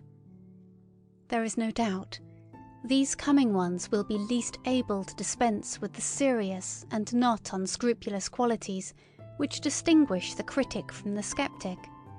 I mean the certainty as to standards of worth, the conscious employment of a unity of method, the wary courage, the standing alone, and the capacity for self-responsibility. Indeed, they will avow among themselves a delight in denial and dissection, and a certain considerate cruelty, which knows how to handle the knife surely and deftly, even when the heart bleeds. They will be sterner, and perhaps not always to themselves only, than humane people may desire. They will not deal with the truth in order that it may please them or elevate and inspire them. They will rather have little faith in truth bringing with it such revels for the feelings. They will smile, those rigorous spirits, when anyone says in their presence, "That thought elevates me, why should it not be true?" Or, "That work enchants me, why should it not be beautiful?" Or, "That artist enlarges me, why should he not be great?" Perhaps they will not only have a smile, but a genuine disgust for all that is thus rapturous, idealistic, feminine and hermaphroditic. And if anyone could look into their inmost heart, he would not easily find therein the intention to reconcile Christian sentiments with antique taste, or even with modern parliamentarism, the kind of reconciliation necessarily found even amongst philosophers in our own very uncertain, and consequently very conciliatory century.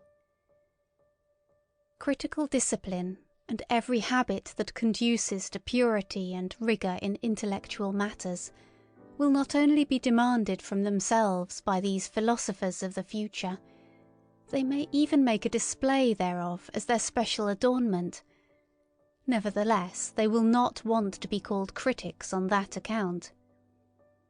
It will seem to them no small indignity to philosophy to have it decreed, as is so welcome nowadays, that philosophy itself is criticism and critical science, and nothing else whatever.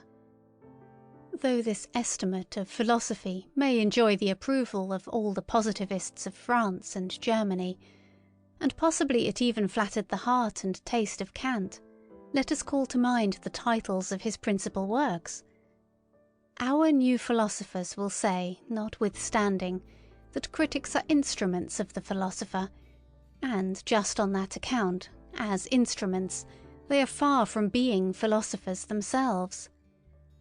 Even the great Chinaman of Königsberg was only a great critic.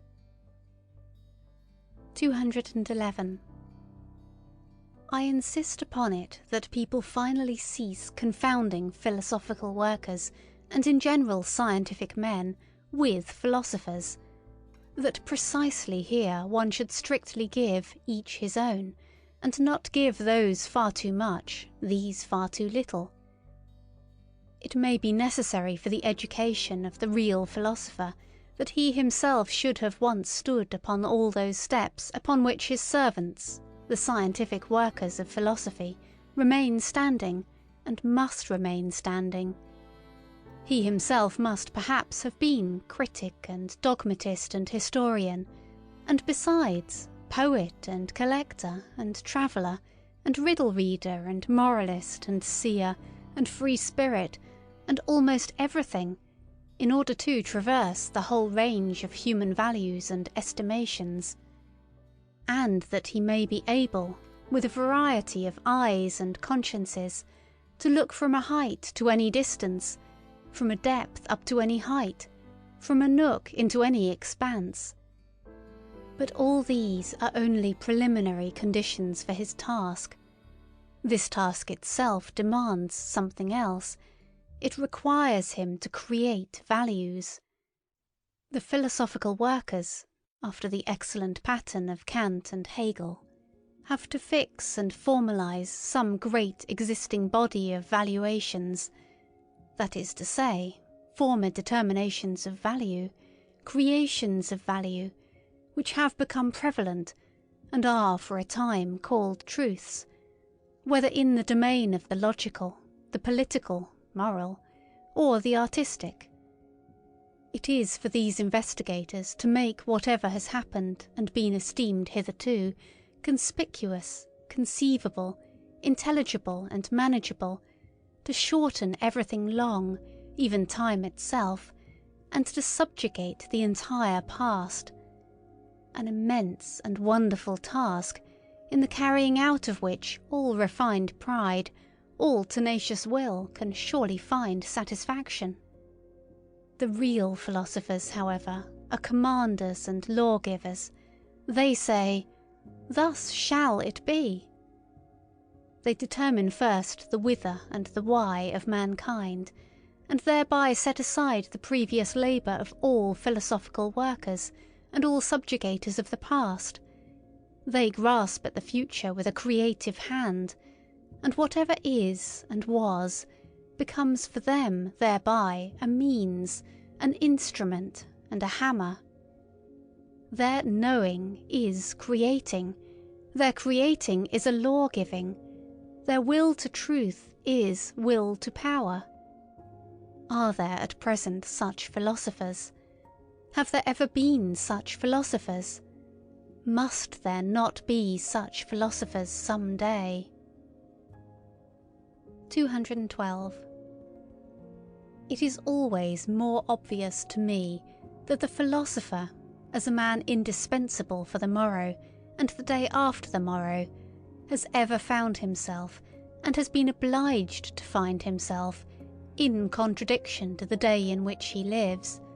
His enemy has always been the ideal of his day.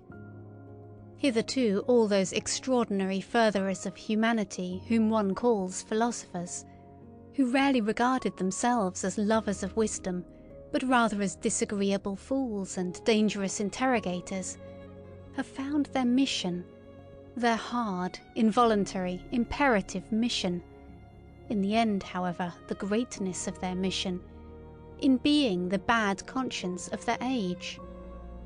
In putting the vivisector's knife to the breast of the very virtues of their age, they have betrayed their own secret. It has been for the sake of a new greatness of man, a new untrodden path to his aggrandisement. They have always disclosed how much hypocrisy, indolence, self-indulgence and self-neglect, how much falsehood was concealed under the most venerated types of contemporary morality, how much virtue was outlived. They have always said, "We must remove hence to where you are least at home." In face of a world of modern ideas, which would like to confine everyone in a corner, in a speciality, A philosopher, if there could be philosophers nowadays, would be compelled to place the greatness of man, the conception of greatness, precisely in his comprehensiveness and multifariousness, in his all-roundness. He would even determine worth and rank according to the amount and variety of that which a man could bear and take upon himself, according to the extent to which a man could stretch his responsibility. Nowadays, the taste and virtue of the age weaken and attenuate the will. Nothing is so adapted to the spirit of the age as weakness of will. Consequently, in the ideal of the philosopher, strength of will, sternness and capacity for prolonged resolution must specially be included in the conception of greatness. With as good a right as the opposite doctrine, with its ideal of a silly, renouncing, humble, selfless humanity, was suited to an opposite age, such as the 16th century, which suffered from its accumulated energy of will, and from the wildest torrents and floods of selfishness.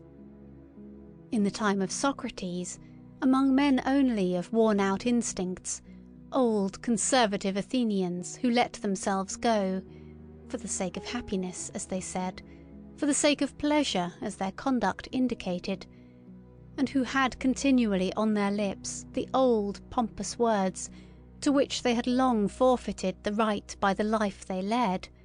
Irony was perhaps necessary for greatness of soul, the wicked Socratic assurance of the old physician and plebeian who cut ruthlessly into his own flesh, as into the flesh and heart of the noble, with a look that said plainly enough, "Do not dissemble before me, here we are equal." At present, on the contrary, when throughout Europe the herding animal alone attains to honours, and dispenses honours, when equality of right can too readily be transformed into equality in wrong, I mean to say into general war against everything rare, strange and privileged, against the higher man, the higher soul, the higher duty, the higher responsibility, the creative plenipotence and lordliness.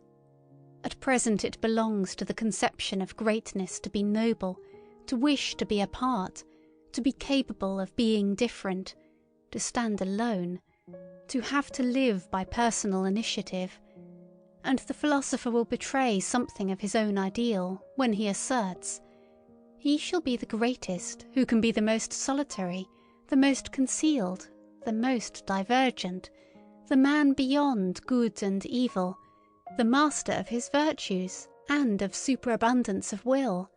Precisely this shall be called greatness, as diversified as can be entire, as ample as can be full." And, to ask once more the question, is greatness possible nowadays? 213. It is difficult to learn what a philosopher is, because it cannot be taught. One must know it by experience, or one should have the pride not to know it. The fact that at present people all talk of things of which they cannot have any experience is true more especially and unfortunately as concerns the philosopher and philosophical matters. The very few know them, are permitted to know them, and all popular ideas about them are false. Thus, for instance, the truly philosophical combination of a bold, exuberant spirituality which runs at presto pace, and a dialectic rigour and necessity which makes no false step, is unknown to most thinkers and scholars from their own experience, and therefore, should anyone speak of it in their presence, it is incredible to them. They conceive of every necessity as troublesome, as a painful compulsory obedience and state of constraint.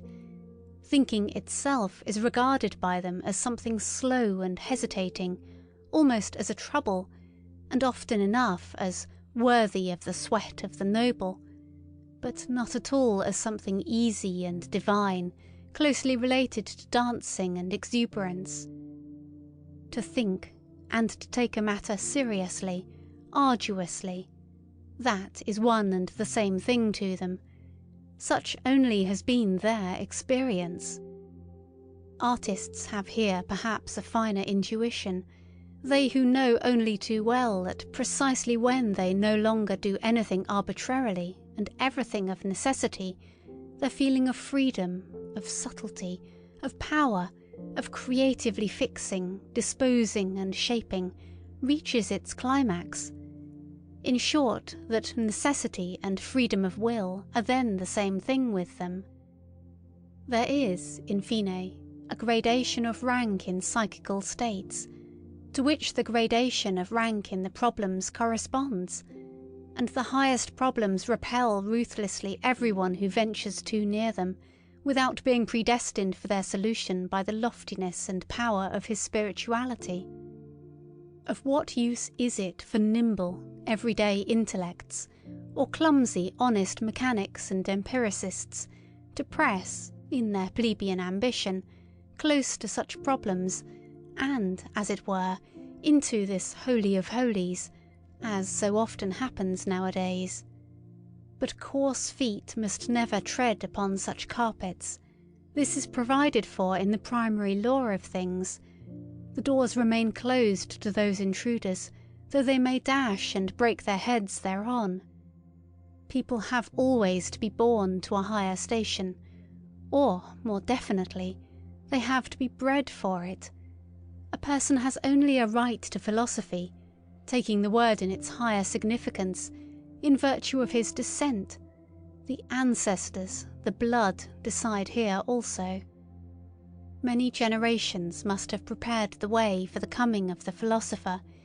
Each of his virtues must have been separately acquired, nurtured, transmitted, and embodied. Not only the bold, easy, delicate course and current of his thoughts, but above all the readiness for great responsibilities, the majesty of ruling glance and contemning look, the feeling of separation from the multitude with their duties and virtues, the kindly patronage and defence of whatever is misunderstood and calumniated, be it God or devil, the delight and practice of supreme justice, the art of commanding, the amplitude of will, the lingering eye which rarely admires, rarely looks up, rarely loves. End of chapter 6. 7th chapter. Our Virtues. 214.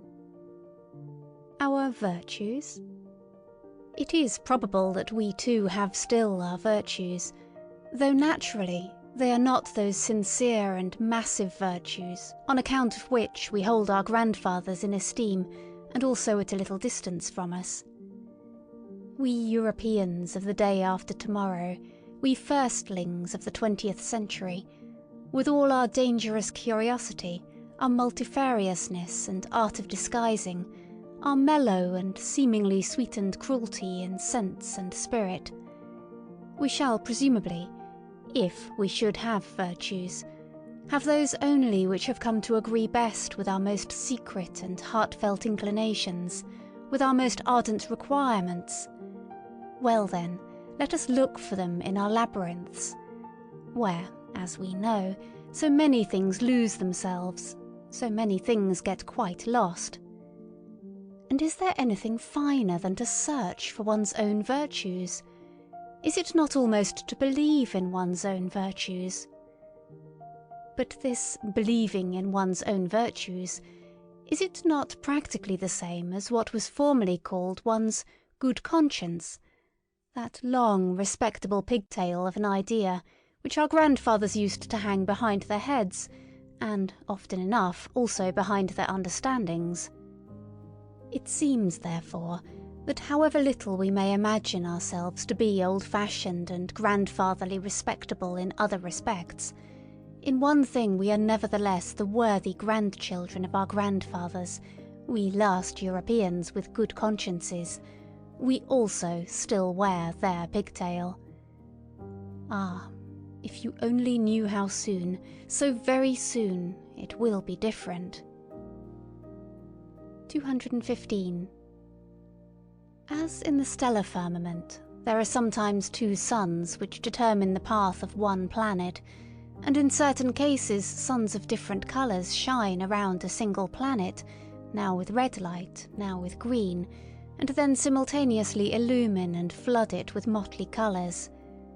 So we modern men, owing to the complicated mechanism of our firmament, are determined by different moralities.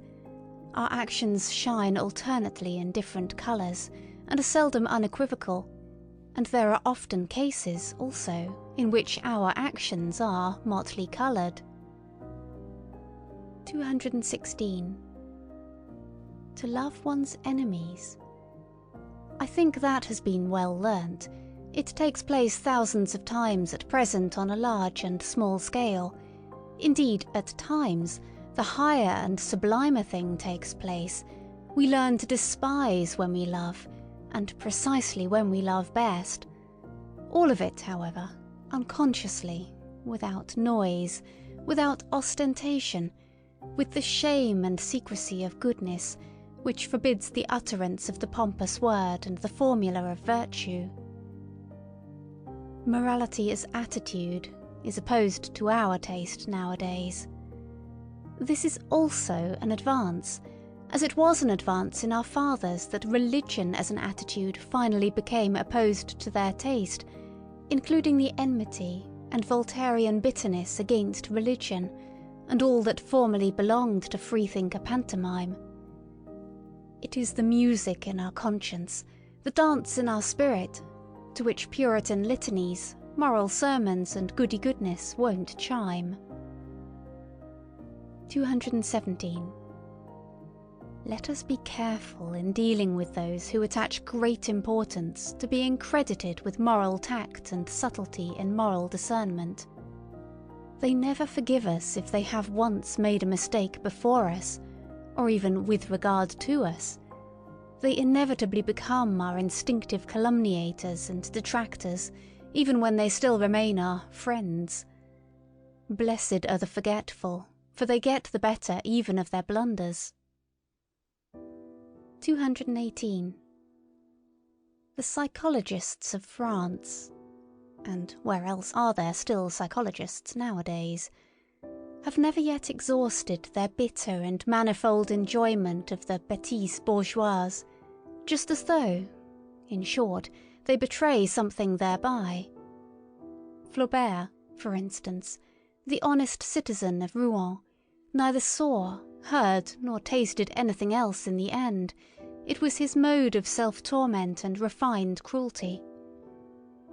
As this is growing wearisome, I would now recommend for a change something else for your delight, namely the unconscious astuteness with which good, fat, honest mediocrity always behaves towards loftier spirits and the tasks they have to perform, the subtle, barbed, Jesuitical astuteness, which is 1,000 times subtler than the taste and understanding of the middle class in its best moments, subtler even than the understanding of its victims, a repeated proof that instinct is the most intelligent of all kinds of intelligence which have hitherto been discovered. In short, you psychologists, study the philosophy of the rule in its struggle with the exception. There you have a spectacle fit for gods and godlike malignity. Or, in plainer words, practice vivisection on good people, on the homo bonae voluntatis, on yourselves. 219. The practice of judging and condemning morally is the favourite revenge of the intellectually shallow on those who are less so. It is also a kind of indemnity for them being badly endowed by nature, and finally it is an opportunity for acquiring spirit and becoming subtle. Malice spiritualizes. They are glad in their inmost heart that there is a standard according to which those who are over-endowed with intellectual goods and privileges are equal to them. They contend for the equality of all before God, and almost need the belief in God for this purpose. It is among them that the most powerful antagonists of atheism are found. If anyone were to say to them, "A lofty spirituality is beyond all comparison with the honesty and respectability of a merely moral man," it would make them furious. I should take care not to say so. I would rather flatter them with my theory that lofty spirituality itself exists only as the ultimate product of moral qualities, that it is a synthesis of all qualities attributed to the merely moral man, after they have been acquired singly through long training and practice, perhaps during a whole series of generations. That lofty spirituality is precisely the spiritualizing of justice, and the beneficent severity which knows that it is authorized to maintain gradations of rank in the world, even among things, and not only among men. 220. Now that the praise of the disinterested person is so popular, one must, probably not without some danger, get an idea of what people actually take an interest in, and what are the things generally which fundamentally and profoundly concern ordinary men, including the cultured, even the learned, and perhaps philosophers also, if appearances do not deceive. The fact thereby becomes obvious that the greater part of what interests and charms higher natures, and more refined and fastidious tastes, seems absolutely uninteresting to the average man, if, notwithstanding, he perceive devotion to these interests, he calls it désintéressé, and wonders how it is possible to act disinterestedly. There have been philosophers who could give this popular astonishment a seductive and mystical, other-world expression, perhaps because they did not know the higher nature by experience. Instead of stating the naked and candidly reasonable truth that disinterested action is very interesting, and interested action, provided that... And love? What? Even an action for love's sake shall be unegoistic. But you fools. And the praise of the self-sacrificer? But whoever has really offered sacrifice knows that he wanted and obtained something for it, perhaps something from himself, for something from self, that he relinquished here in order to have more there, perhaps in general to be more, or even feel himself more. But this is a realm of questions and answers in which a more fastidious spirit does not like to stay, for here truth has to stifle her yawns so much when she is obliged to answer, and after all, truth is a woman, one must not use force with her. 221. It sometimes happens, said a moralistic pedant and trifle retailer, that I honour and respect an unselfish man, not, however, because he is unselfish, but because I think he has a right to be useful to another man at his own expense. In short, the question is always who he is, and who the other is. For instance, in a person created and destined for command, self-denial and modest retirement, instead of being virtues, would be the waste of virtues, so it seems to me.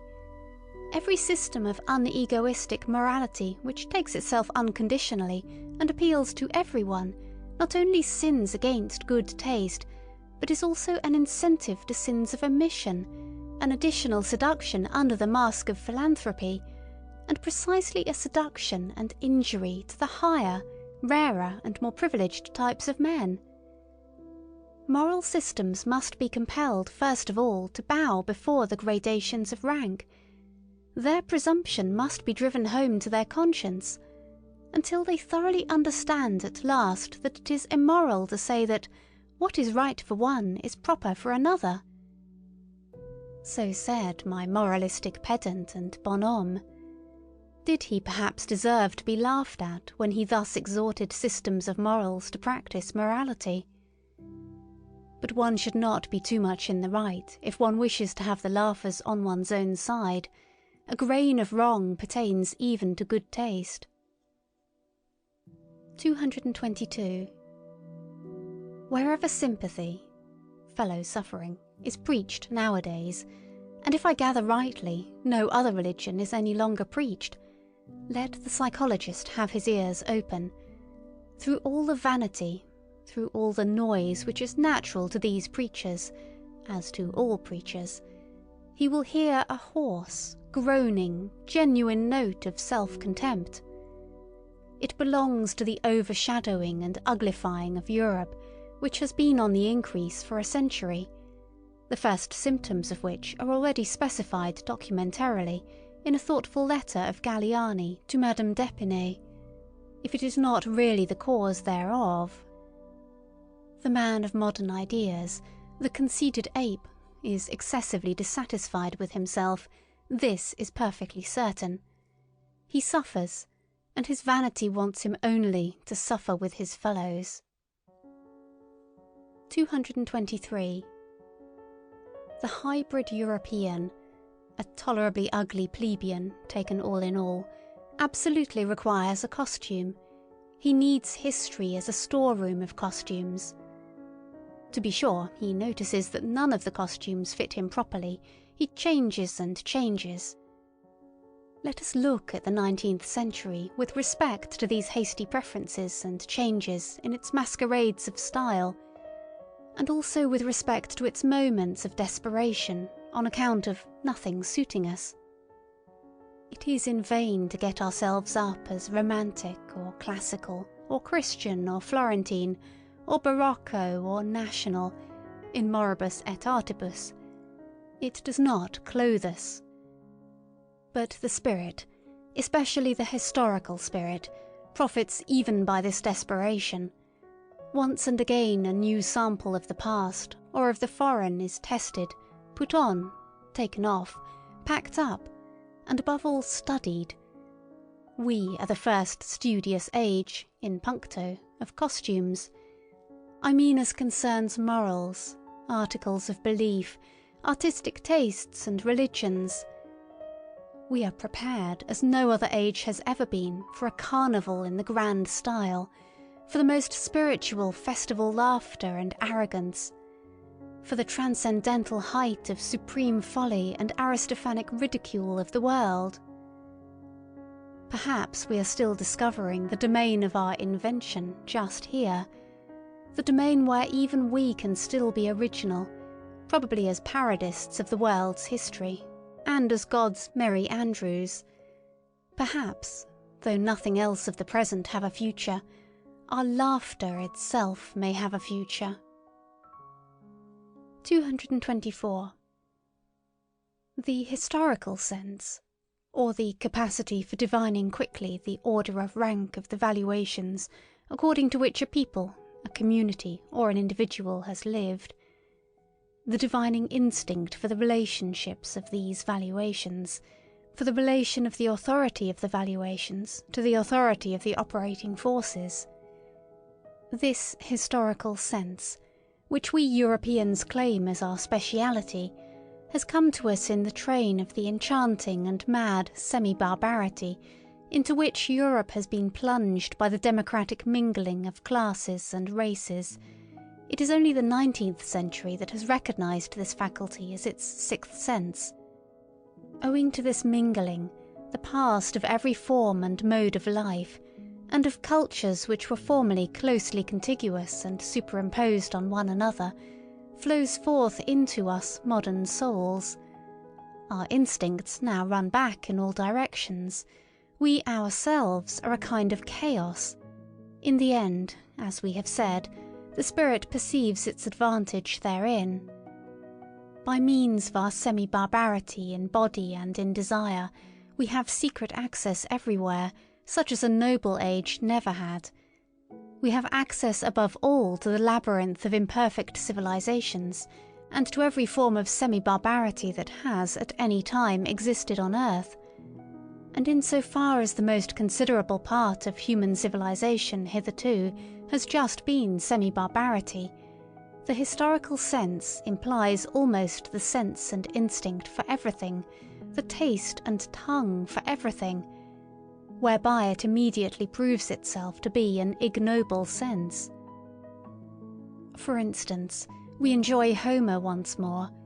It is perhaps our happiest acquisition that we know how to appreciate Homer, whom men of distinguished culture, as the French of the 17th century, like Saint-Evremond, who reproached him for his esprit vaste, and even Voltaire, the last echo of the century, cannot and could not so easily appropriate, whom they scarcely permitted themselves to enjoy. The very decided yea and nay of their palate, their promptly ready disgust, their hesitating reluctance with regard to everything strange, their horror of the bad taste even of lively curiosity, and in general the averseness of every distinguished and self-sufficing culture to avow a new desire, a dissatisfaction with its own condition, or an admiration of what is strange. All this determines and disposes them unfavourably, even towards the best things of the world, which are not their property, or could not become their prey. And no faculty is more unintelligible to such men than just this historical sense, with its truckling, plebeian curiosity. The case is not different with Shakespeare, that marvellous Spanish, Moorish, Saxon synthesis of taste, over whom an ancient Athenian of the circle of Aeschylus would have half killed himself with laughter or irritation. But we accept precisely this wild mottliness, this medley of the most delicate, the most coarse, and the most artificial, with a secret confidence and cordiality.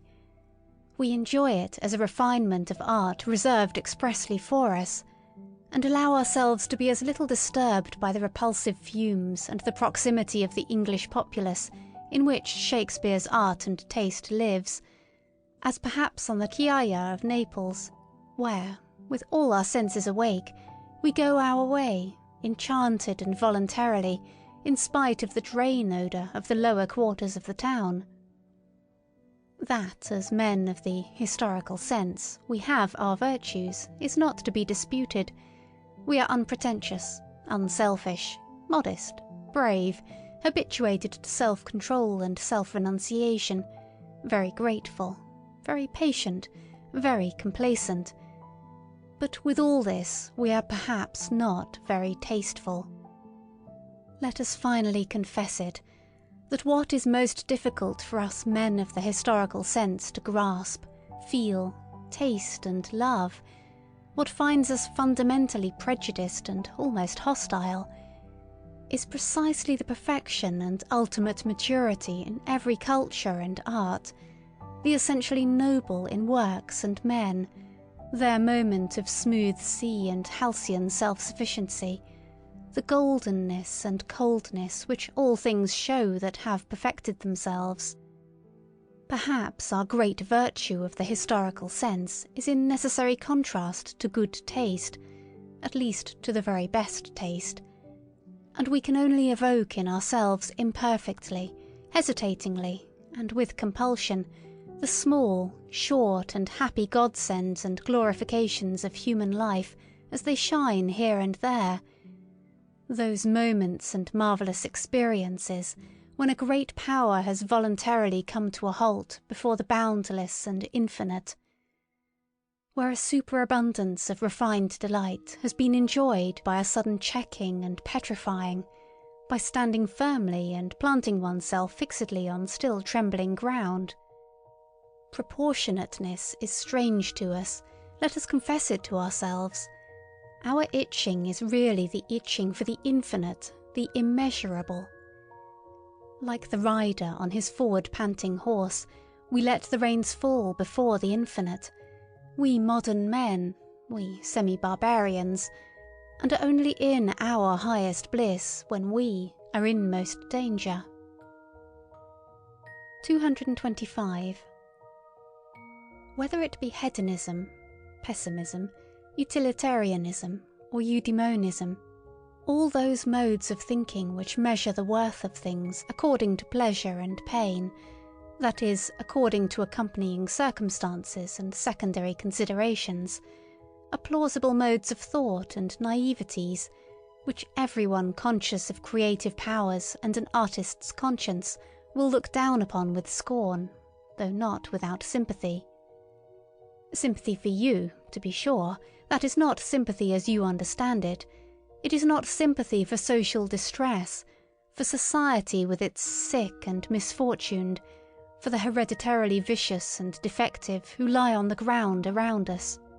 Still less is it sympathy for the grumbling, vexed, revolutionary slave classes who strive after power. They call it freedom. Our sympathy is a loftier and further-sighted sympathy. We see how man dwarfs himself, how you dwarf him, and there are moments when we view your sympathy with an indescribable anguish, when we resist it, when we regard your seriousness as more dangerous than any kind of levity. You want, if possible, and there is not a more foolish if possible, to do away with suffering.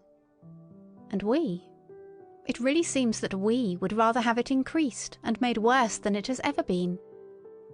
Well-being, as you understand it, is certainly not a goal. It seems to us an end, a condition which at once renders man ludicrous and contemptible, and makes his destruction desirable. The discipline of suffering, of great suffering, know ye not that it is only this discipline that has produced all the elevations of humanity hitherto?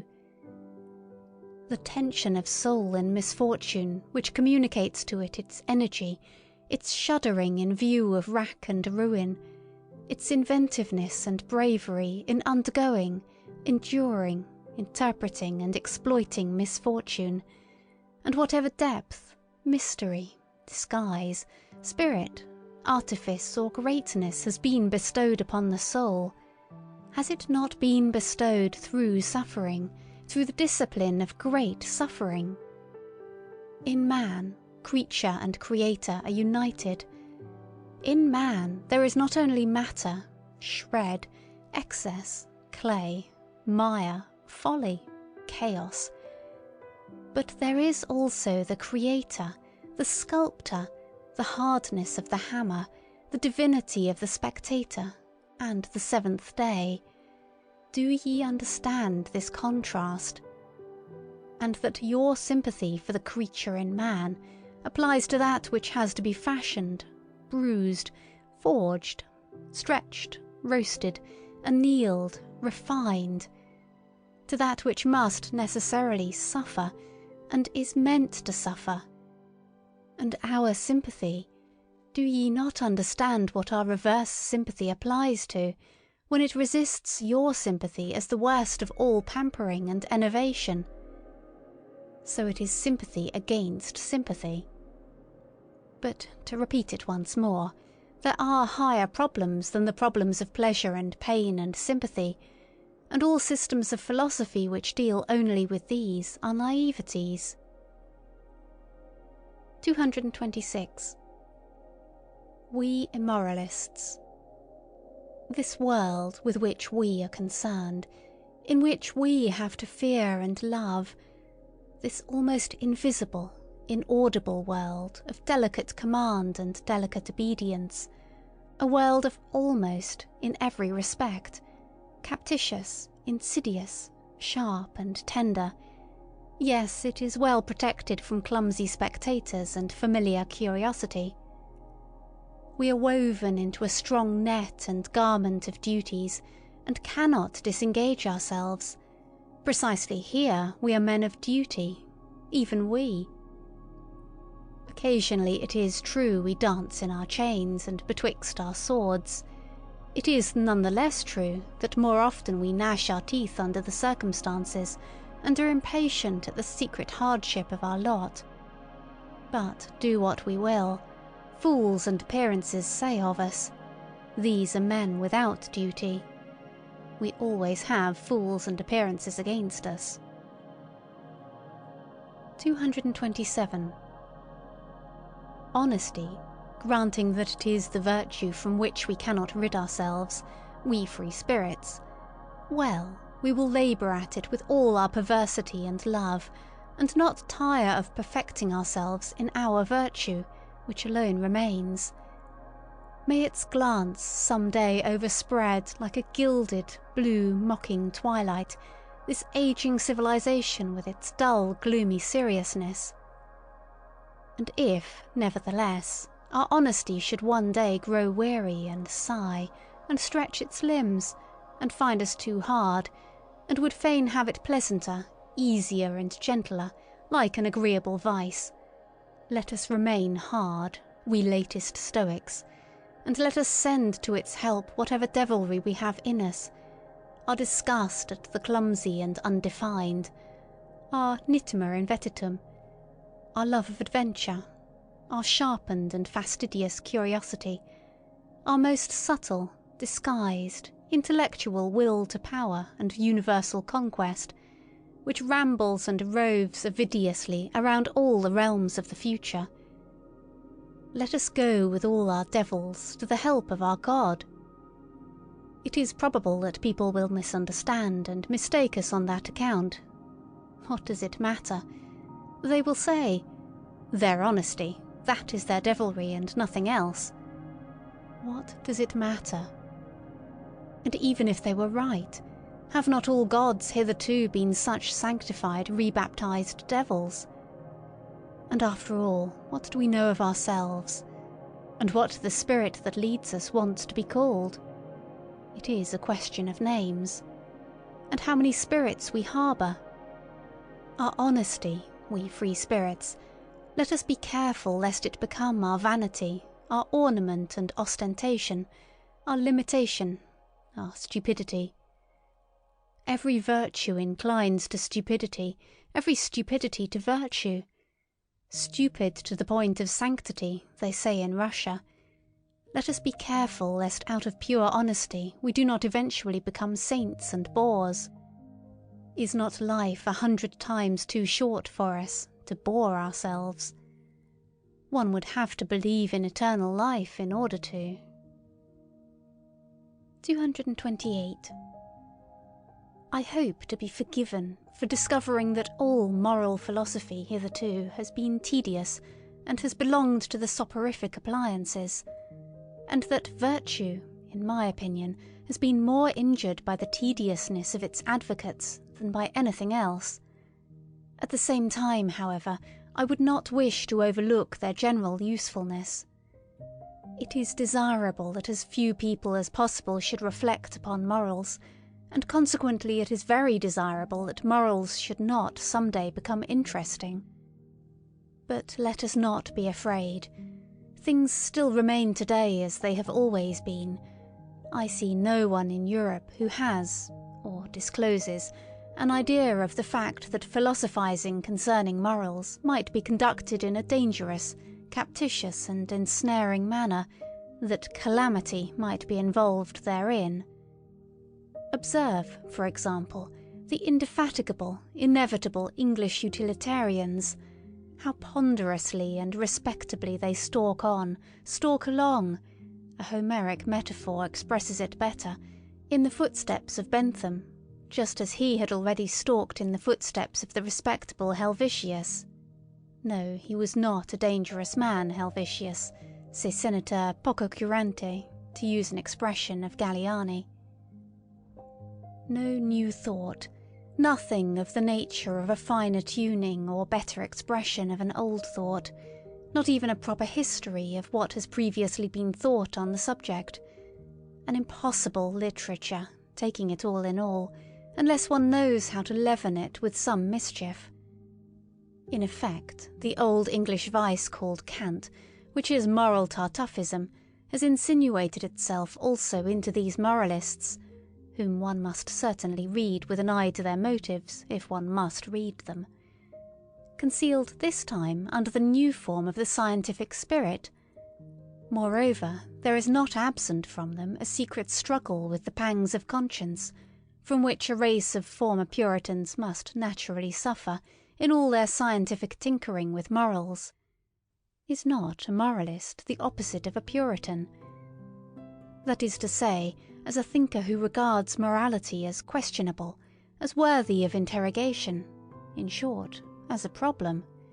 Is moralizing not, immoral.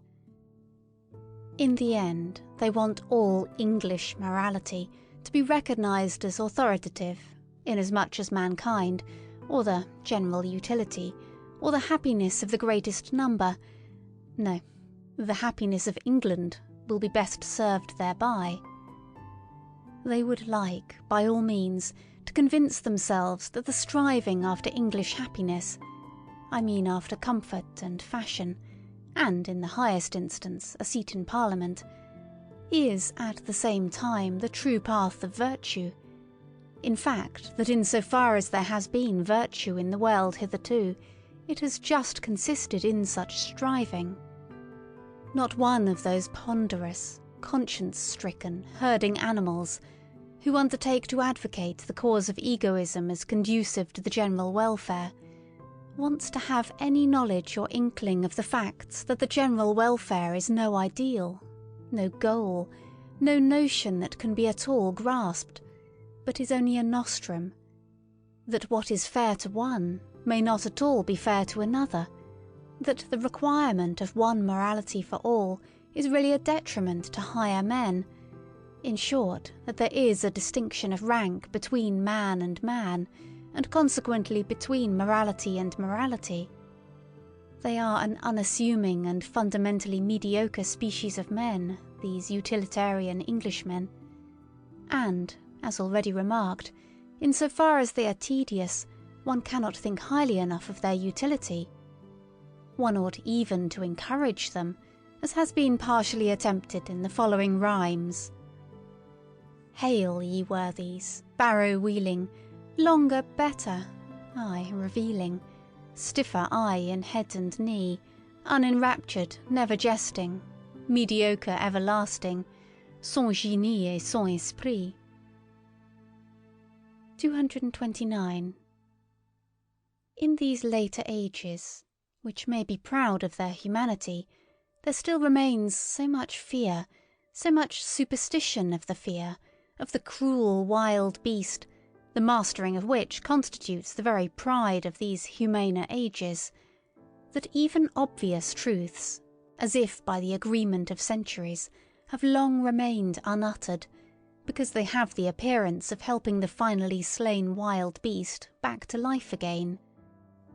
I perhaps risk something when I allow such a truth to escape. Let others capture it again and give it so much milk of pious sentiment to drink, that it will lie down quiet and forgotten in its old corner. One ought to learn anew about cruelty and open one's eyes. One ought at last to learn impatience, in order that such immodest gross errors, as, for instance, have been fostered by ancient and modern philosophers with regard to tragedy, may no longer wander about virtuously and boldly. Almost everything that we call higher culture is based upon the spiritualizing and intensifying of cruelty. This is my thesis. The wild beast has not been slain at all. It lives. It flourishes. It has only been transfigured. That which constitutes the painful delight of tragedy is cruelty. That which operates agreeably in so-called tragic sympathy, and at the basis even of everything sublime, up to the highest and most delicate thrills of metaphysics, obtains its sweetness solely from the intermingled ingredient of cruelty. What the Roman enjoys in the arena, the Christian in the ecstasies of the cross, the Spaniard at the sight of the faggot and stake, or of the bullfight, the present-day Japanese who presses his way to the tragedy, the workman of the Parisian suburbs who has a homesickness for bloody revolutions, the Wagnerian who, with unhinged will, undergoes the performance of Tristan and Isolde, what all these enjoy, and strive with mysterious ardour to drink in, is the philtre of the great Circe cruelty. Here, to be sure, we must put aside entirely the blundering psychology of former times, which could only teach with regard to cruelty that it originated at the sight of the suffering of others.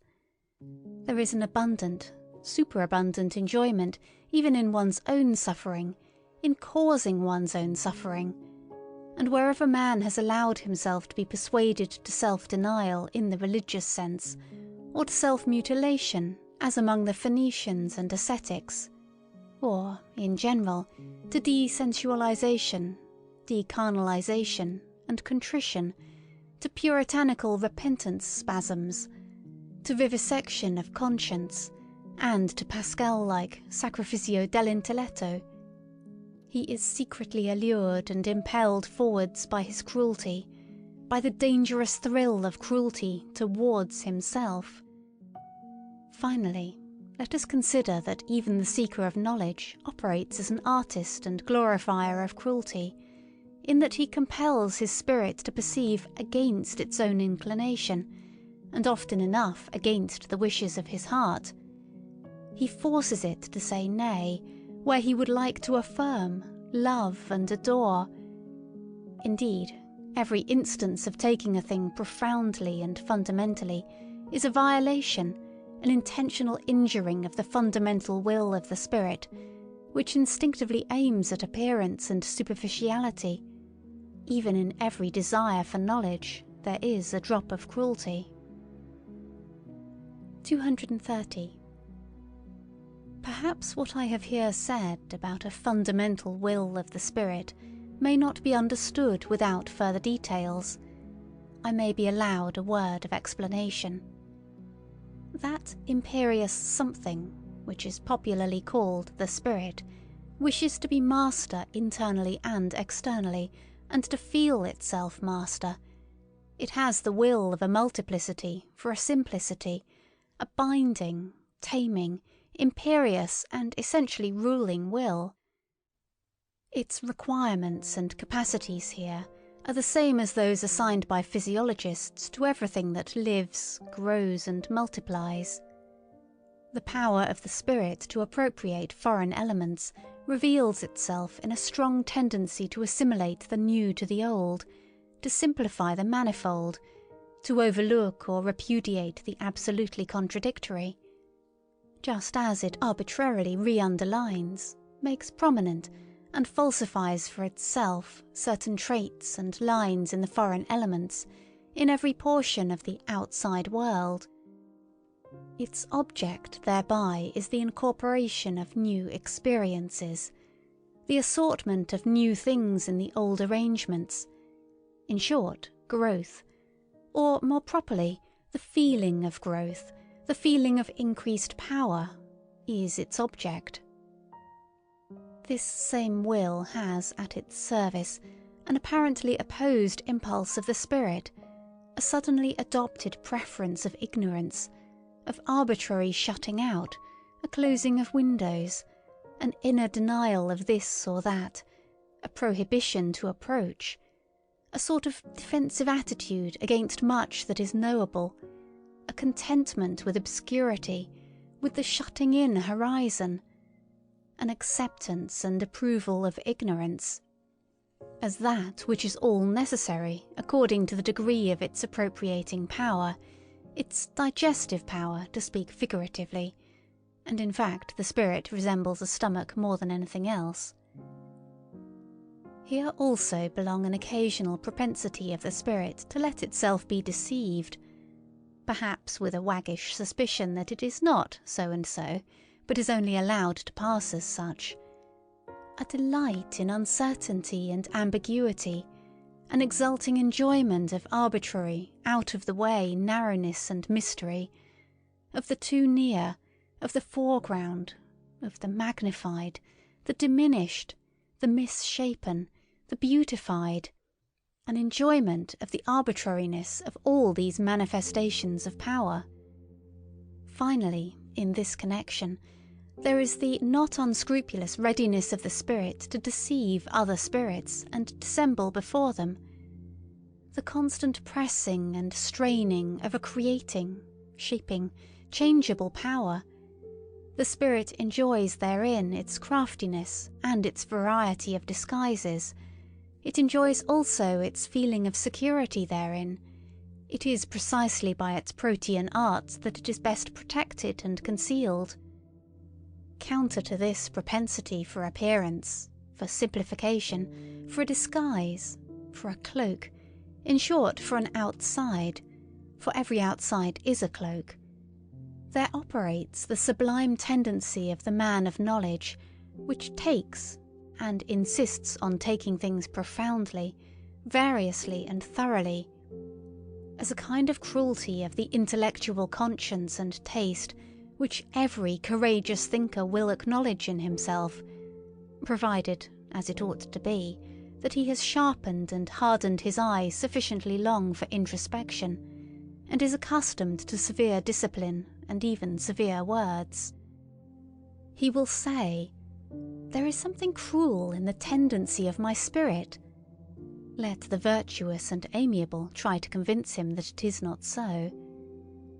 In fact, it would sound nicer if, instead of our cruelty, perhaps our extravagant honesty were talked about, whispered about, and glorified. We free, very free spirits, and some day perhaps such will actually be our posthumous glory. Meanwhile, for there is plenty of time until then, we should be at least inclined to deck ourselves out in such florid and fringed moral verbiage. Our whole former work has just made us sick of this taste and its sprightly exuberance. They are beautiful, glistening, jingling, festive words. Honesty, love of truth, love of wisdom, sacrifice for knowledge, heroism of the truthful. There is something in them that makes one's heart swell with pride. But we anchorites and marmots have long ago persuaded ourselves in all the secrecy of an anchorite's conscience that this worthy parade of verbiage also belongs to the old false adornment, frippery and gold dust of unconscious human vanity, and that even under such flattering colour and repainting, the terrible original text, homo natura, must again be recognized.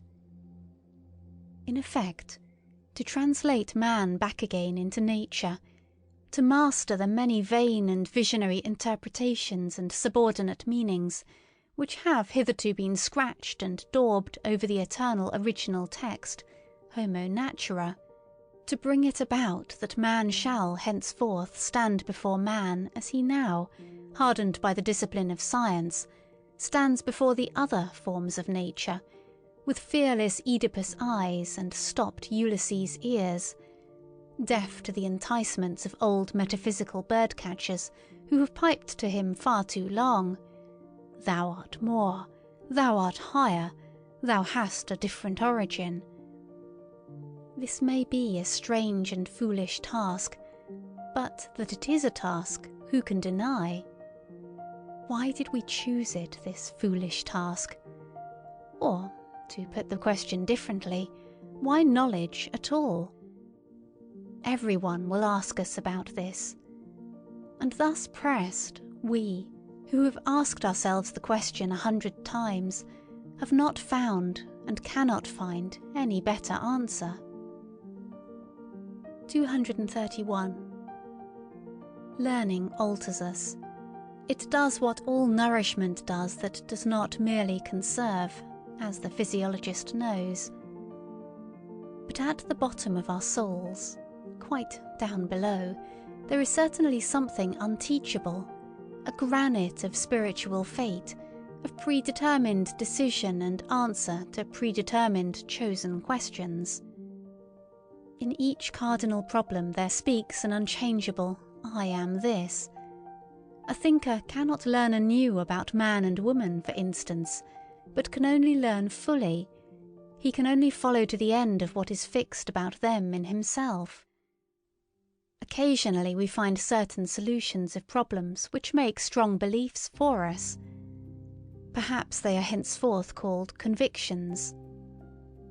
Later on, one sees in them only footsteps to self-knowledge, guideposts to the problem which we ourselves are, or, more correctly, to the great stupidity which we embody, our spiritual fate, the unteachable in us, quite down below.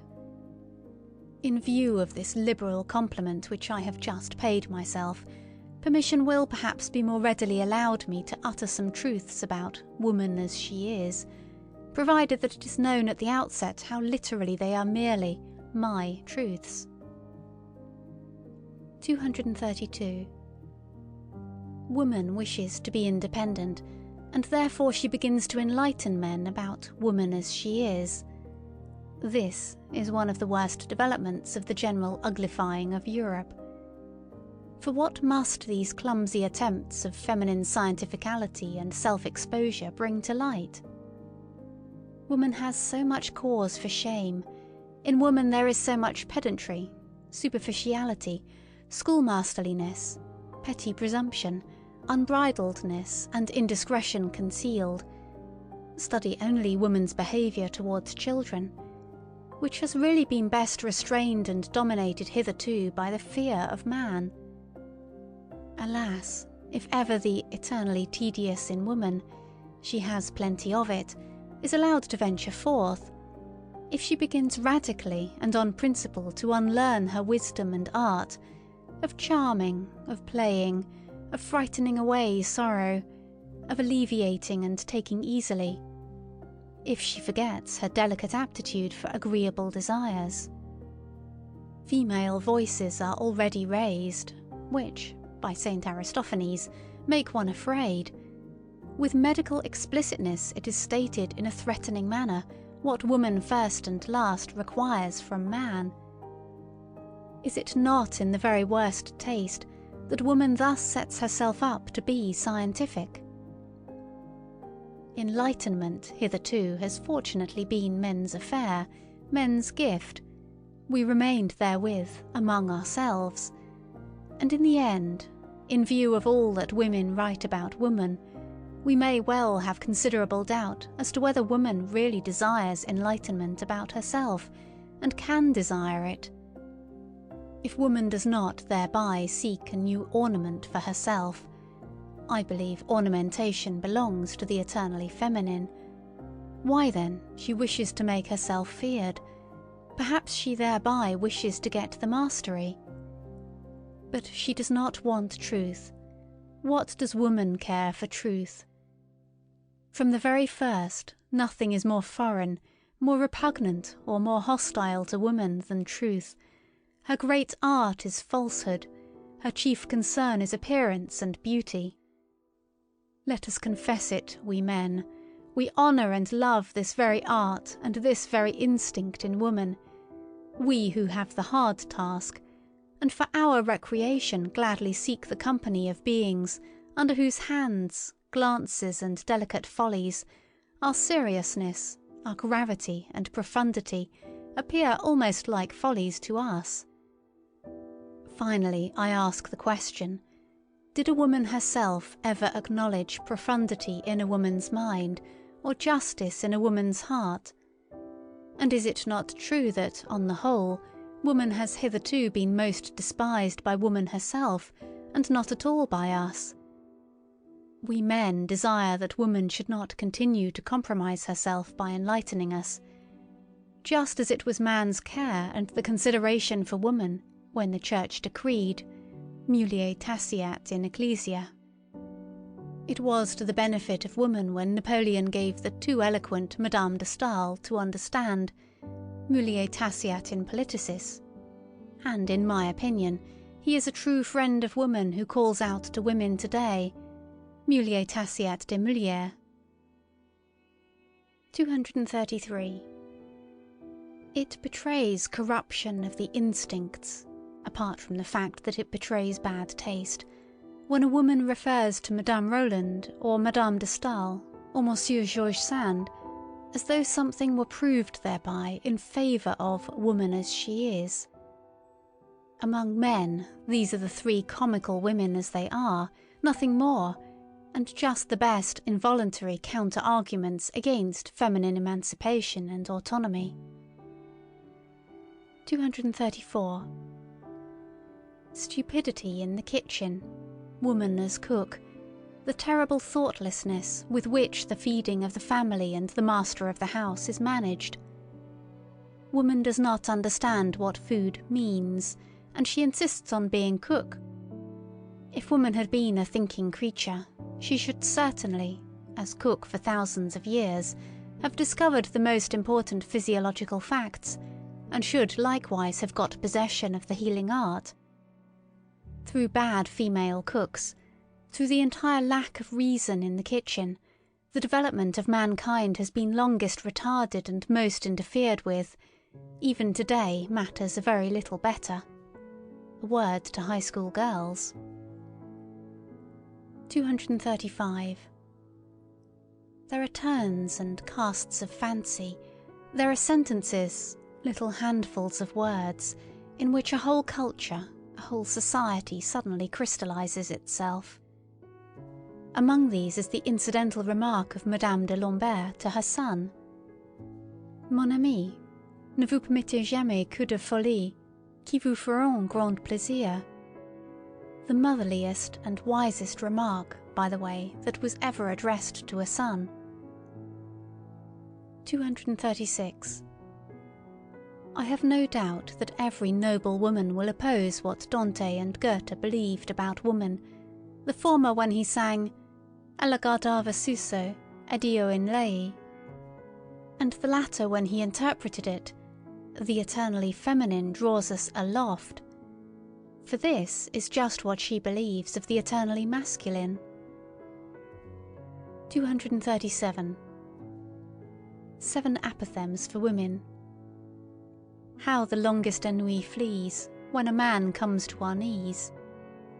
Age, alas, and science stayed, furnish even weak virtue aid. Sombre garb and silence meet, dress for every dame discreet. Whom I thank when in my bliss, God and my good tailoress. Young, a flower-decked cavern home, old, a dragon thence doth roam.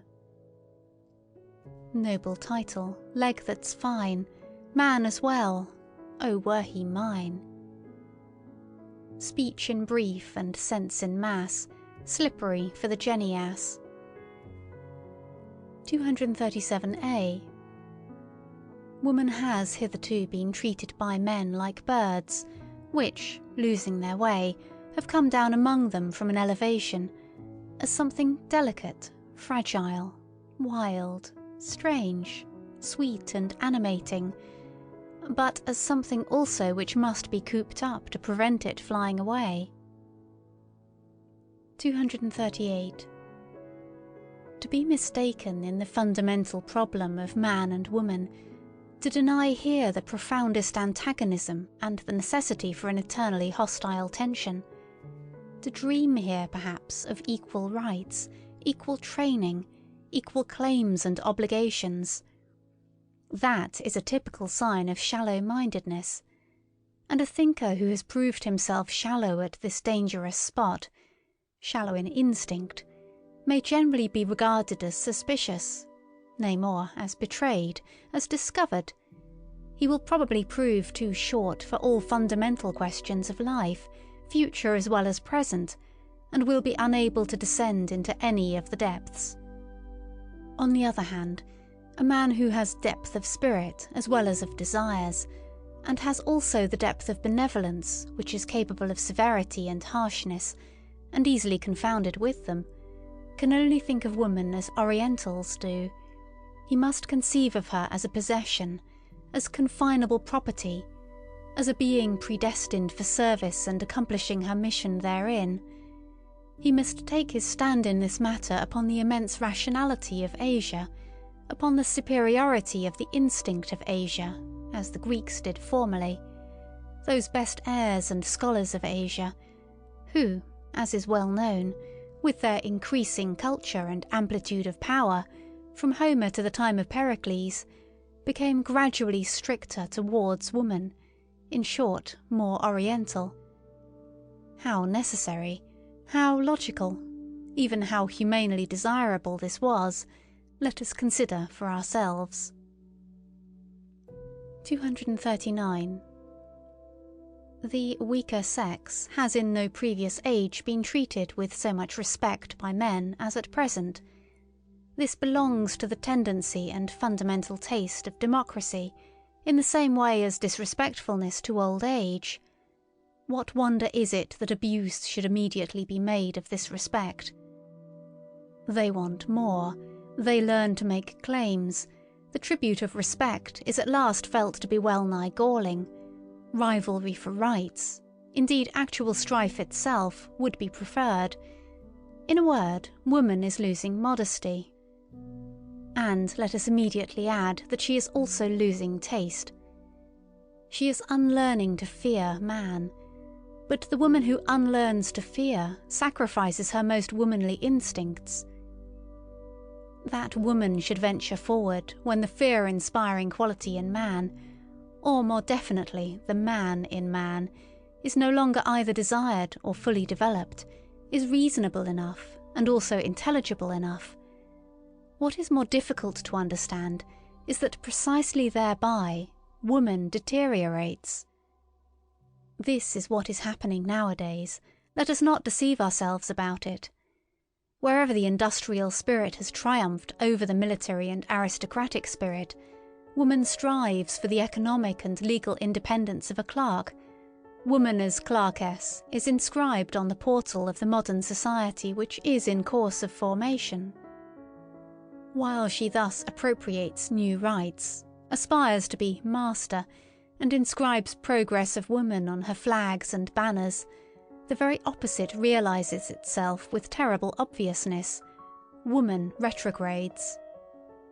Since the French Revolution, the influence of woman in Europe has declined in proportion as she has increased her rights and claims, and the emancipation of woman, insofar as it is desired and demanded by women themselves, and not only by masculine shallowpates, thus proves to be a remarkable symptom of the increased weakening and deadening of the most womanly instincts. There is stupidity in this movement, an almost masculine stupidity, of which a well-reared woman, who is always a sensible woman, might be heartily ashamed. To lose the intuition as to the ground upon which she can most surely achieve victory, to neglect exercise in the use of her proper weapons, to let herself go before man, perhaps even to the book, where formerly she kept herself in control and in refined, artful humility, to neutralize with her virtuous audacity man's faith in a veiled, fundamentally different ideal in woman, something eternally, necessarily feminine, to emphatically and loquaciously dissuade man from the idea that woman must be preserved, cared for, protected and indulged, like some delicate, strangely wild and often pleasant domestic animal. The clumsy and indignant collection of everything of the nature of servitude and bondage which the position of woman in the hitherto existing order of society has entailed, and still entails, as though slavery were a counter-argument, and not rather a condition of every higher culture, of every elevation of culture. What does all this betoken, if not a disintegration of womanly instincts, a defeminizing? Certainly there are enough of idiotic friends and corrupters of woman amongst the learned asses of the masculine sex, who advise woman to defeminize herself in this manner, and to imitate all the stupidities from which man, in Europe, European manliness, suffers, who would like to lower woman to general culture, indeed even to newspaper reading and meddling with politics.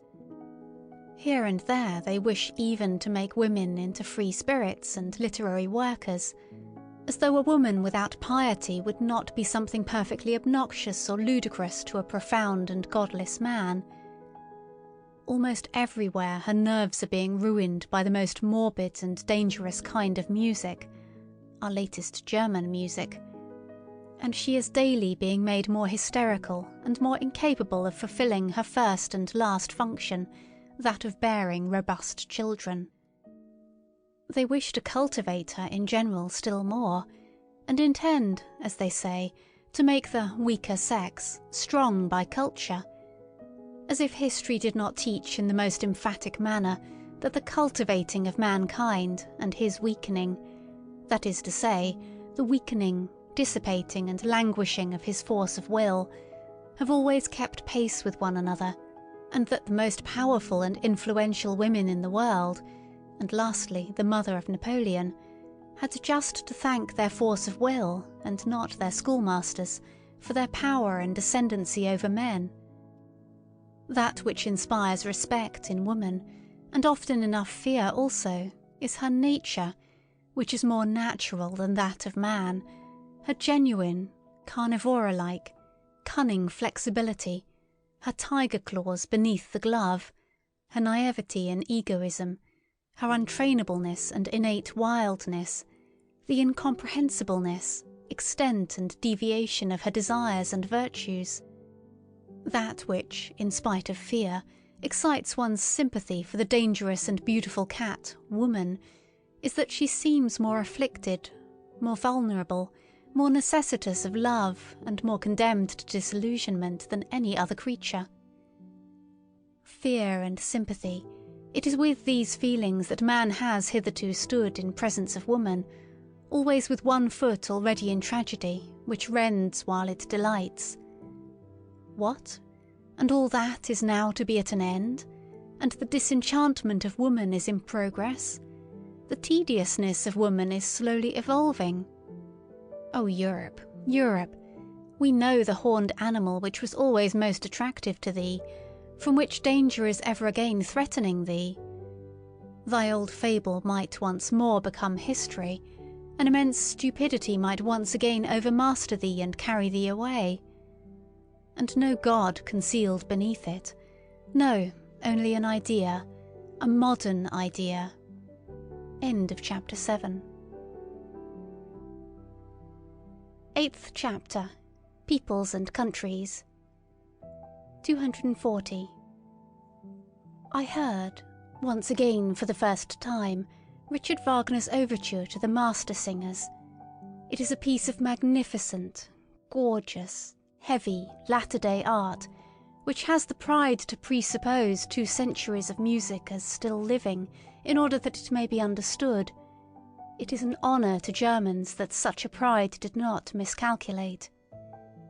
What flavours and forces, what seasons and climes do we not find mingled in it?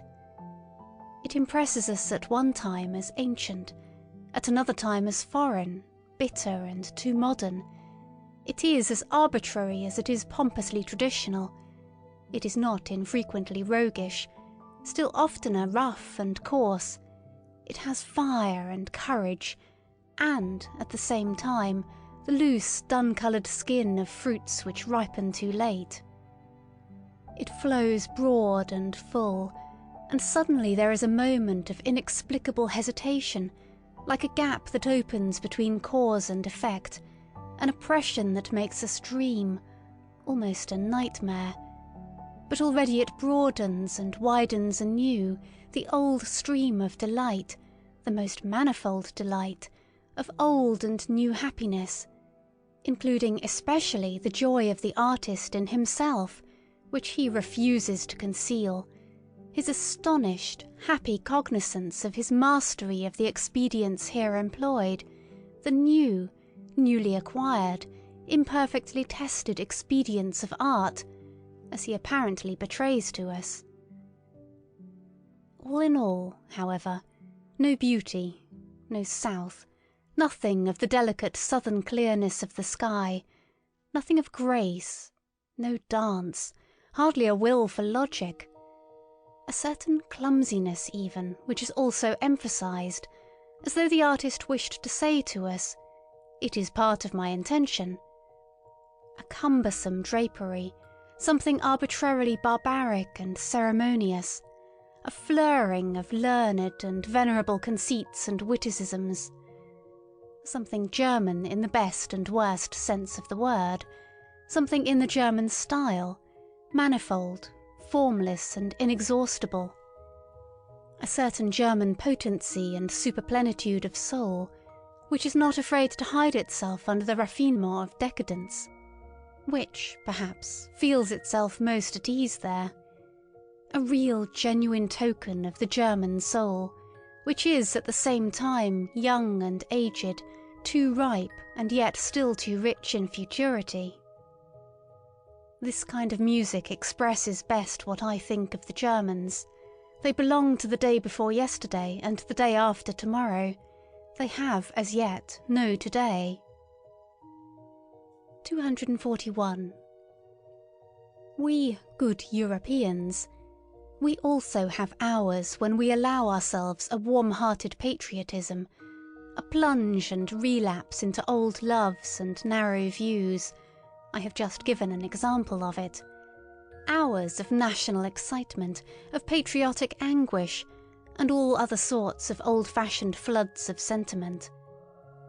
Duller spirits than we may only get done with what confines its operations in us to hours and plays itself out in hours, in a considerable time, some in half a year, others in half a lifetime, according to the speed and strength with which they digest and change their material. Indeed, I could think of sluggish, hesitating races, which, even in our rapidly moving Europe, would require half a century ere they could surmount such atavistic attacks of patriotism and soil attachment, and return once more to reason, that is to say, to good Europeanism. And while digressing on this possibility, I happened to become an ear-witness of a conversation between two old patriots.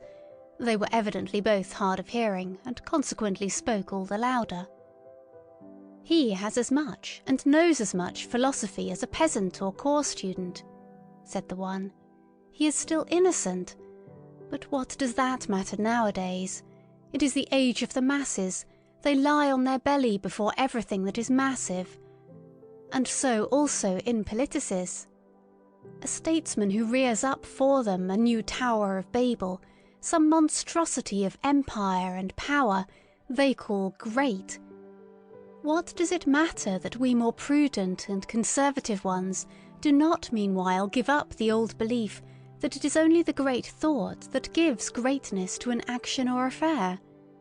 Supposing a statesman were to bring his people into the position of being obliged henceforth to practice high politics, for which they were by nature badly endowed and prepared, so that they would have to sacrifice their old and reliable virtues out of love to a new and doubtful mediocrity.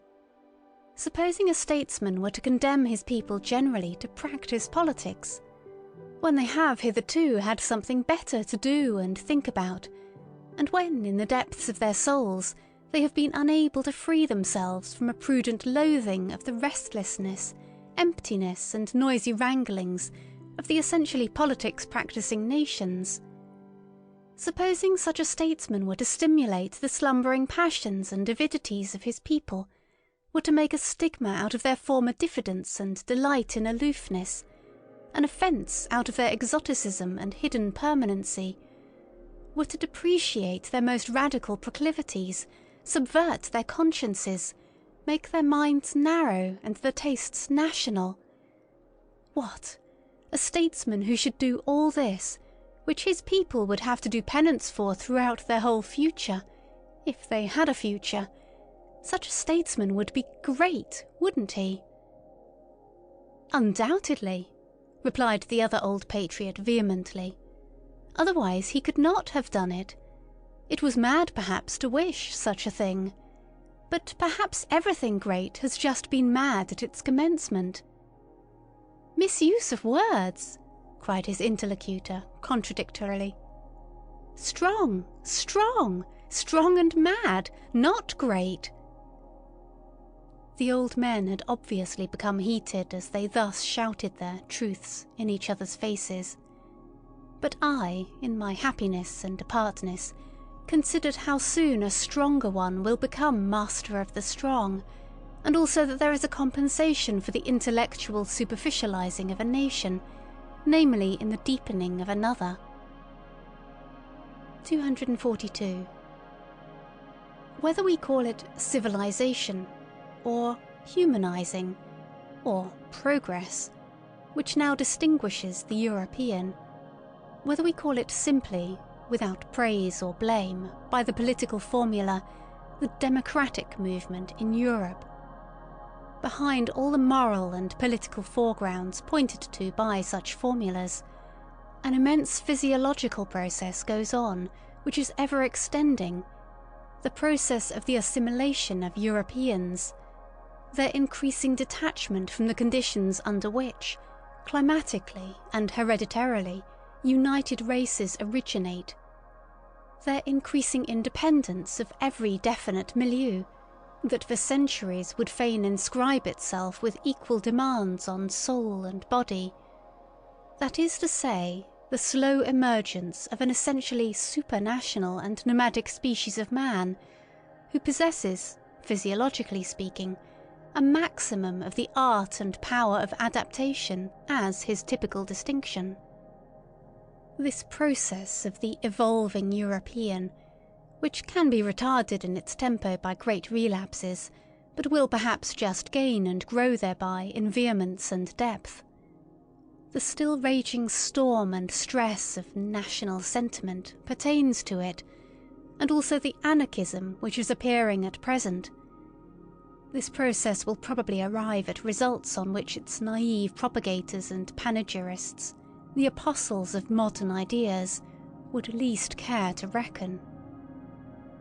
The same new conditions under which, on average, a levelling and mediocrising of man will take place, a useful, industrious, variously serviceable and clever herd animal like man, are in the highest degree suitable to give rise to exceptional men of the most dangerous and attractive qualities.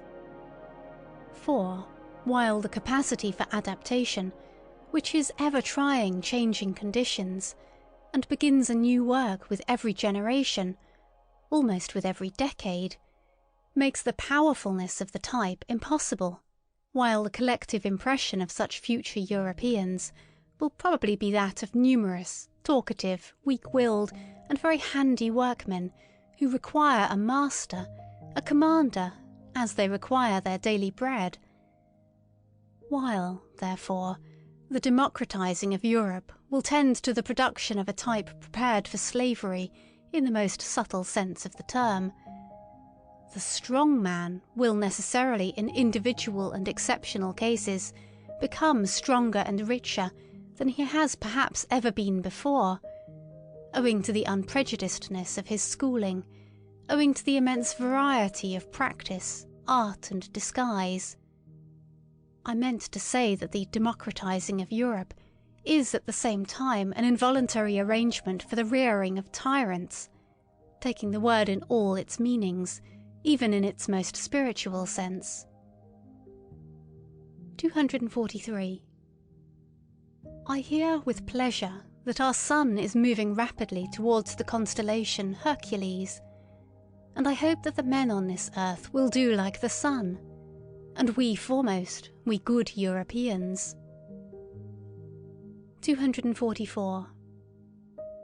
There was a time when it was customary to call Germans deep by way of distinction, but now that the most successful type of new Germanism is covetous of quite other honours, and perhaps misses smartness in all that has depth, it is almost opportune and patriotic to doubt whether we did not formerly deceive ourselves with that commendation. In short, whether German depth is not at bottom something different and worse, and something from which, thank God, we are on the point of successfully ridding ourselves.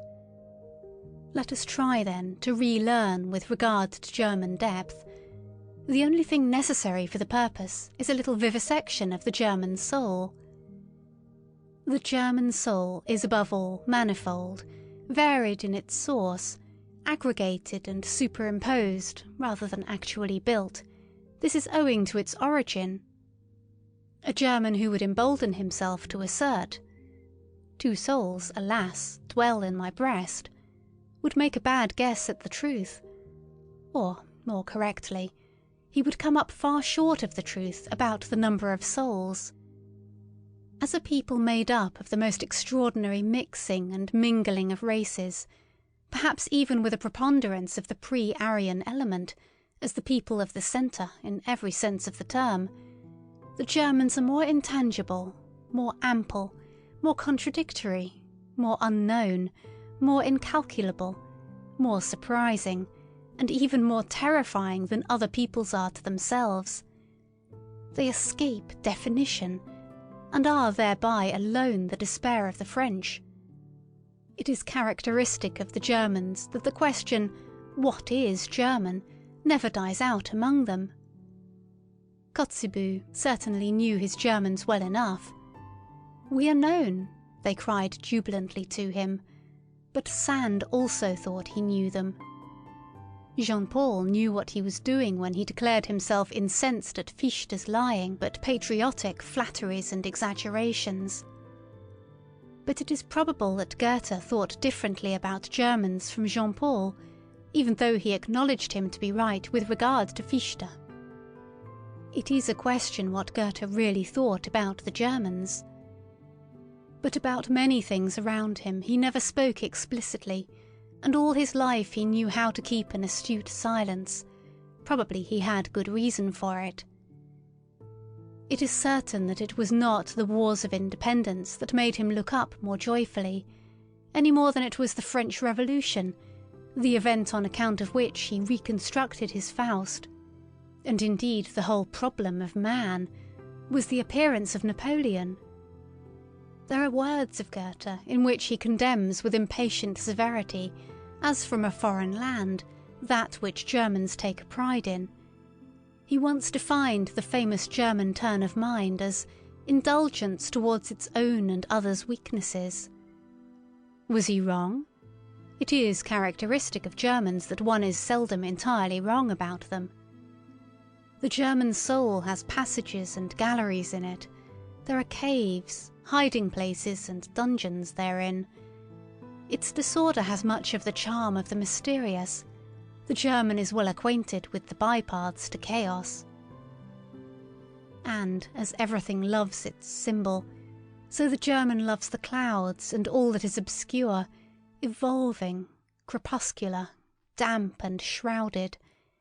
It seems to him that everything uncertain, undeveloped, self-displacing and growing, is deep. The German himself does not exist. He is becoming. He is developing himself. Development is therefore the essentially German discovery and hit in the great domain of philosophical formulas, a ruling idea which, together with German beer and German music, is labouring to Germanize all Europe. Foreigners are astonished and attracted by the riddles which the conflicting nature at the basis of the German soul propounds to them, riddles which Hegel systematized and Richard Wagner has in the end set to music. Good-natured and spiteful. Such a juxtaposition, preposterous in the case of every other people, is unfortunately only too often justified in Germany. One has only to live for a while among Swabians to know this.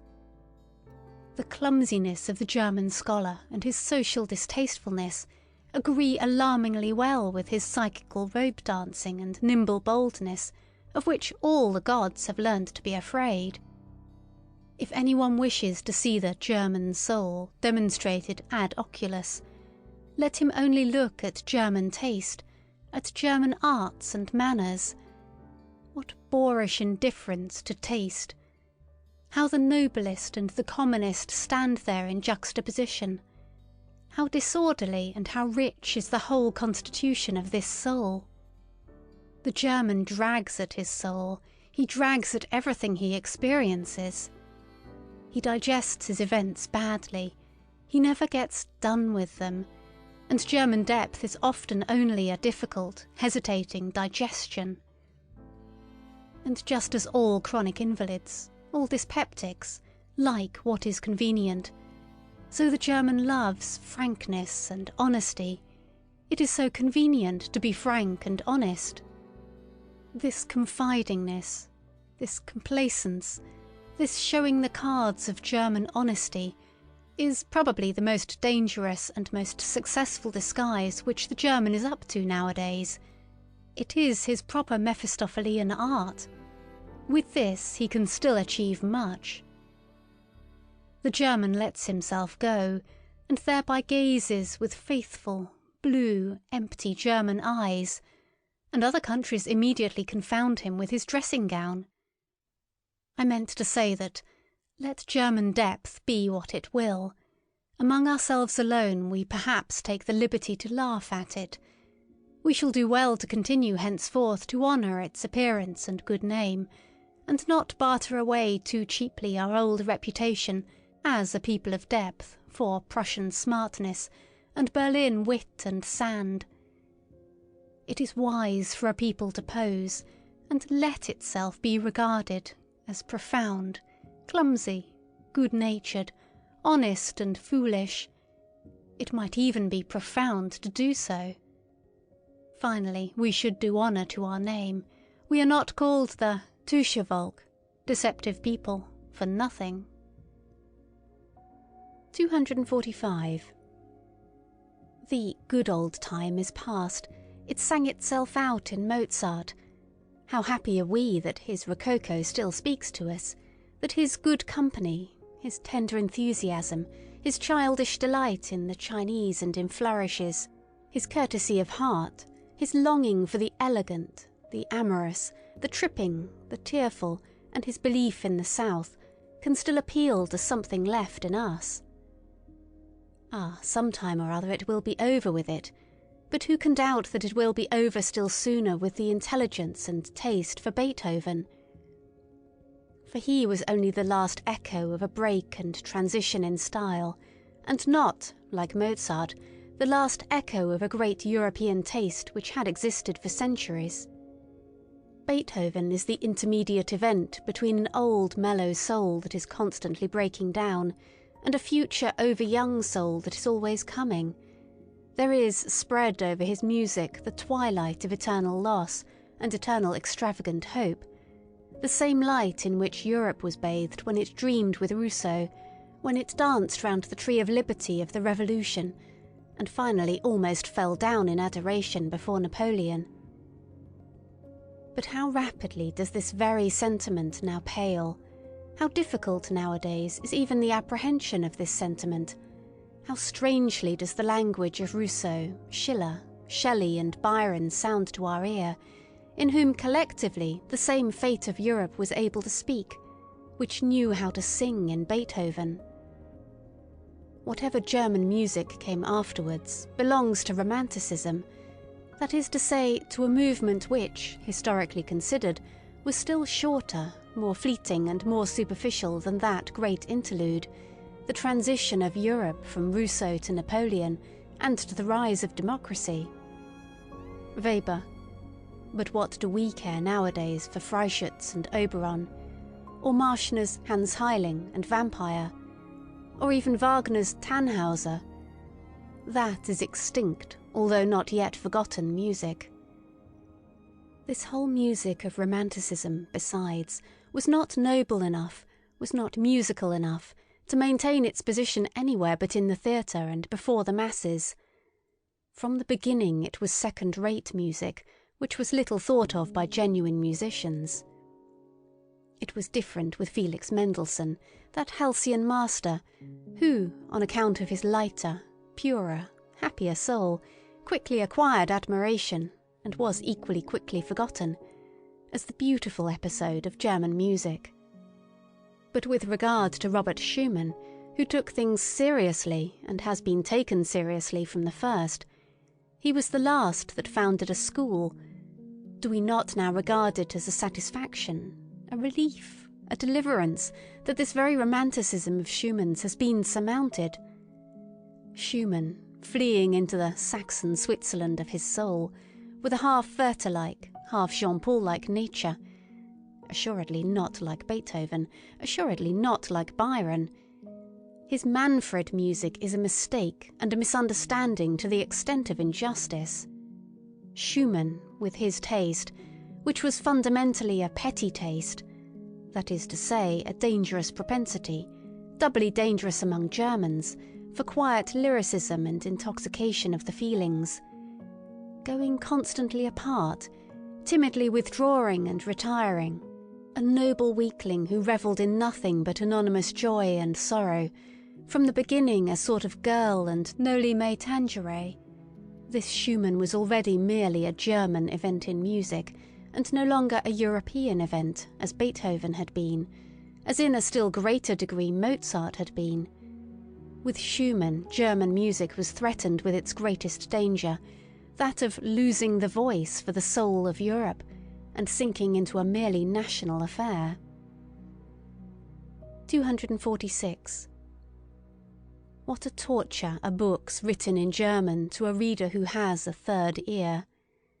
How indignantly he stands beside the slowly turning swamp of sounds without tune and rhythms without dance, which Germans call a book.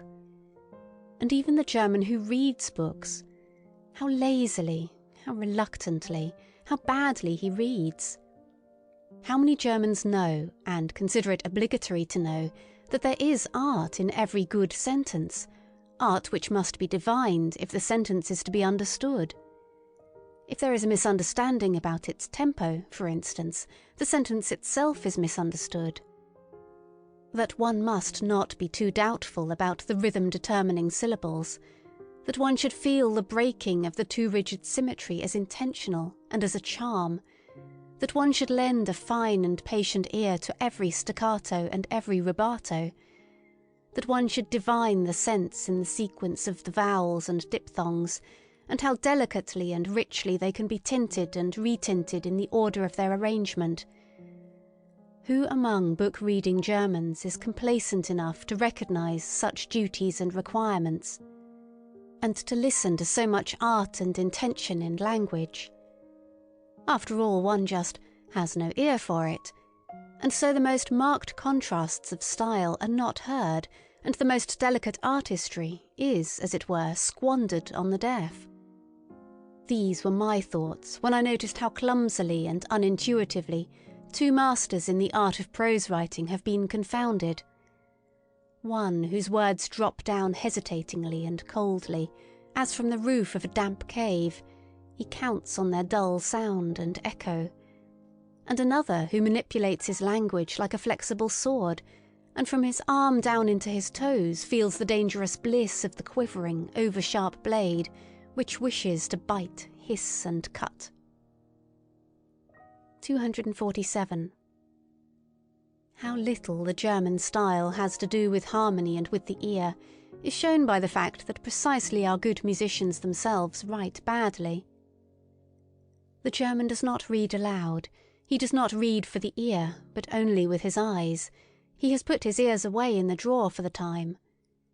In antiquity, when a man read, which was seldom enough, he read something to himself and in a loud voice.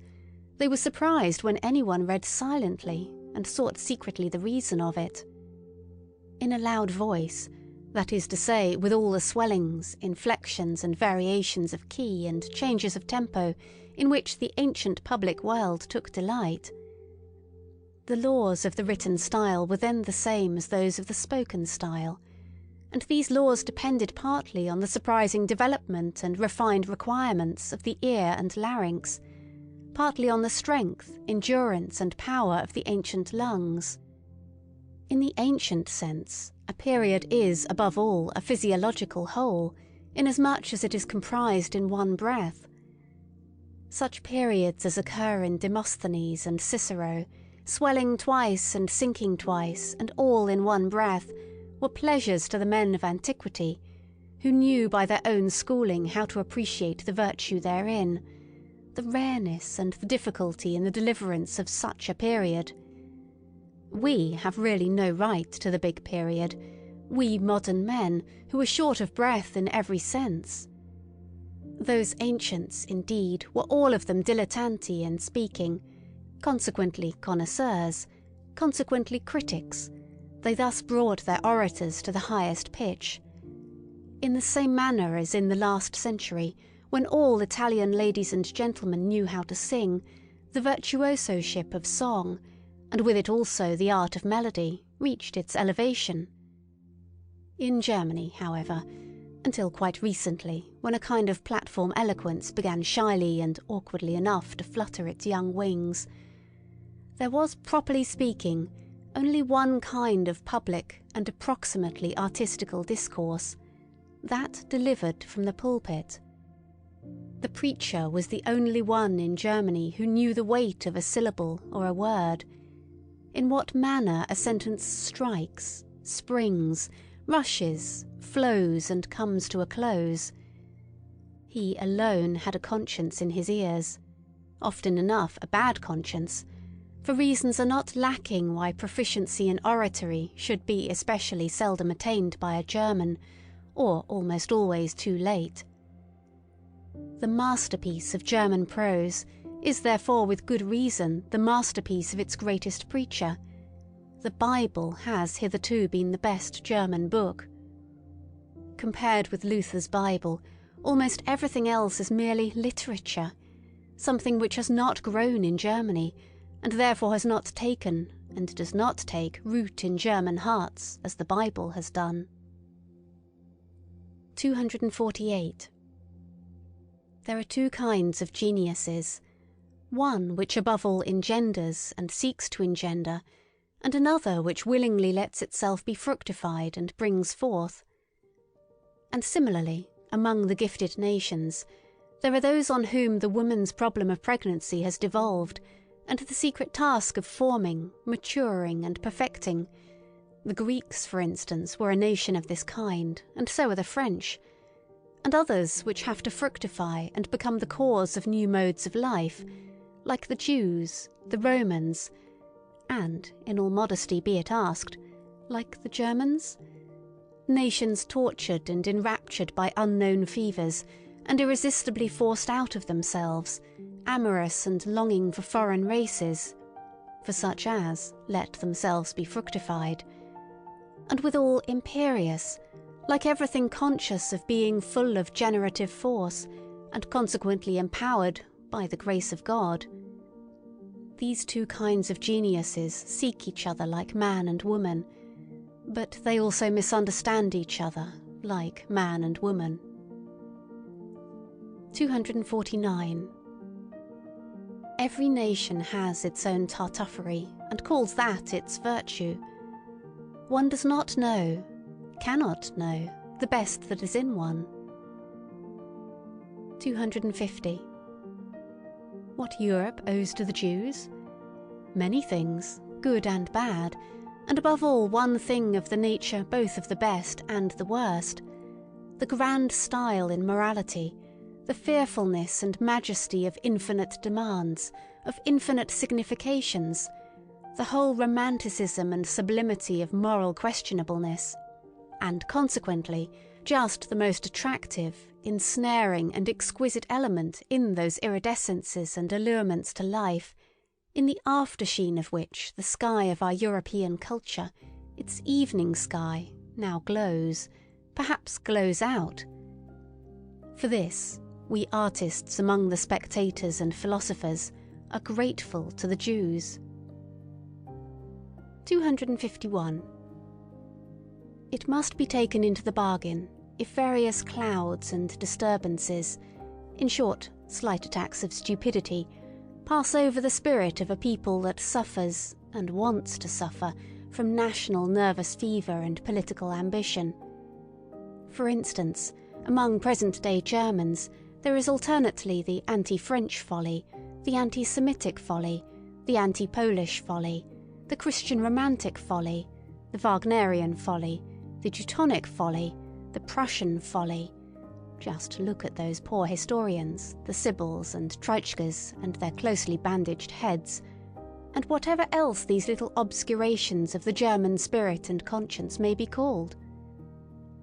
May it be forgiven me that I too, when on a short, daring sojourn on very infected ground, did not remain wholly exempt from the disease, but, like everyone else, began to entertain thoughts about matters which did not concern me, the first symptom of political infection. About the Jews, for instance, listen to the following. I have never yet met a German who was favourably inclined to the Jews, and however decided the repudiation of actual anti-Semitism may be on the part of all prudent and political men, this prudence and policy is not perhaps directed against the nature of the sentiment itself, but only against its dangerous excess, and especially against the distasteful and infamous expression of this excess of sentiment. On this point we must not deceive ourselves. That Germany has amply sufficient Jews, that the German stomach, the German blood, has difficulty, and will long have difficulty, in disposing only of this quantity of Jew, as the Italian, the Frenchman, and the Englishman have done by means of a stronger digestion. That is the unmistakable declaration and language of a general instinct, to which one must listen and according to which one must act. Let no more Jews come in, and shut the doors, especially towards the east, also towards Austria. Thus commands the instinct of a people whose nature is still feeble and uncertain, so that it could be easily wiped out, easily extinguished by a stronger race. The Jews, however, are beyond all doubt the strongest, toughest and purest race at present living in Europe. They know how to succeed even under the worst conditions, in fact better than under favourable ones, by means of virtues of some sort, which one would like nowadays to label as vices, owing above all to a resolute faith which does not need to be ashamed before modern ideas. They alter only when they do alter, in the same way that the Russian Empire makes its conquest, as an empire that has plenty of time and is not of yesterday, namely, according to the principle, as slowly as possible.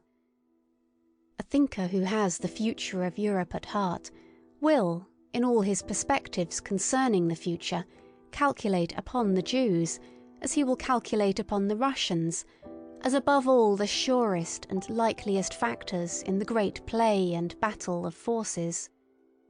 That which is at present called a nation in Europe, and is really rather a res facta than nata, indeed sometimes confusingly similar to a res ficta et picta, is in every case something evolving, young, easily displaced, and not yet a race, much less such a race, or a perennius, as the Jews are. Such nations should most carefully avoid all hot-headed rivalry and hostility. It is certain that the Jews, if they desired, or if they were driven to it, as the anti-Semites seem to wish, could now have the ascendancy, nay, literally the supremacy over Europe. That they are not working and planning for that end is equally certain. Meanwhile, they rather wish and desire, even somewhat importunately, to be insorbed and absorbed by Europe. They long to be finally settled, authorized and respected somewhere, and wish to put an end to the nomadic life, to the wandering Jew, and one should certainly take account of this impulse and tendency, and make advances to it. It possibly betokens a mitigation of the Jewish instincts, for which purpose it would perhaps be useful and fair to banish the anti-Semitic bawlers out of the country. One should make advances with all prudence and with selection, pretty much as the English nobility do. It stands to reason that the more powerful and strongly marked types of New Germanism could enter into relation with the Jews with the least hesitation. For instance, the nobleman officer from the Prussian border. It would be interesting in many ways to see whether the genius for money and patience, and especially some intellect and intellectuality, sadly lacking in the place referred to, could not in addition be annexed and trained to the hereditary art of commanding and obeying, for both of which the country in question has now a classic reputation. But here it is expedient to break off my festal discourse and my sprightly Teutonomania, for I have already reached my serious topic, the European problem as I understand it, the rearing of a new ruling caste for Europe. 252. They are not a philosophical race, the English. Bacon represents an attack on the philosophical spirit generally. Hobbes, Hume and Locke an abasement and a depreciation of the idea of a philosopher for more than a century. It was against Hume that Kant uprose and raised himself. It was Locke of whom Schelling rightly said, "Je méprise Locke." In the struggle against the English mechanical stultification of the world, Hegel and Schopenhauer, along with Goethe, were of one accord, the two hostile brother geniuses in philosophy who pushed in different directions towards the opposite poles of German thought, and thereby wronged each other as only brothers will do.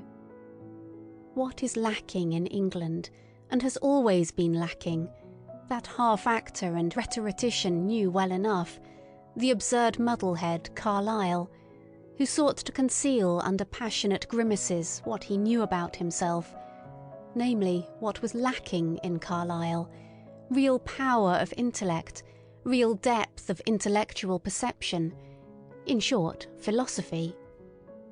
It is characteristic of such an unphilosophical race to hold on firmly to Christianity. They need its discipline for moralizing and humanizing. The Englishman, more gloomy, sensual, headstrong and brutal than the German, is, for that very reason, as the baser of the two, also the most pious. He has all the more need of Christianity. To finer nostrils, this English Christianity itself still has a characteristic English taint of spleen and alcoholic excess, for which, owing to good reasons, it is used as an antidote, the finer poison to neutralise the coarser. A finer form of poisoning is in fact a step in advance with coarse-mannered people, a step towards spiritualisation. The English coarseness and rustic demureness is still most satisfactorily disguised by Christian pantomime, and by praying and psalm-singing, or, more correctly, it is thereby explained and differently expressed. And for the herd of drunkards and rakes who formerly learned moral grunting under the influence of Methodism, and more recently as the Salvation Army, a penitential fit may really be the relatively highest manifestation of humanity to which they can be elevated. So much may reasonably be admitted. That, however, which offends even in the humanest Englishman is his lack of music, to speak figuratively, and also literally. He has neither rhythm nor dance in the movements of his soul and body. Indeed, not even the desire for rhythm and dance, for music. Listen to him speaking. Look at the most beautiful Englishwomen walking. In no country on earth are there more beautiful doves and swans. Finally, listen to them singing. But I ask too much. 253. There are truths which are best recognised by mediocre minds, because they are best adapted for them.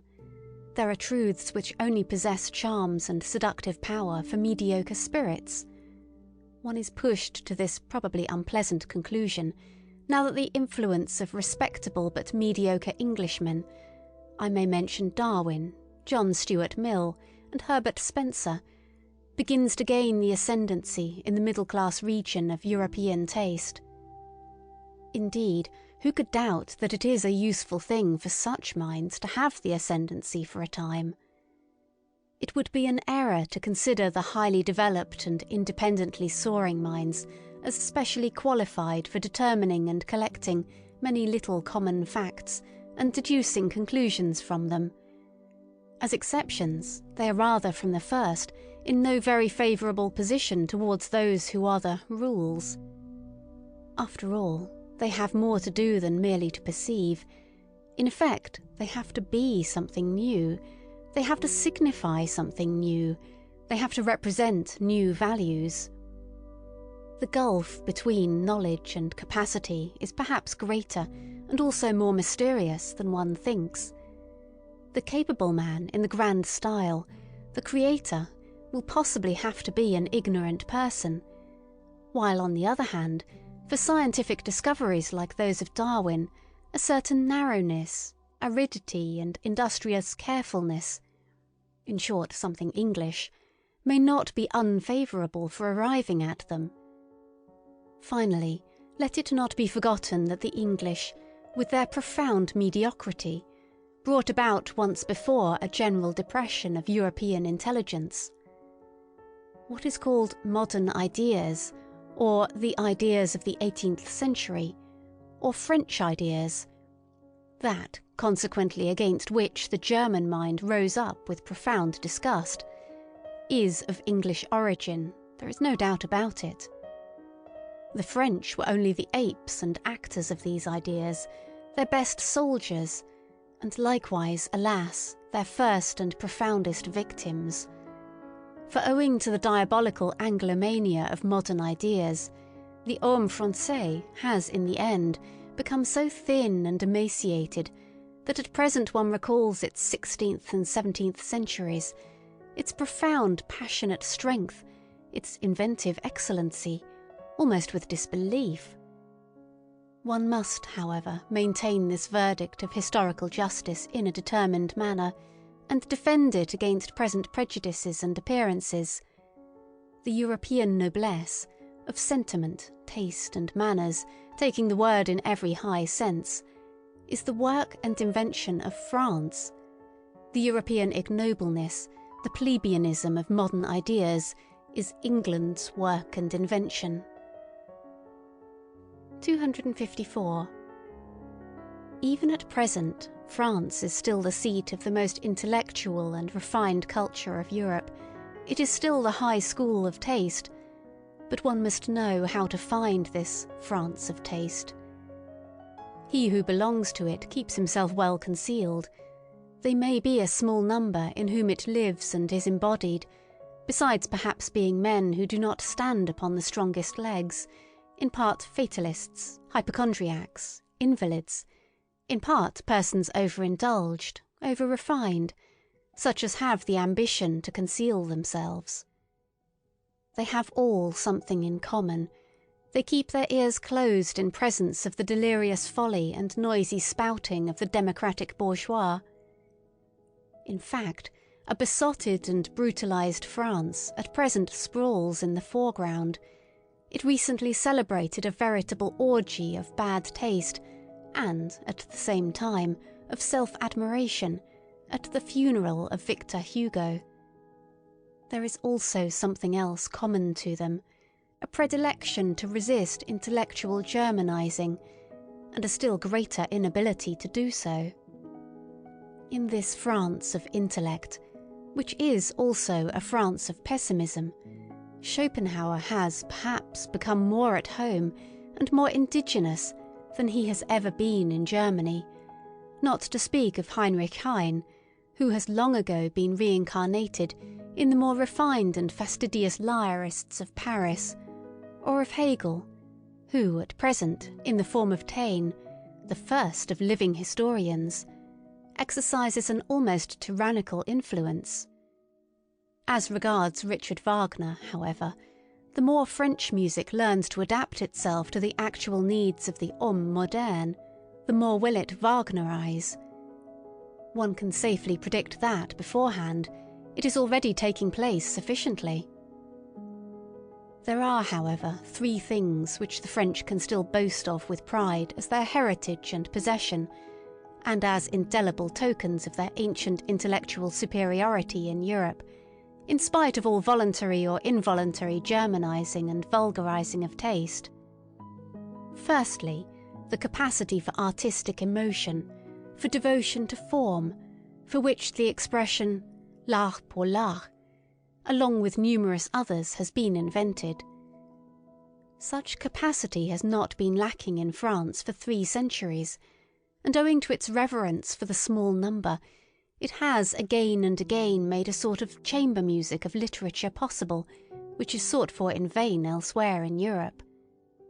The second thing whereby the French can lay claim to a superiority over Europe is their ancient, many-sided, moralistic culture, owing to which one finds on an average, even in the petit romancier of the newspapers and chance boulevardier de Paris, a psychological sensitiveness and curiosity, of which, for example, one has no conception, to say nothing of the thing itself, in Germany. The Germans lack a couple of centuries of the moralistic work requisite thereto, which, as we have said, France has not grudged.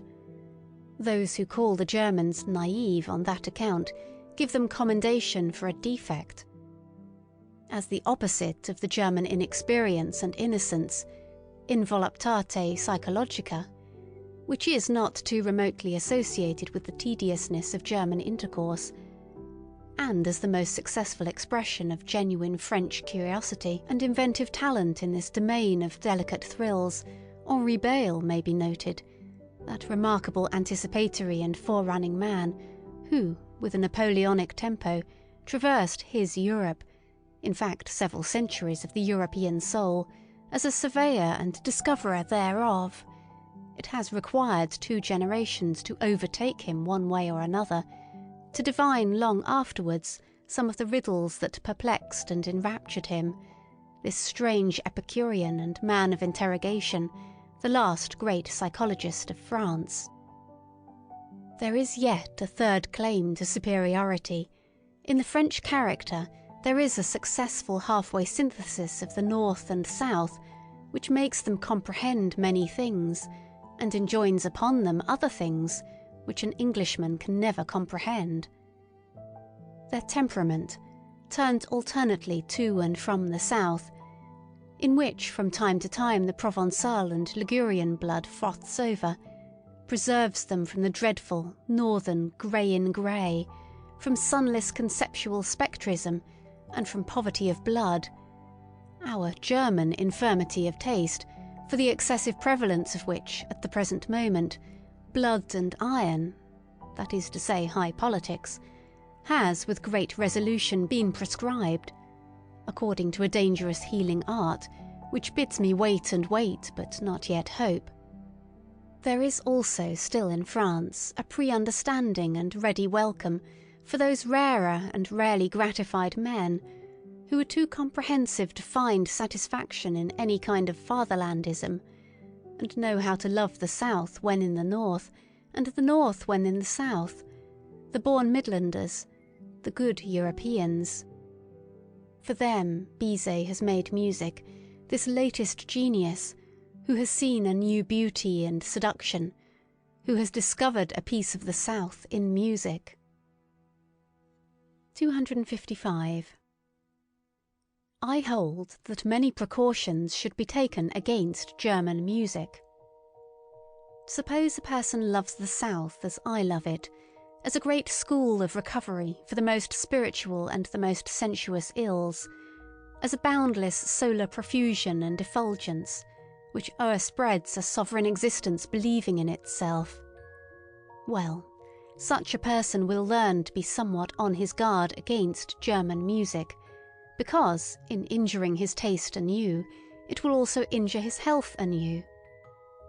Such a southerner not by origin but by belief, if he should dream of the future of music, must also dream of it being freed from the influence of the North, and must have in his ears the prelude to a deeper, mightier, and perhaps more perverse and mysterious music, a super-German music, which does not fade, pale and die away, as all German music does, at the sight of the blue, wanton sea and the Mediterranean clearness of sky, a super-European music which holds its own even in presence of the brown sunsets of the desert, whose soul is akin to the palm tree, and can be at home and can roam with big, beautiful, lonely beasts of prey.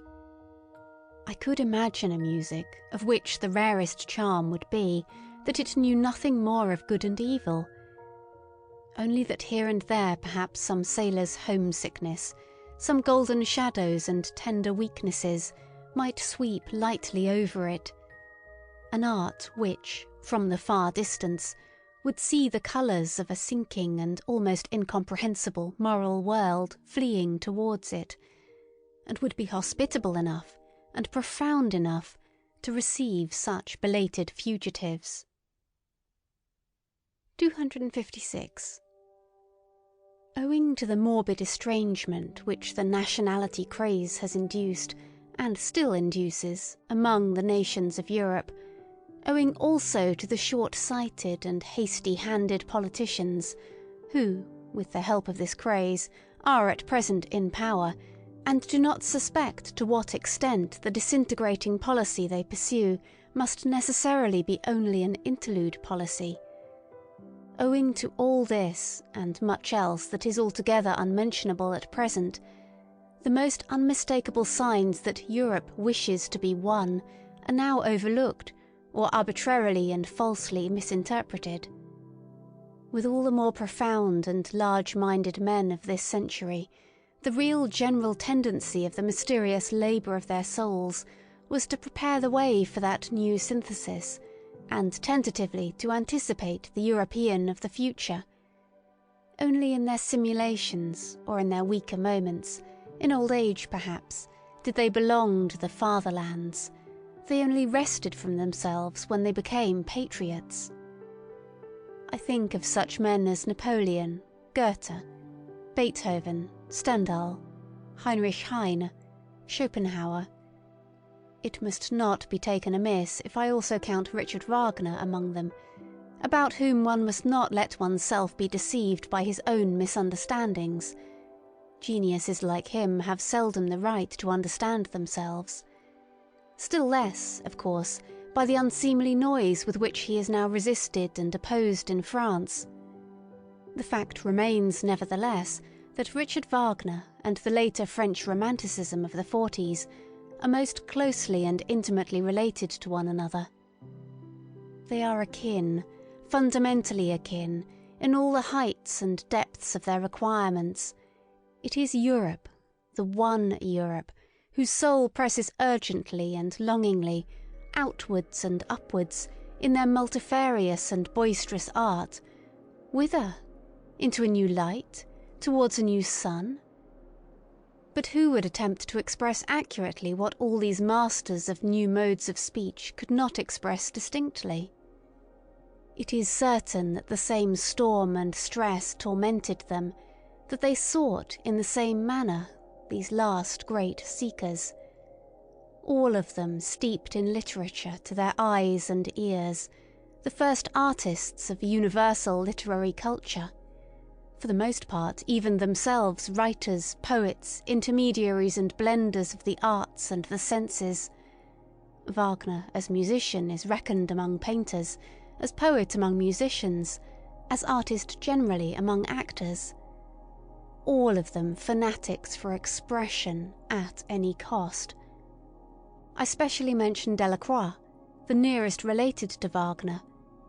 All of them great discoverers in the realm of the sublime, also of the loathsome and dreadful, still greater discoverers in effect, in display, in the art of the show shop.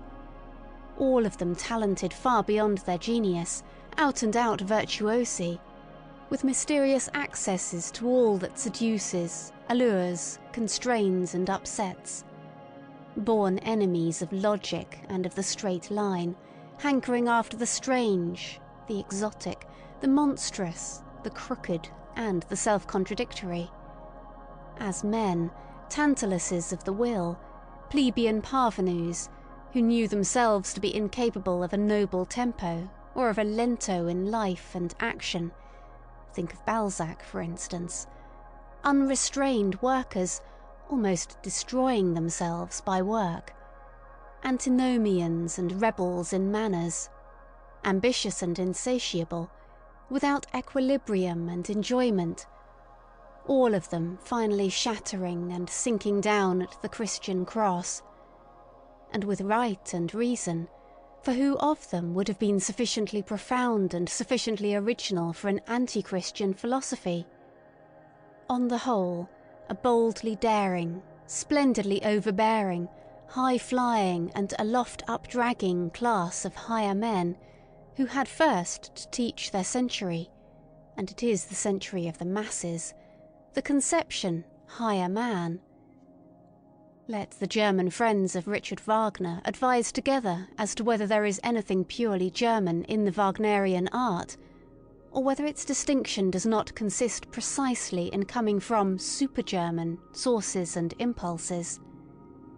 In which connection, it may not be underrated how indispensable Paris was to the development of his type, which the strength of his instincts made him long to visit at the most decisive time, and how the whole style of his proceedings, of his self-apostolate, could only perfect itself in sight of the French socialistic original.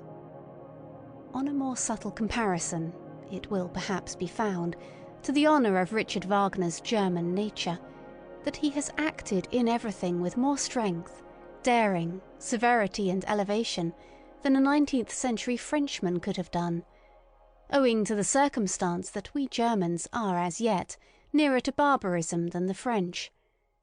Perhaps even the most remarkable creation of Richard Wagner is not only at present, but forever inaccessible, incomprehensible, and inimitable to the whole latter-day Latin race, the figure of Siegfried, that very free man, who is probably far too free, too hard, too cheerful, too healthy, too anti-Catholic for the taste of old and mellow civilized nations.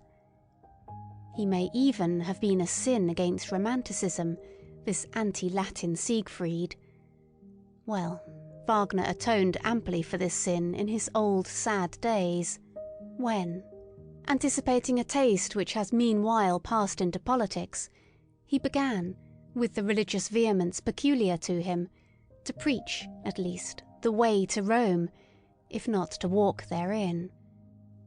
That these last words may not be misunderstood, I will call to my aid a few powerful rhymes, which will even betray to less delicate ears what I mean counter to the last Wagner and his Parsifal music.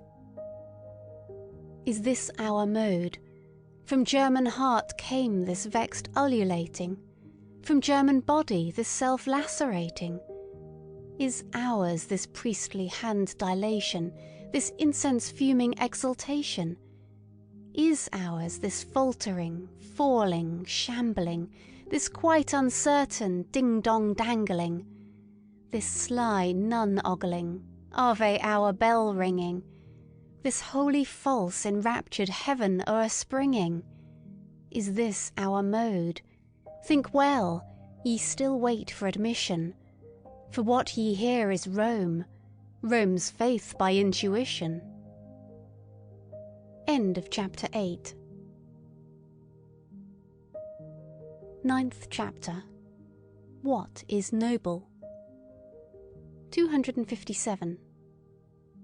Every elevation of the type man has hitherto been the work of an aristocratic society, and so will it always be, a society believing in a long scale of gradations of rank and differences of worth among human beings, and requiring slavery in some form or other.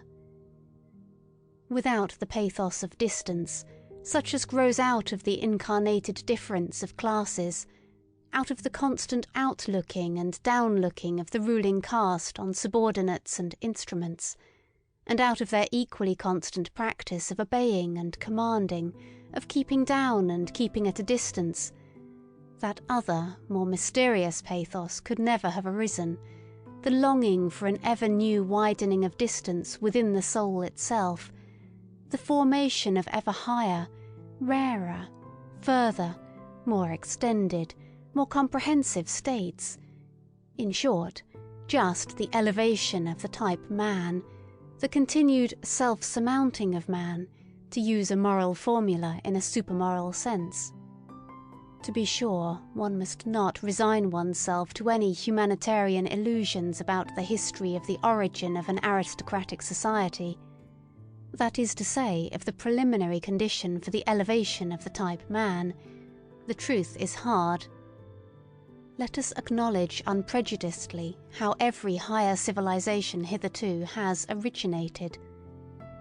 Men with a still natural nature, barbarians in every terrible sense of the word, men of prey, still in possession of unbroken strength of will and desire for power, threw themselves upon weaker, more moral, more peaceful races, perhaps trading or cattle-rearing communities, or upon old, mellow civilizations in which the final vital force was flickering out in brilliant fireworks of wit and depravity.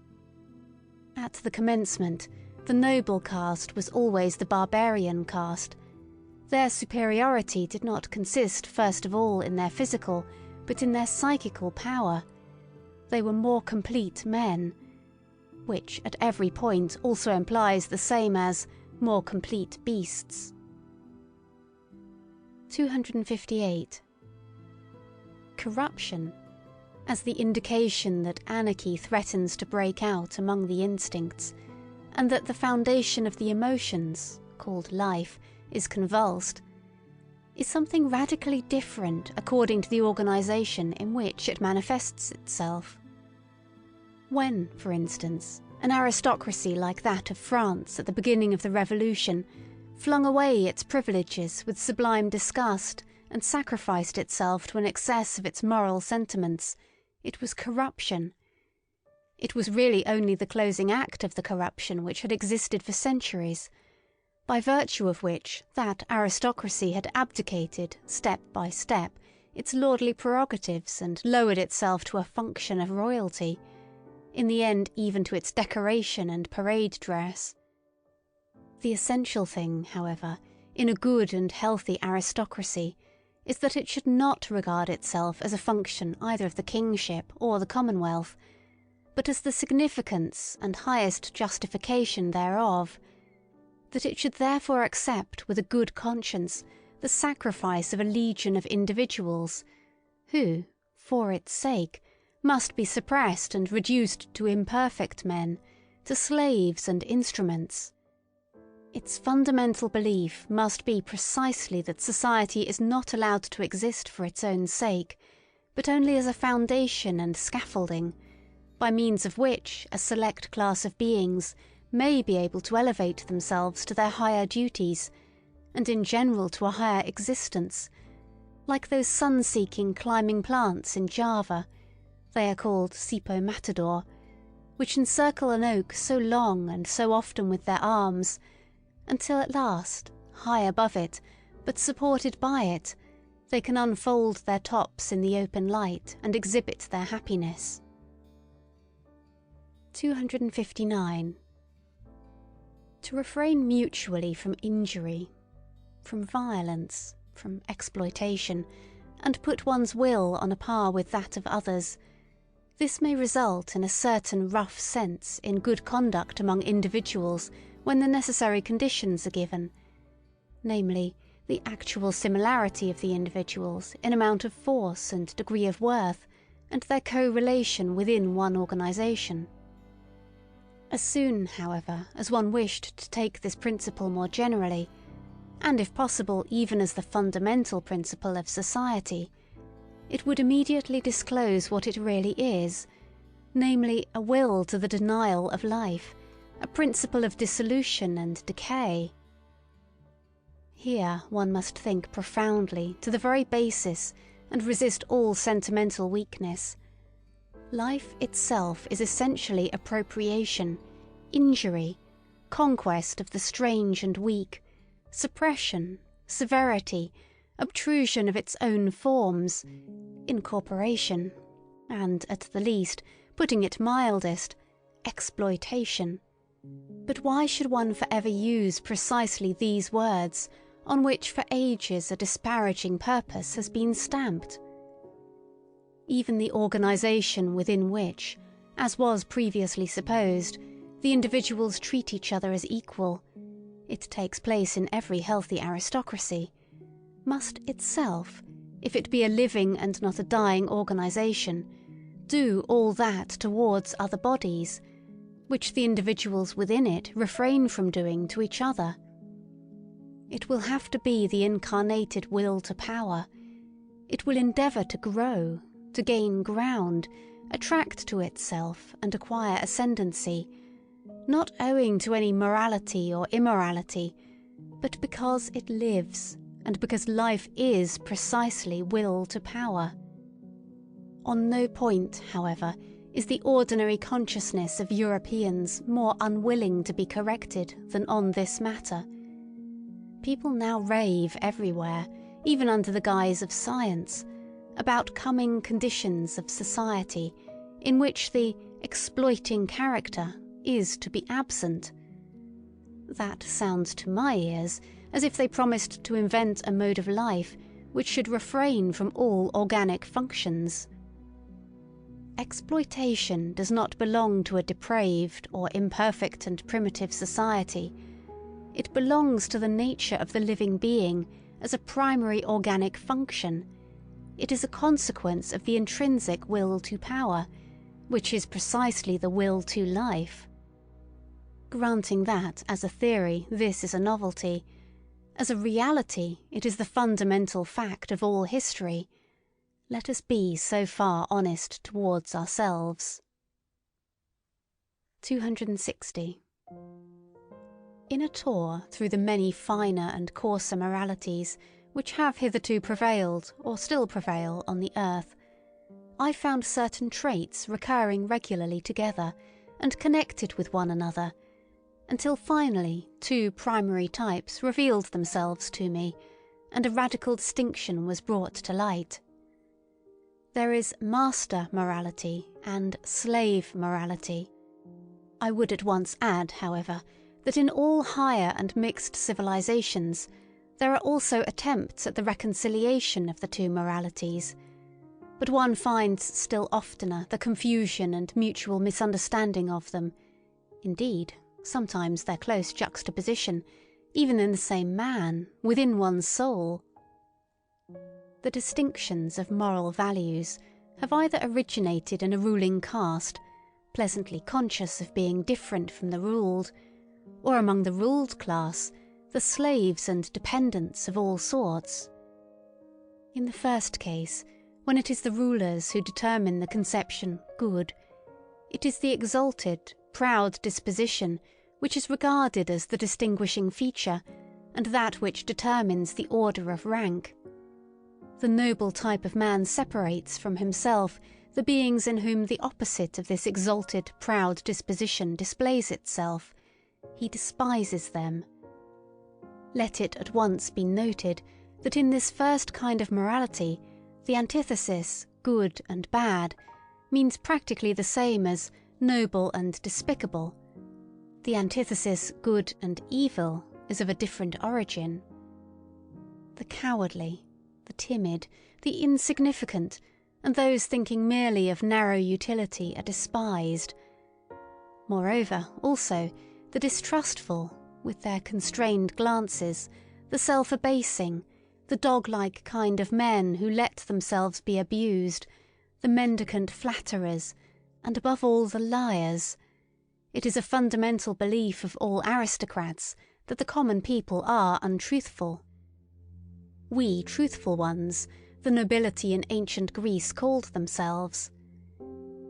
It is obvious that everywhere the designations of moral value were at first applied to men, and were only derivatively and at a later period applied to actions.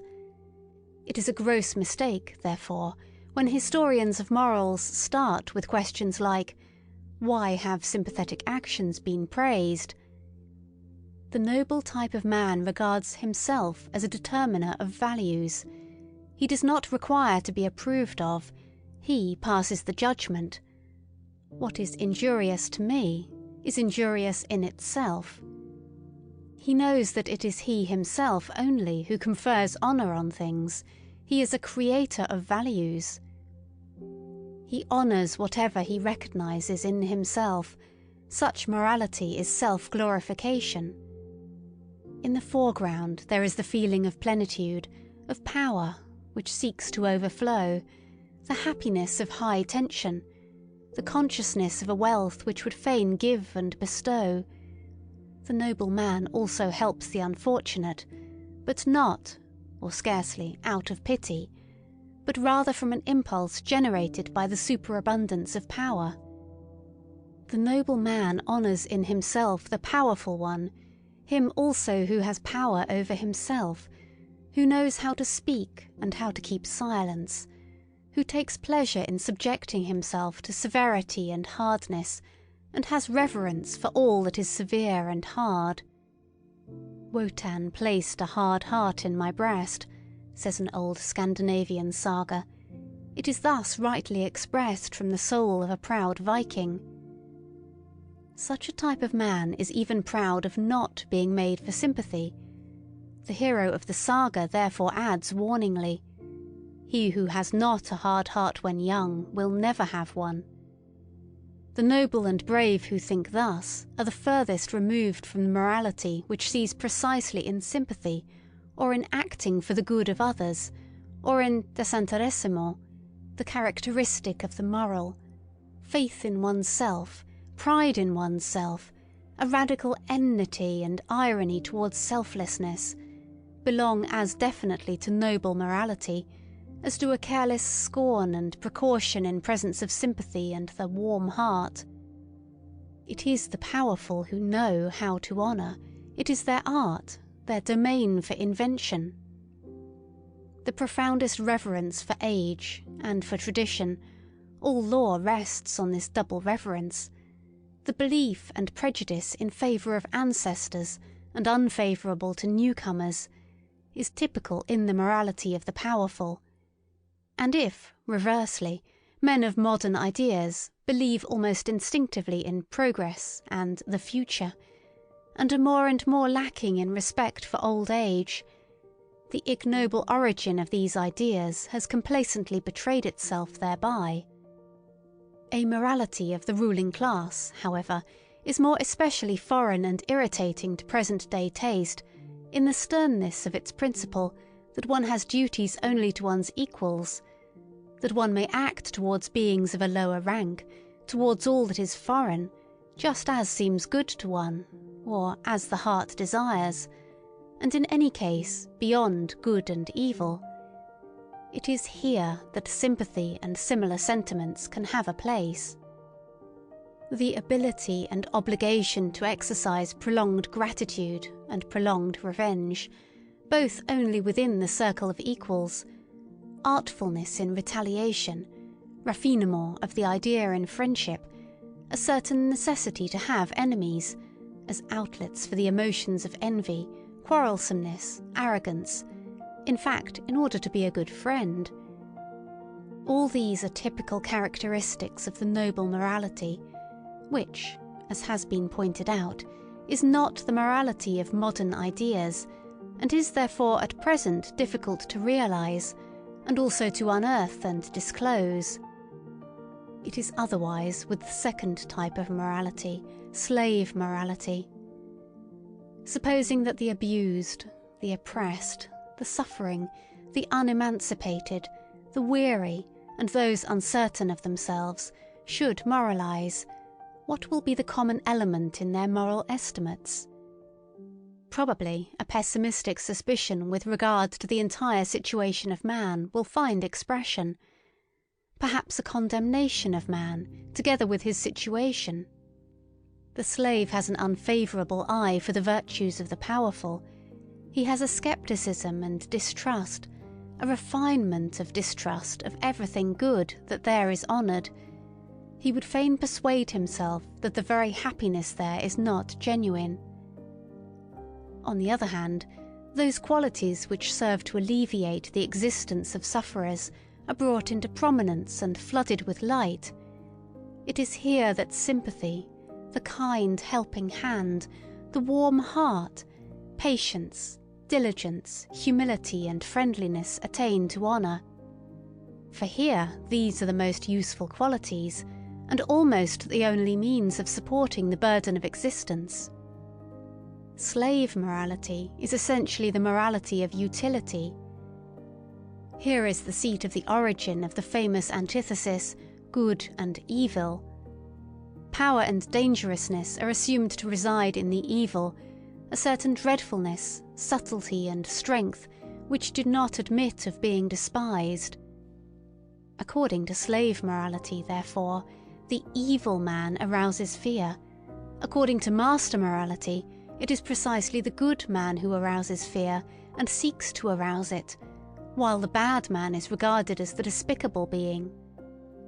The contrast attains its maximum when, in accordance with the logical consequences of slave morality, a shade of depreciation, it might be slight and well-intentioned, at last attaches itself even to the good man of this morality, because, according to the servile mode of thought, the good man must in any case be the safe man.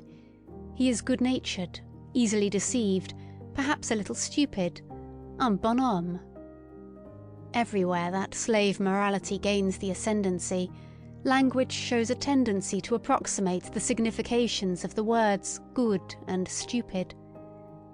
A last fundamental difference, the desire for freedom, the instinct for happiness and the refinements of the feeling of liberty belong as necessarily to slave morals and morality as artifice and enthusiasm in reverence and devotion are the regular symptoms of an aristocratic mode of thinking and estimating. Hence we can understand without further detail why love as a passion, it is our European speciality, must absolutely be of noble origin. As is well known, its invention is due to the Provençal poet-cavaliers, those brilliant, ingenious men of the Guy Sabert, to whom Europe owes so much, and almost owes itself. 261. Vanity is one of the things which are perhaps most difficult for a noble man to understand. He will be tempted to deny it, where another kind of man thinks he sees it self-evidently. The problem for him is to represent to his mind beings who seek to arouse a good opinion of themselves which they themselves do not possess, and consequently also do not deserve, and who yet believe in this good opinion afterwards. This seems to him on the one hand such bad taste and so self-disrespectful, and on the other hand so grotesquely unreasonable, that he would like to consider vanity an exception, and is doubtful about it in most cases when it is spoken of. He will say, for instance, "I may be mistaken about my value, and on the other hand may nevertheless demand that my value should be acknowledged by others precisely as I rate it. That, however, is not vanity, but self-conceit, or in most cases that which is called humility and also modesty." Or he will even say, "For many reasons I can delight in the good opinion of others, perhaps because I love and honour them and rejoice in all their joys, perhaps also because their good opinion endorses and strengthens my belief in my own good opinion, perhaps because the good opinion of others, even in cases where I do not share it, is useful to me, or gives promise of usefulness." All this, however, is not vanity. The man of noble character must first bring it home forcibly to his mind, especially with the aid of history, that, from time immemorial, in all social strata in any way dependent, the ordinary man was only that which he passed for. Not being at all accustomed to fix values, he did not assign even to himself any other value than that which his master assigned to him. It is the peculiar right of masters to create values. It may be looked upon as the result of an extraordinary atavism that the ordinary man, even at present, is still always waiting for an opinion about himself, and then instinctively submitting himself to it, yet by no means only to a good opinion, but also to a bad and unjust one. Think, for instance, of the greater part of the self-appreciations and self-depreciations which believing women learn from their confessors, and which in general the believing Christian learns from his church. In fact, conformably to the slow rise of the democratic social order, and its cause, the blending of the blood of masters and slaves, the originally noble and rare impulse of the masters to assign a value to themselves and to think well of themselves will now be more and more encouraged and extended. but it has at all times an older, ampler and more radically ingrained propensity opposed to it, and in the phenomenon of vanity, this older propensity overmasters the younger. The vain person rejoices over every good opinion which he hears about himself, quite apart from the point of view of its usefulness, and equally regardless of its truth or falsehood, just as he suffers from every bad opinion, for he subjects himself to both, he feels himself subjected to both, by that oldest instinct of subjection which breaks forth in him. It is the slave in the vain man's blood, the remains of the slave's craftiness, and how much of the slave is still left in woman, for instance, which seeks to seduce to good opinions of itself. It is the slave, too, who immediately afterwards falls prostrate himself before these opinions, as though he had not called them forth. And, to repeat it again, vanity is an atavism. 262. A species originates and a type becomes established and strong in the long struggle with essentially constant unfavourable conditions. On the other hand, it is known by the experience of breeders that species which receive superabundant nourishment and in general a surplus of protection and care immediately tend in the most marked way to develop variations and are fertile in prodigies and monstrosities, also in monstrous vices. Now look at an aristocratic commonwealth, say an ancient Greek polis, or Venice, as a voluntary or involuntary contrivance for the purpose of rearing human beings. There are their men beside one another, thrown upon their own resources, who want to make their species prevail, chiefly because they must prevail, or else run the terrible danger of being exterminated. The favour, the superabundance, the protection are there lacking under which variations are fostered. The species needs itself as species, as something which, precisely by virtue of its hardness, its uniformity and simplicity of structure, can, in general, prevail and make itself permanent in constant struggle with its neighbours, or with rebellious or rebellion-threatening vassals. The most varied experience teaches it what are the qualities to which it principally owes the fact that it still exists, in spite of all gods and men, and has hitherto been victorious. These qualities it calls virtues, and these virtues alone it develops to maturity. It does so with severity. Indeed, it desires severity. Every aristocratic morality is intolerant in the education of youth, in the control of women, in the marriage customs, in the relations of young and old, in the penal laws, which have an eye only for the degenerating. It counts intolerance itself among the virtues, under the name of justice. A type with few but very marked features, a species of severe, warlike, wisely silent, reserved and reticent men, and, as such, with the most delicate sensibility for the charm and nuances of society, is thus established, unaffected by the vicissitudes of generations. The constant struggle with uniform unfavourable conditions is, as already marked, the cause of a type becoming stable and hard. Finally, however, a happy state of things results, the enormous tension is relaxed, there are perhaps no more enemies among the neighbouring peoples, and the means of life, even of the enjoyment of life, are present in superabundance. With one stroke the bond and constraint of the old discipline severs. It is no longer regarded as necessary, as a condition of existence. If it would continue, it can only do so as a form of luxury, as an archaising taste. Variations, whether they be deviations into the higher, finer and rarer, or deteriorations and monstrosities, appear suddenly on the scene in the greatest exuberance and splendour. The individual dares to be individual and detach himself.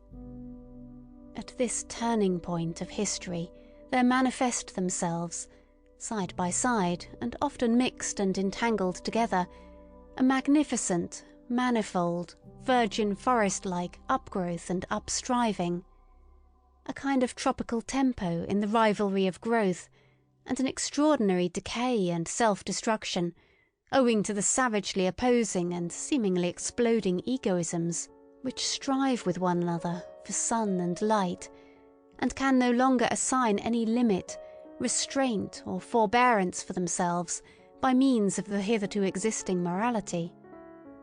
It was this morality itself which piled up the strength so enormously, which bent the bow in so threatening a manner. It is now out of date. It is getting out of date. The dangerous and disquieting point has been reached when the greater, more manifold, more comprehensive life is lived beyond the old morality. The individual stands out and is obliged to have recourse to his own law-giving, his own arts and artifices for self-preservation, self-elevation and self-deliverance. Nothing but new whys, nothing but new hows, no common formulas any longer, misunderstanding and disregard in league with each other, decay, deterioration, and the loftiest desires frightfully entangled, the genius of the race overflowing from all the cornucopias of good and bad, a portentous simultaneousness of spring and autumn, full of new charms and mysteries peculiar to the fresh, still inexhausted, still unwearied corruption. Danger is again present, the mother of morality, great danger. This time shifted into the individual, into the neighbour and friend, into the street, into their own child, into their own heart, into all the most personal and secret recesses of their desires and volitions. What will the moral philosophers who appear at this time have to preach?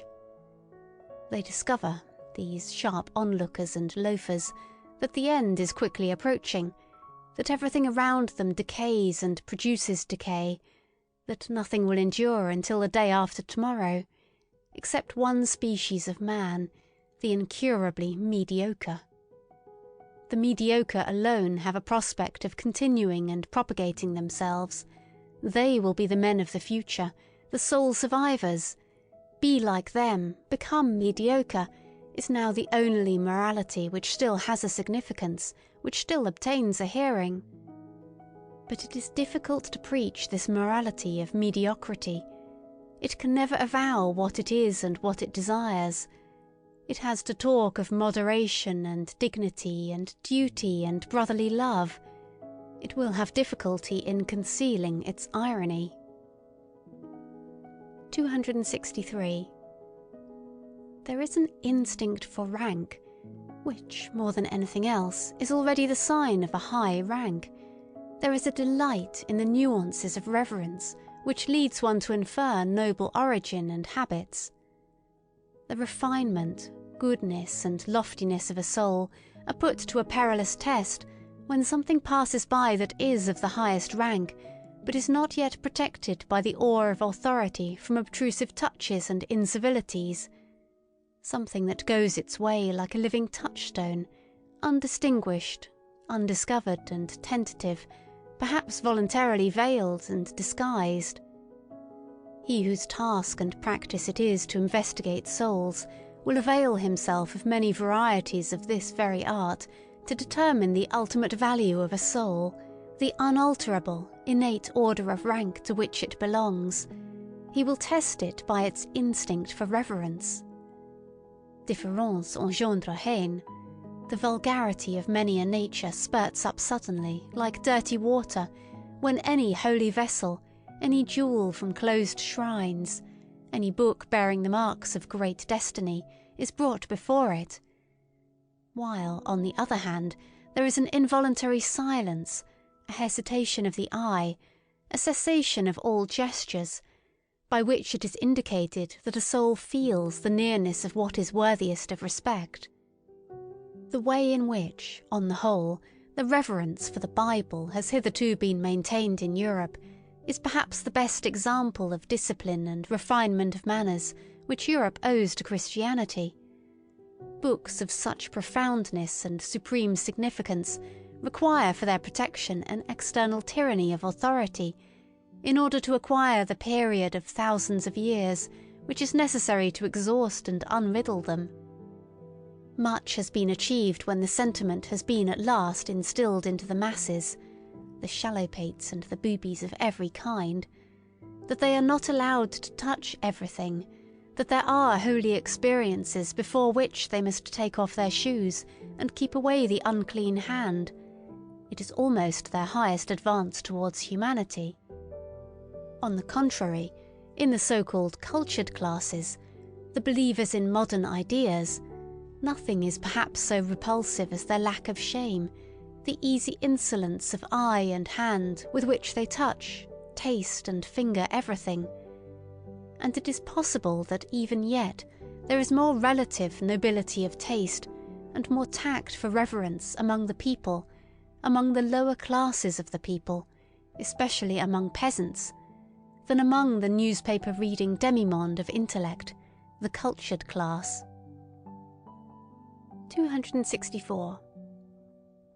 It cannot be effaced from a man's soul what his ancestors have preferably and most constantly done, whether they were perhaps diligent economizers attached to a desk and a cash-box, modest and citizen-like in their desires, modest also in their virtues, or whether they were accustomed to commanding from morning to night, fond of rude pleasures and probably of still ruder duties and responsibilities, or whether, finally, at one time or another, they have sacrificed old privileges of birth and possession in order to live wholly for their faith, for their God, as men of an inexorable and sensitive conscience, which blushes at every compromise. It is quite impossible for a man not to have the qualities and predilections of his parents and ancestors in his constitution, whatever appearances may suggest to the contrary. This is the problem of race. Granted that one knows something of the parents, it is admissible to draw a conclusion about the child. Any kind of offensive incontinence, any kind of sordid envy, or of clumsy self-vaunting, the three things which together have constituted the genuine plebeian type in all times, such must pass over to the child as surely as bad blood, and with the help of the best education and culture, one will only succeed in deceiving with regard to such heredity.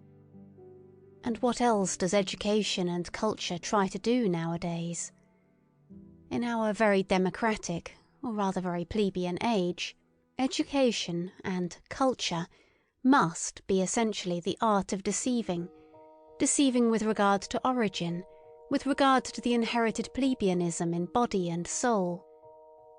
An educator who nowadays preached truthfulness above everything else, and called out constantly to his pupils, "Be true, be natural, show yourselves as you are," even such a virtuous and sincere ass would learn in a short time to have recourse to the furca of Horace, naturam expellere, with what results?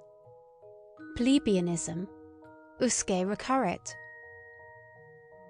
265.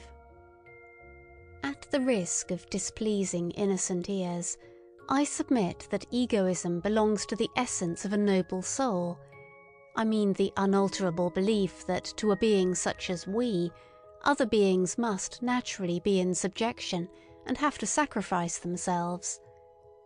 The noble soul accepts the fact of his egoism without question, and also without consciousness of harshness, constraint or arbitrariness therein, but rather as something that may have its basis in the primary law of things.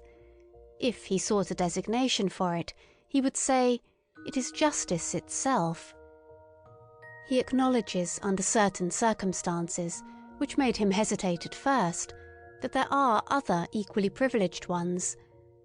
As soon as he has settled this question of rank, he moves among those equals and equally privileged ones with the same assurance, as regards modesty and delicate respect, which he enjoys in intercourse with himself, in accordance with an innate heavenly mechanism which all the stars understand. It is an additional instance of his egoism, this artfulness and self-limitation in intercourse with his equals. Every star is a similar egoist.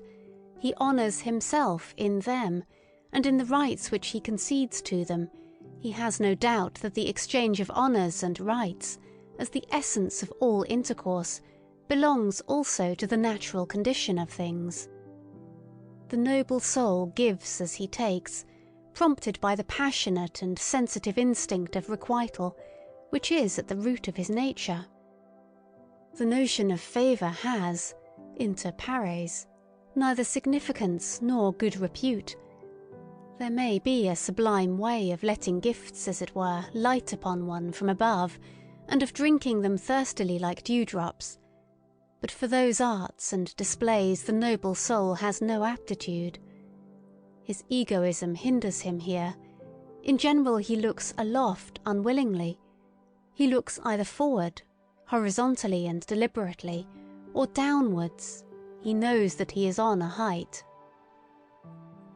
266. One can only truly esteem him who does not look out for himself. Goethe to Rathschlosser. 267. The Chinese have a proverb which mothers even teach their children. Shao Xin, make thy heart small. This is the essentially fundamental tendency in latter-day civilizations. I have no doubt that an ancient Greek, also, would first of all remark the self-dwarfing in us Europeans of today. In this respect alone we should immediately be distasteful to him. 268. What, after all, is ignobleness? Words are vocal symbols for ideas.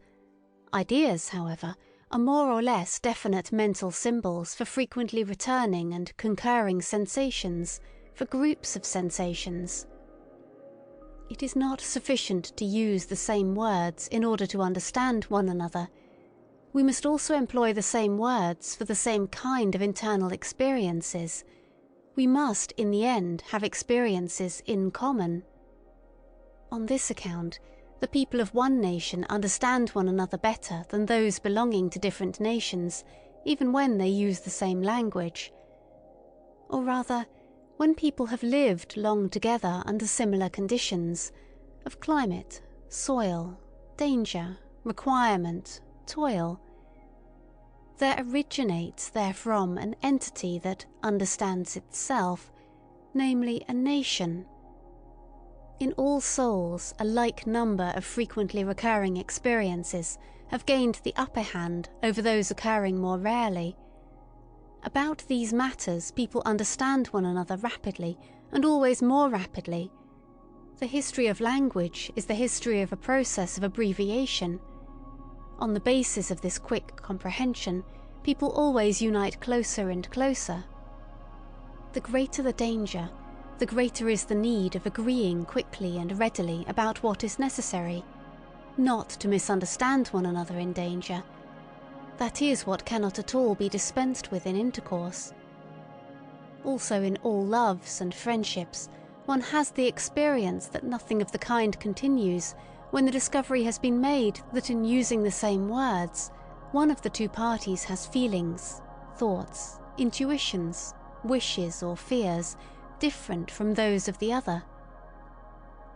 The fear of the eternal misunderstanding, that is the good genius which so often keeps persons of different sexes from too hasty attachments to which sense and heart prompt them, and not some Schopenhauerian genius of the species.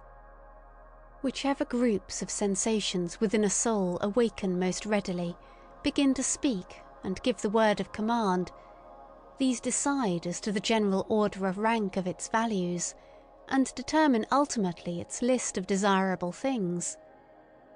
A man's estimates of value betray something of the structure of his soul, and wherein it sees its conditions of life, its intrinsic needs. Supposing now that necessity has from all time drawn together only such men as could express similar requirements and similar experiences by similar symbols, it results, on the whole, that the easy communicability of need, which implies ultimately the undergoing only of average and common experiences, must have been the most potent of all the forces which have hitherto operated upon mankind. The more similar, the more ordinary people have always had, and are still having, the advantage. The more select, more refined, more unique, and difficultly comprehensible are liable to stand alone. They succumb to accidents in their isolation and seldom propagate themselves. One must appeal to immense opposing forces in order to thwart this natural, all too natural, progressus in simile, the evolution of man to the similar, the ordinary, the average, the gregarious, to the ignoble. 269. The more a psychologist, a born and unavoidable psychologist and soul diviner, turns his attention to the more select cases and individuals, the greater is his danger of being suffocated by sympathy. He needs sternness and cheerfulness more than any other man. For the corruption, the ruination of higher men, of the more unusually constituted souls, is, in fact, the rule. It is dreadful to have such a rule always before one's eyes. The manifold torment of the psychologist who has discovered this ruination, who discovers once, and then discovers almost repeatedly throughout all history, this universal inner desperateness of higher men, this eternal too late in every sense, may perhaps one day be the cause of his turning with bitterness against his own lot, and of his making an attempt at self-destruction, of his going to ruin himself. One may perceive in almost every psychologist a telltale inclination for delightful intercourse with commonplace and well-ordered men. The fact is thereby disclosed that he always requires healing, that he needs a sort of flight and forgetfulness, away from what his insight and incisiveness, from what his business, has laid upon his conscience. The fear of his memory is peculiar to him.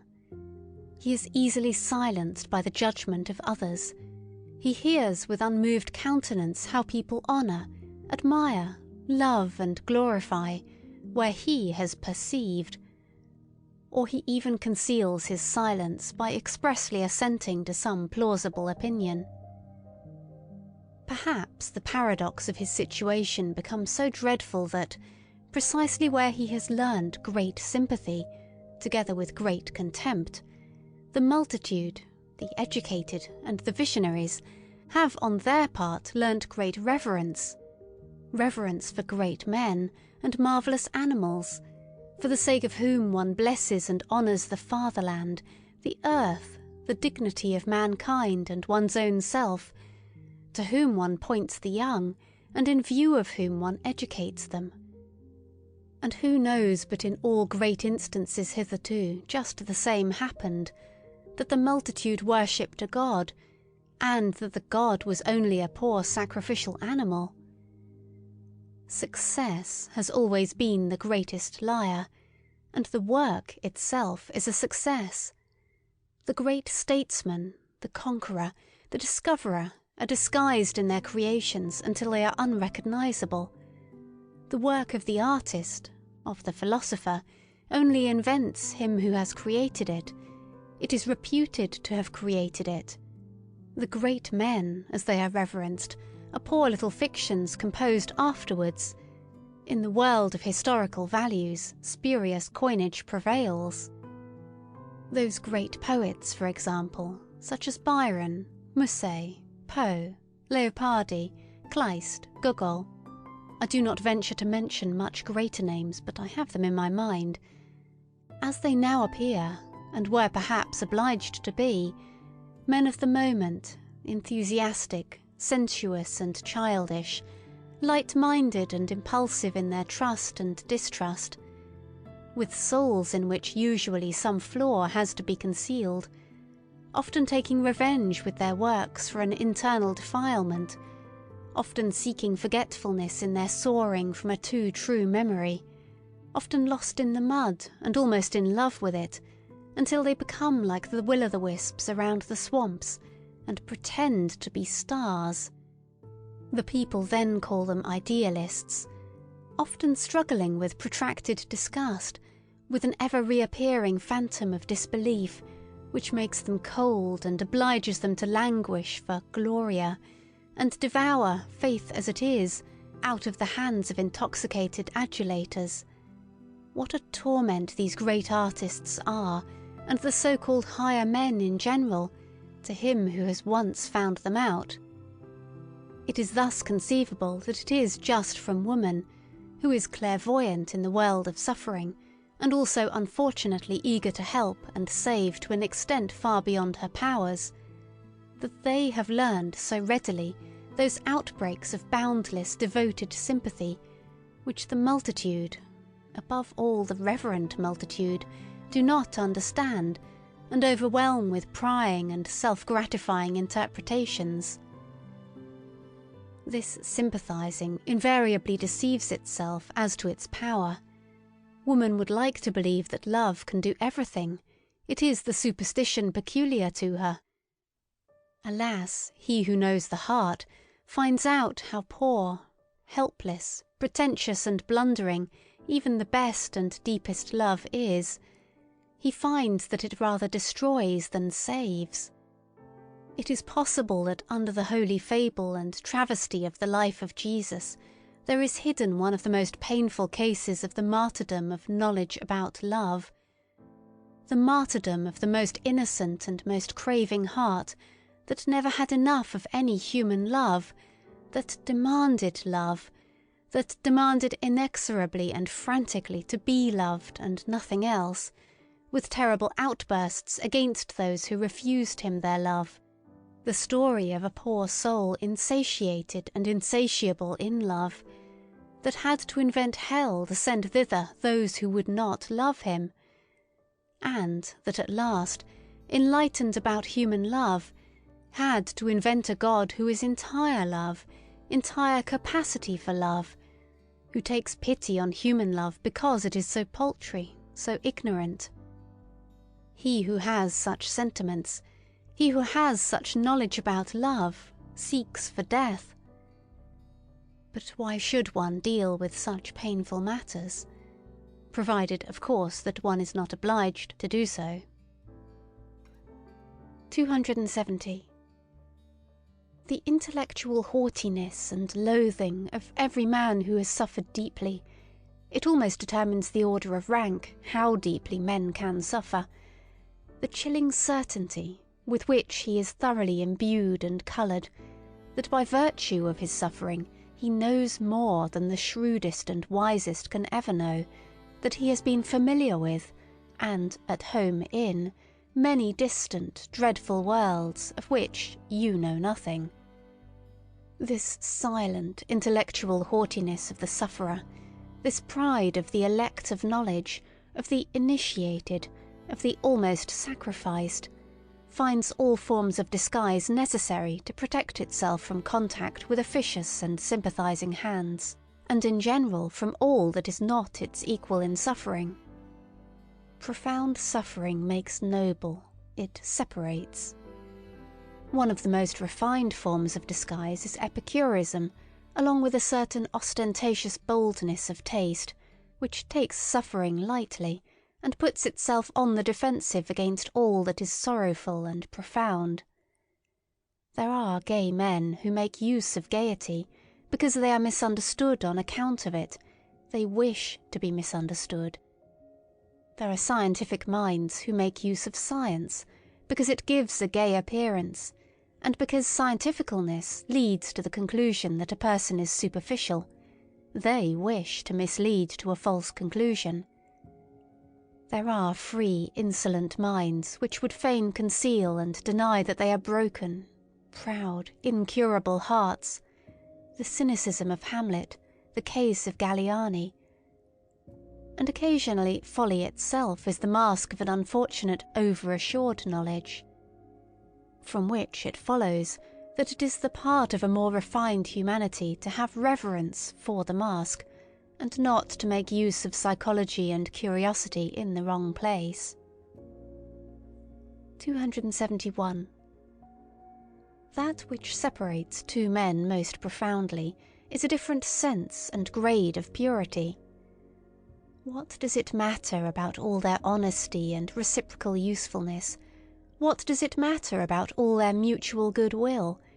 The fact still remains: they cannot smell each other.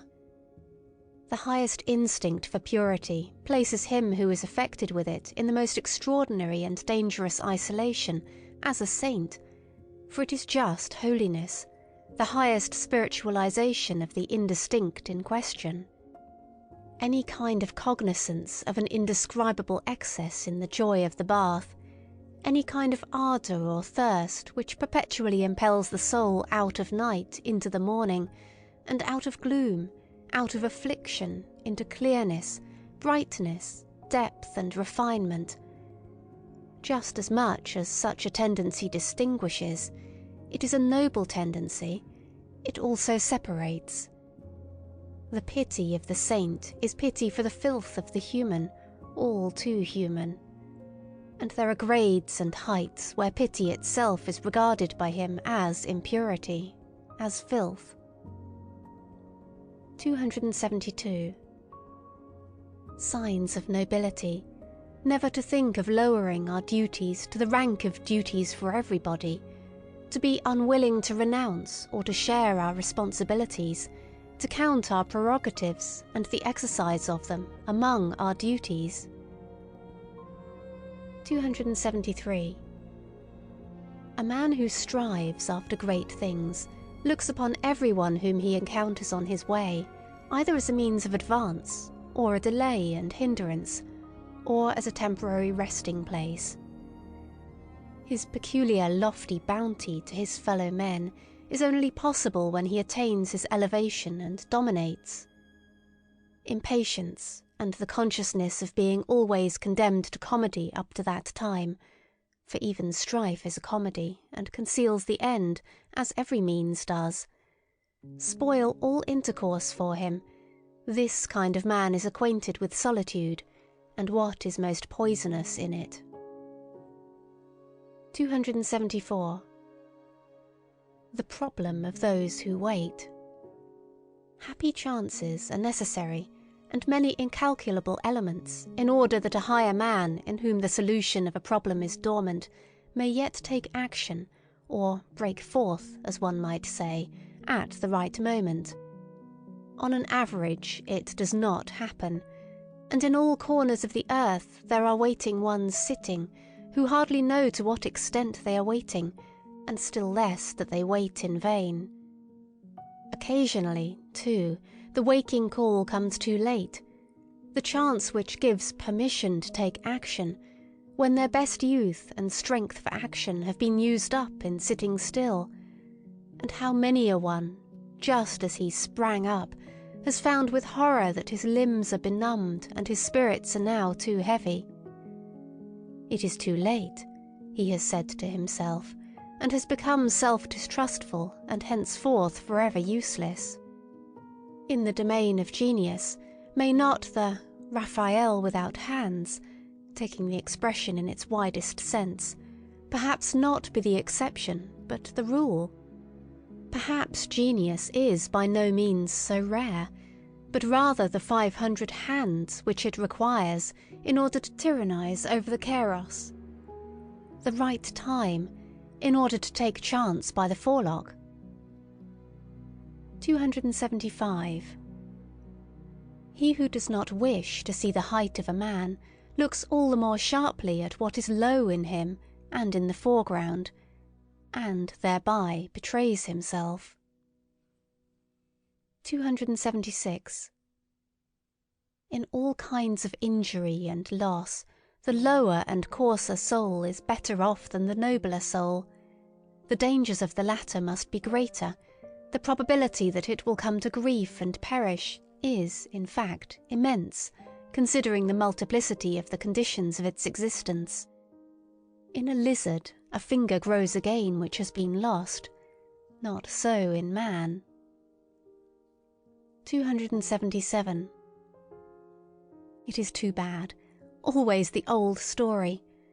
When a man has finished building his house, he finds that he has learnt unawares something which he ought absolutely to have known before he began to build.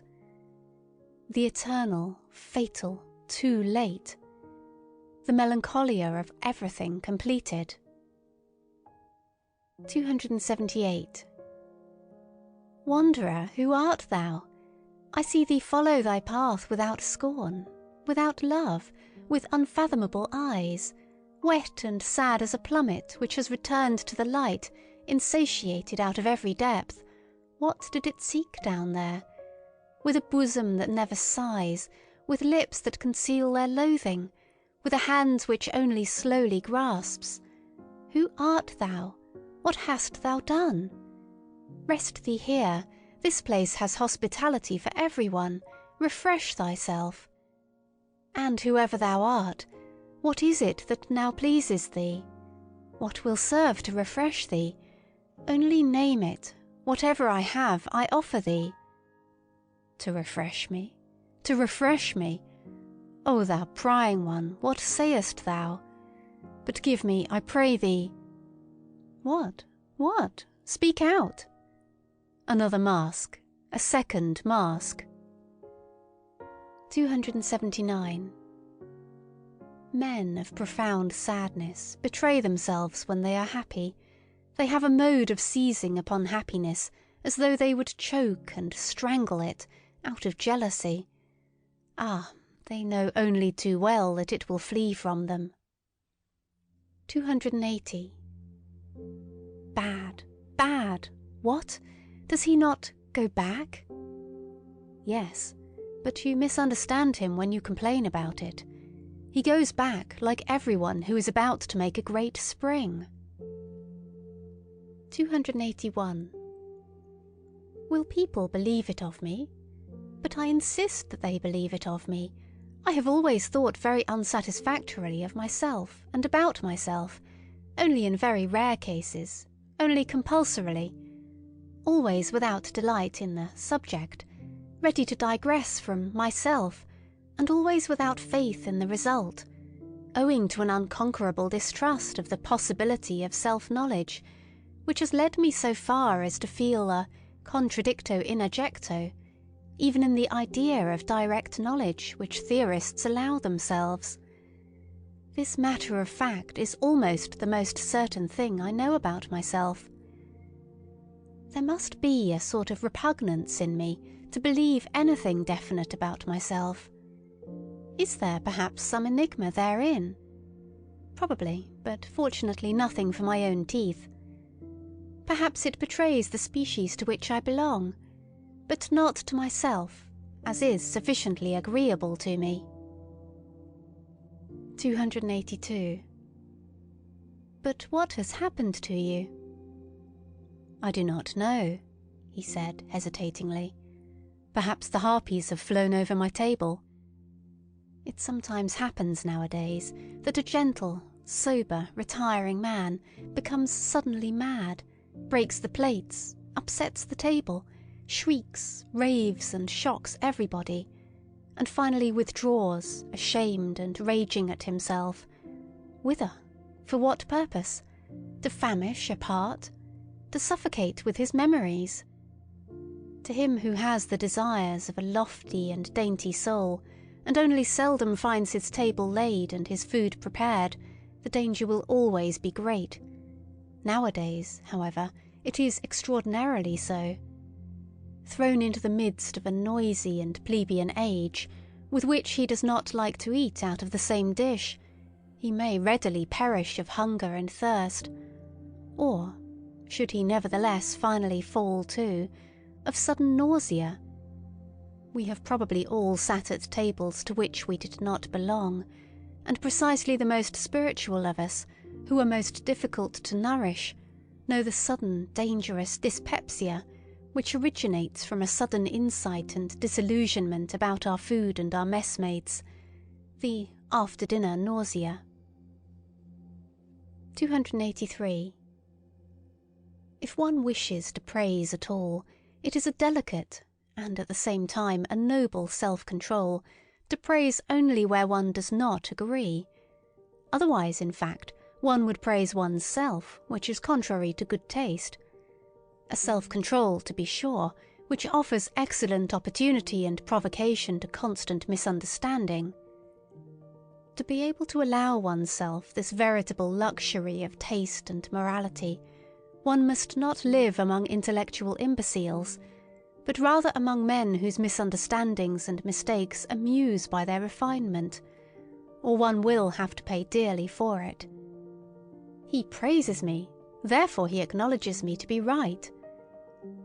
This asinine method of inference spoils half the life of us recluses, for it brings the asses into our neighbourhood and friendship. 284. To live in a vast and proud tranquillity, always beyond. To have, or not to have, one's emotions, one's for and against, according to choice. To lower oneself to them for hours. To seat oneself on them as upon horses, and often as upon asses, for one must know how to make use of their stupidity as well as of their fire. To conserve one's 300 foregrounds, also one's black spectacles, for there are circumstances when nobody must look into our eyes, still less into our motives. And to choose for company that roguish and cheerful vice, politeness. And to remain master of one's 4 virtues, courage, insight, sympathy, and solitude. For solitude is a virtue with us, as a sublime bent and bias to purity, which divines that in the contact of man and man, in society, it must be unavoidably impure. All society makes one somehow, somewhere or sometime, commonplace. 285. The greatest events and thoughts. The greatest thoughts, however, are the greatest events, are longest in being comprehended. The generations which are contemporary with them do not experience such events, they live past them. Something happens there as in the realm of the stars. The light of the furthest stars is longest in reaching man, and before it has arrived man denies that there are stars there. How many centuries does a mind require to be understood? That is also a standard. One also makes a gradation of rank and an etiquette therewith, such as is necessary for mind and for star. 286. Here is the prospect free, the mind exalted. Footnote: Goethe's Faust, Part 2, Act 5. The words of Dr. Marianus. End footnote. But there is a reverse kind of man, who is also upon a height, and has also a free prospect, but looks downwards. 287. What is noble? What does the word noble still mean for us nowadays? How does the nobleman betray himself? How is he recognized under this heavy overcast sky of the commencing plebeianism, by which everything is rendered opaque and leaden? It is not his actions which establish his claim. Actions are always ambiguous, always inscrutable. Neither is it his works. One finds nowadays, among artists and scholars, plenty of those who betray by their works that a profound longing for nobleness impels them. But this very need of nobleness is radically different from the needs of the noble soul itself, and is, in fact, the eloquent and dangerous sign of the lack thereof. It is not the works, but the belief which is here decisive, and determines the order of rank, to employ once more an old religious formula, with a new and deeper meaning. It is some fundamental certainty which a noble soul has about itself, something which is not to be sought, is not to be found, and perhaps also is not to be lost. The noble soul has reverence for itself. 288. There are men who are unavoidably intellectual, let them turn and twist themselves as they will, and hold their hands before their treacherous eyes, as though the hand were not a betrayer.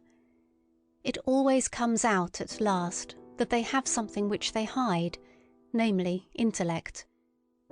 One of the subtlest means of deceiving, at least as long as possible, and of successfully representing oneself to be stupider than one really is, which in everyday life is often as desirable as an umbrella, is called enthusiasm, including what belongs to it, for instance, virtue.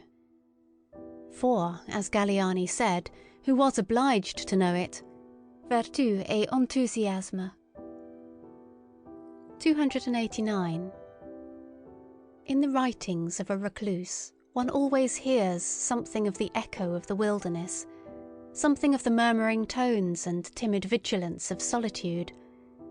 In his strongest words, even in his cry itself, there sounds a new and more dangerous kind of silence, of concealment.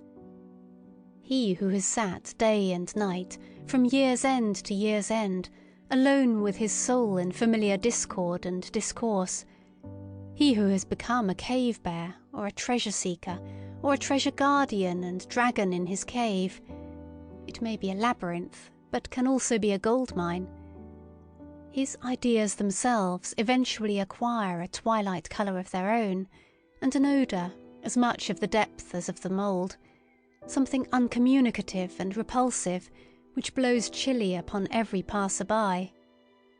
The recluse does not believe that a philosopher, supposing that a philosopher has always in the first place been a recluse, ever expressed his actual and ultimate opinions in books.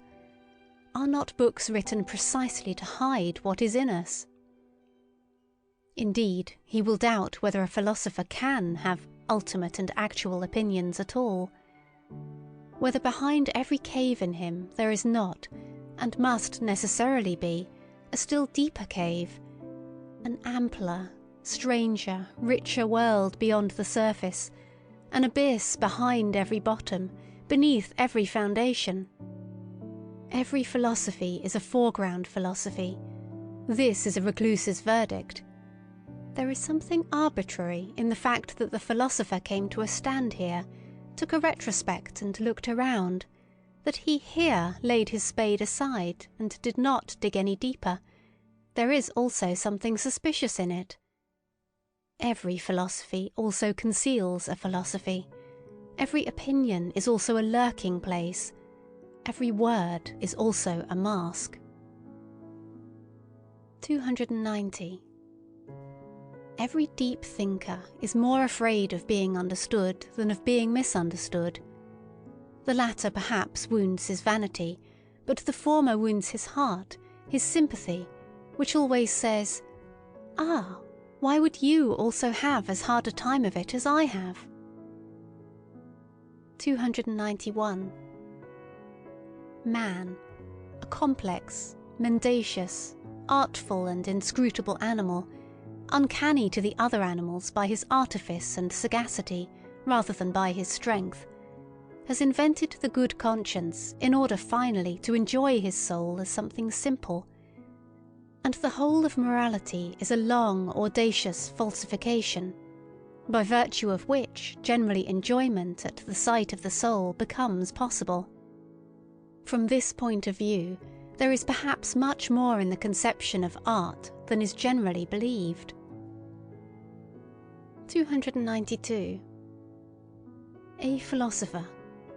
That is a man who constantly experiences, sees, hears, suspects, hopes and dreams extraordinary things, who is struck by his own thoughts as if they came from the outside, from above and below, as a species of events and lightning flashes peculiar to him, who is perhaps himself a storm pregnant with new lightnings, a portentous man, around whom there is always rumbling and mumbling and gaping and something uncanny going on.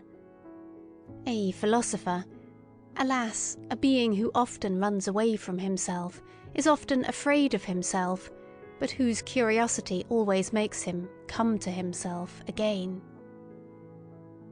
293. A man who says, "I like that, I take it for my own, and mean to guard and protect it from everyone." A man who can conduct a case, carry out a resolution, remain true to an opinion, keep hold of a woman, punish and overthrow insolence. A man who has his indignation and his sword, and to whom the weak, the suffering, the oppressed, and even the animals willingly submit and naturally belong. In short, a man who is a master by nature. When such a man has sympathy, well, that sympathy has value.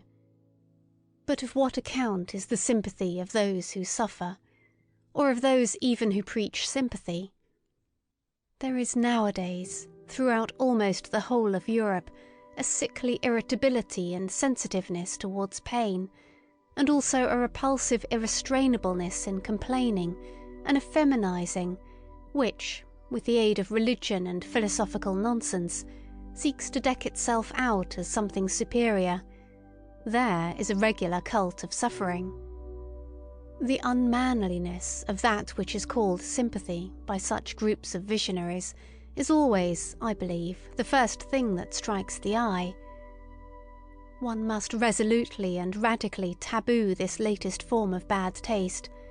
And finally, I wish people to put the good amulet, Guy Saber, gay science in ordinary language, on heart and neck as a protection against it.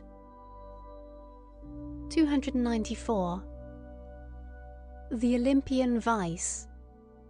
Despite the philosopher, who, as a genuine Englishman, tried to bring laughter into bad repute in all thinking minds, laughing is a bad infirmity of human nature, which every thinking mind will strive to overcome. Hobbes. I would even allow myself to rank philosophers according to the quality of their laughing, up to those who are capable of golden laughter. And supposing that gods also philosophize, which I am strongly inclined to believe, owing to many reasons, I have no doubt that they also know how to laugh thereby in an overman-like and new fashion, and at the expense of all serious things. Gods are fond of ridicule. It seems that they cannot refrain from laughter even in holy matters. 295.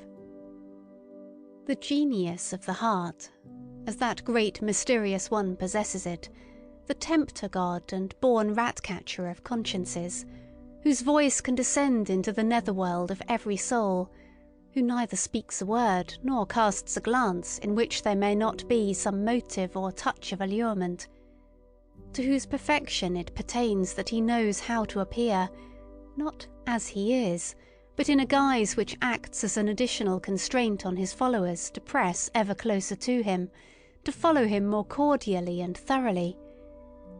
The genius of the heart, which imposes silence and attention on everything loud and self-conceited, which smooths rough souls and makes them taste a new longing, to lie placid as a mirror, that the deep heavens may be reflected in them. The genius of the heart, which teaches the clumsy and too hasty hand to hesitate and to grasp more delicately, which scents the hidden and forgotten treasure, the drop of goodness and sweet spirituality under thick, dark ice, and is a divining rod for every grain of gold, long buried and imprisoned in mud and sand. The genius of the heart, from contact with which everyone goes away richer, not favoured or surprised, not as though gratified and oppressed by the good things of others, but richer in himself, newer than before, broken up, blown upon and sounded by a thawing wind, more uncertain perhaps, more delicate, more fragile, more bruised, but full of hopes which as yet lack names, full of a new will and current, full of a new ill-will and countercurrent. But what am I doing, my friends? Of whom am I talking to you? Have I forgotten myself so far that I have not even told you his name? Unless it be that you have already divined of your own accord who this questionable God and Spirit is that wishes to be praised in such a manner. For, as it happens to everyone who from childhood onward has always been on his legs and in foreign lands, I have also encountered on my path many strange and dangerous spirits. Above all, however, and again, the one of whom I have just spoken, in fact, no less a personage than the god Dionysius, the great equivocator and tempter, to whom, as you know, I once offered in all secrecy and reverence my first fruits. The last, as it seems to me, who has offered a sacrifice to him, for I have found no one who could understand what I was then doing. In the meantime, however, I have learned much, far too much, about the philosophy of this god, and, as I said, from mouth to mouth, I, the last disciple and initiate of the god Dionysius, and perhaps I might at last begin to give you, my friends, as far as I am allowed, a little taste of this philosophy.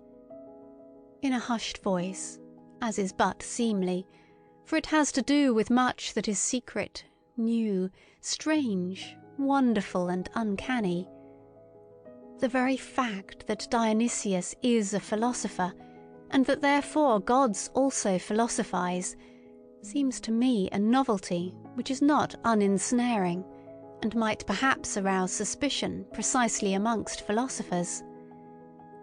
Amongst you, my friends, there is less to be said against it, except that it comes too late and not at the right time.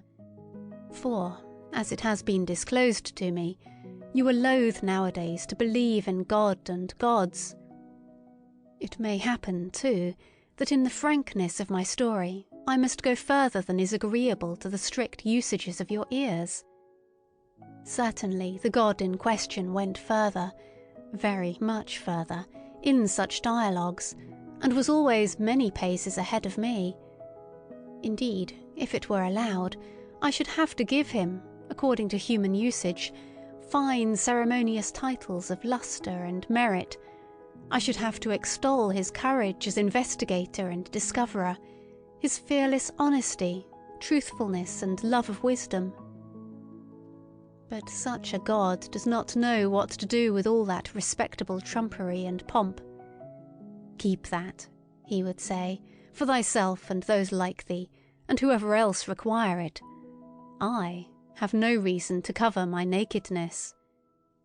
One suspects that this kind of divinity and philosopher perhaps lacks shame. He once said, "Under certain circumstances I love mankind," and referred thereby to Ariadne, who was present. "In my opinion, man is an agreeable, brave, inventive animal that has not his equal upon earth. He makes his way even through all labyrinths.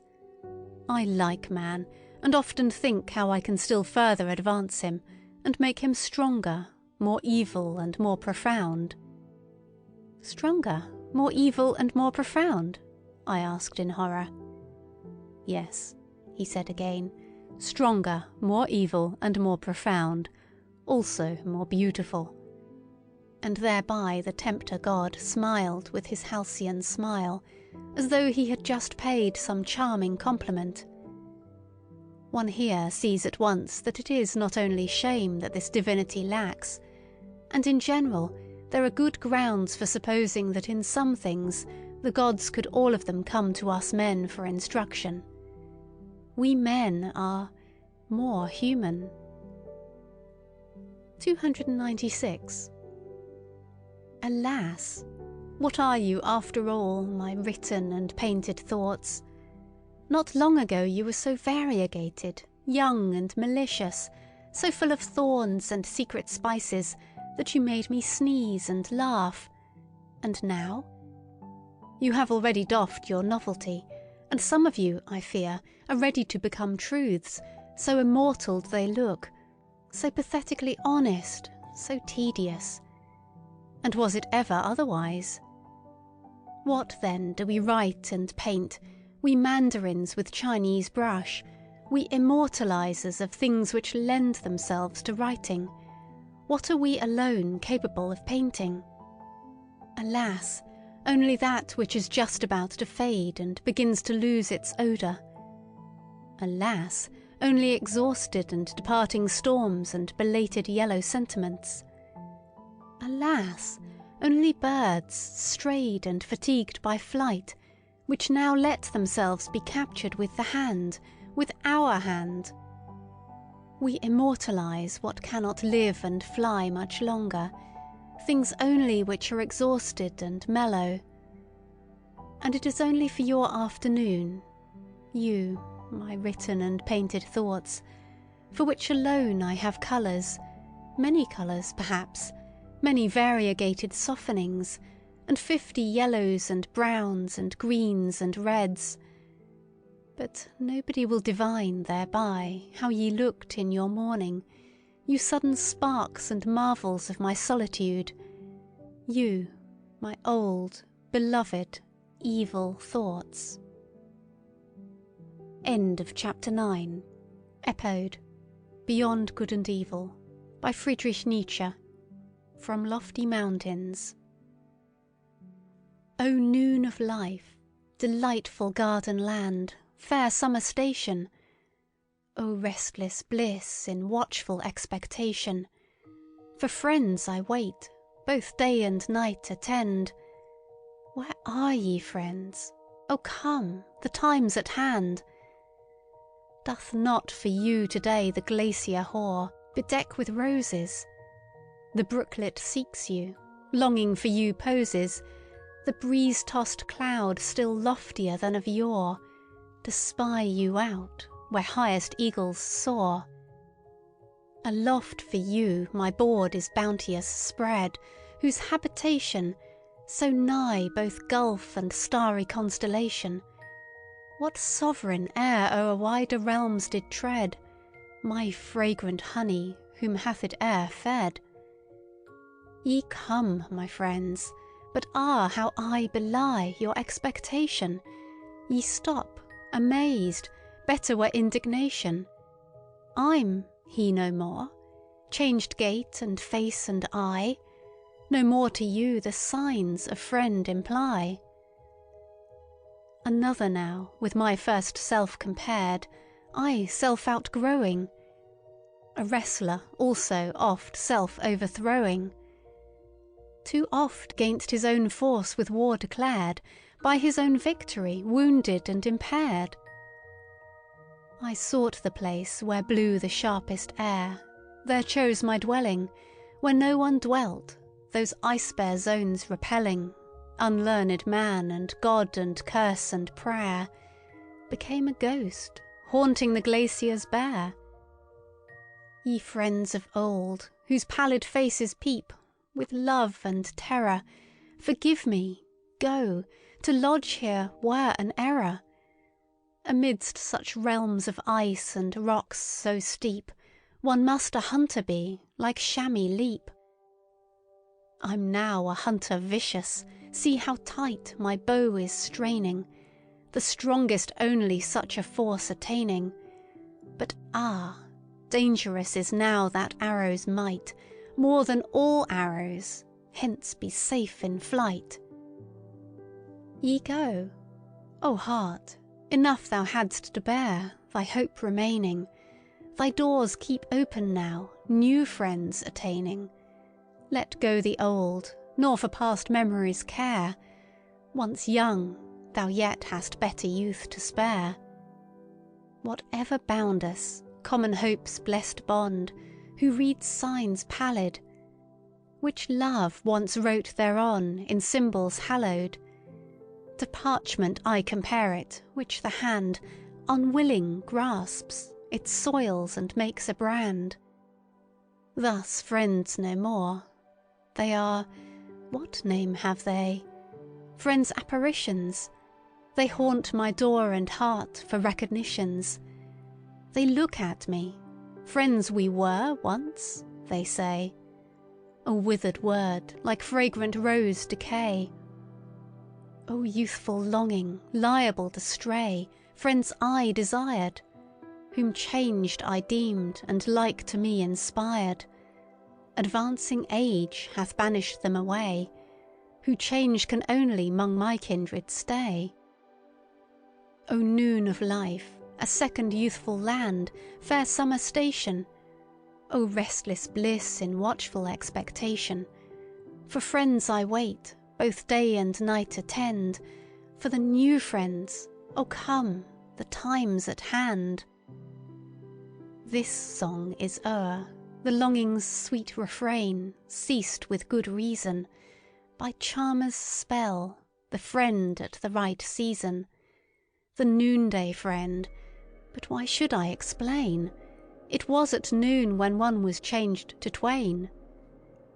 We celebrate, now sure of conquering might, the grandest lustra. The guest of guests arrived, friend Zarathustra. The world now smiles, rent is the veil of night, the marriage of the darkness and the light. End of Epode. End of Beyond Good and Evil, Prelude to a Philosophy of the Future, by Friedrich Nietzsche. Translated by Helen Zimmern. Recording by Cori Samuel. Chillbooks. Audiobooks with relaxing music, visuals and subtitles to help you stay engaged.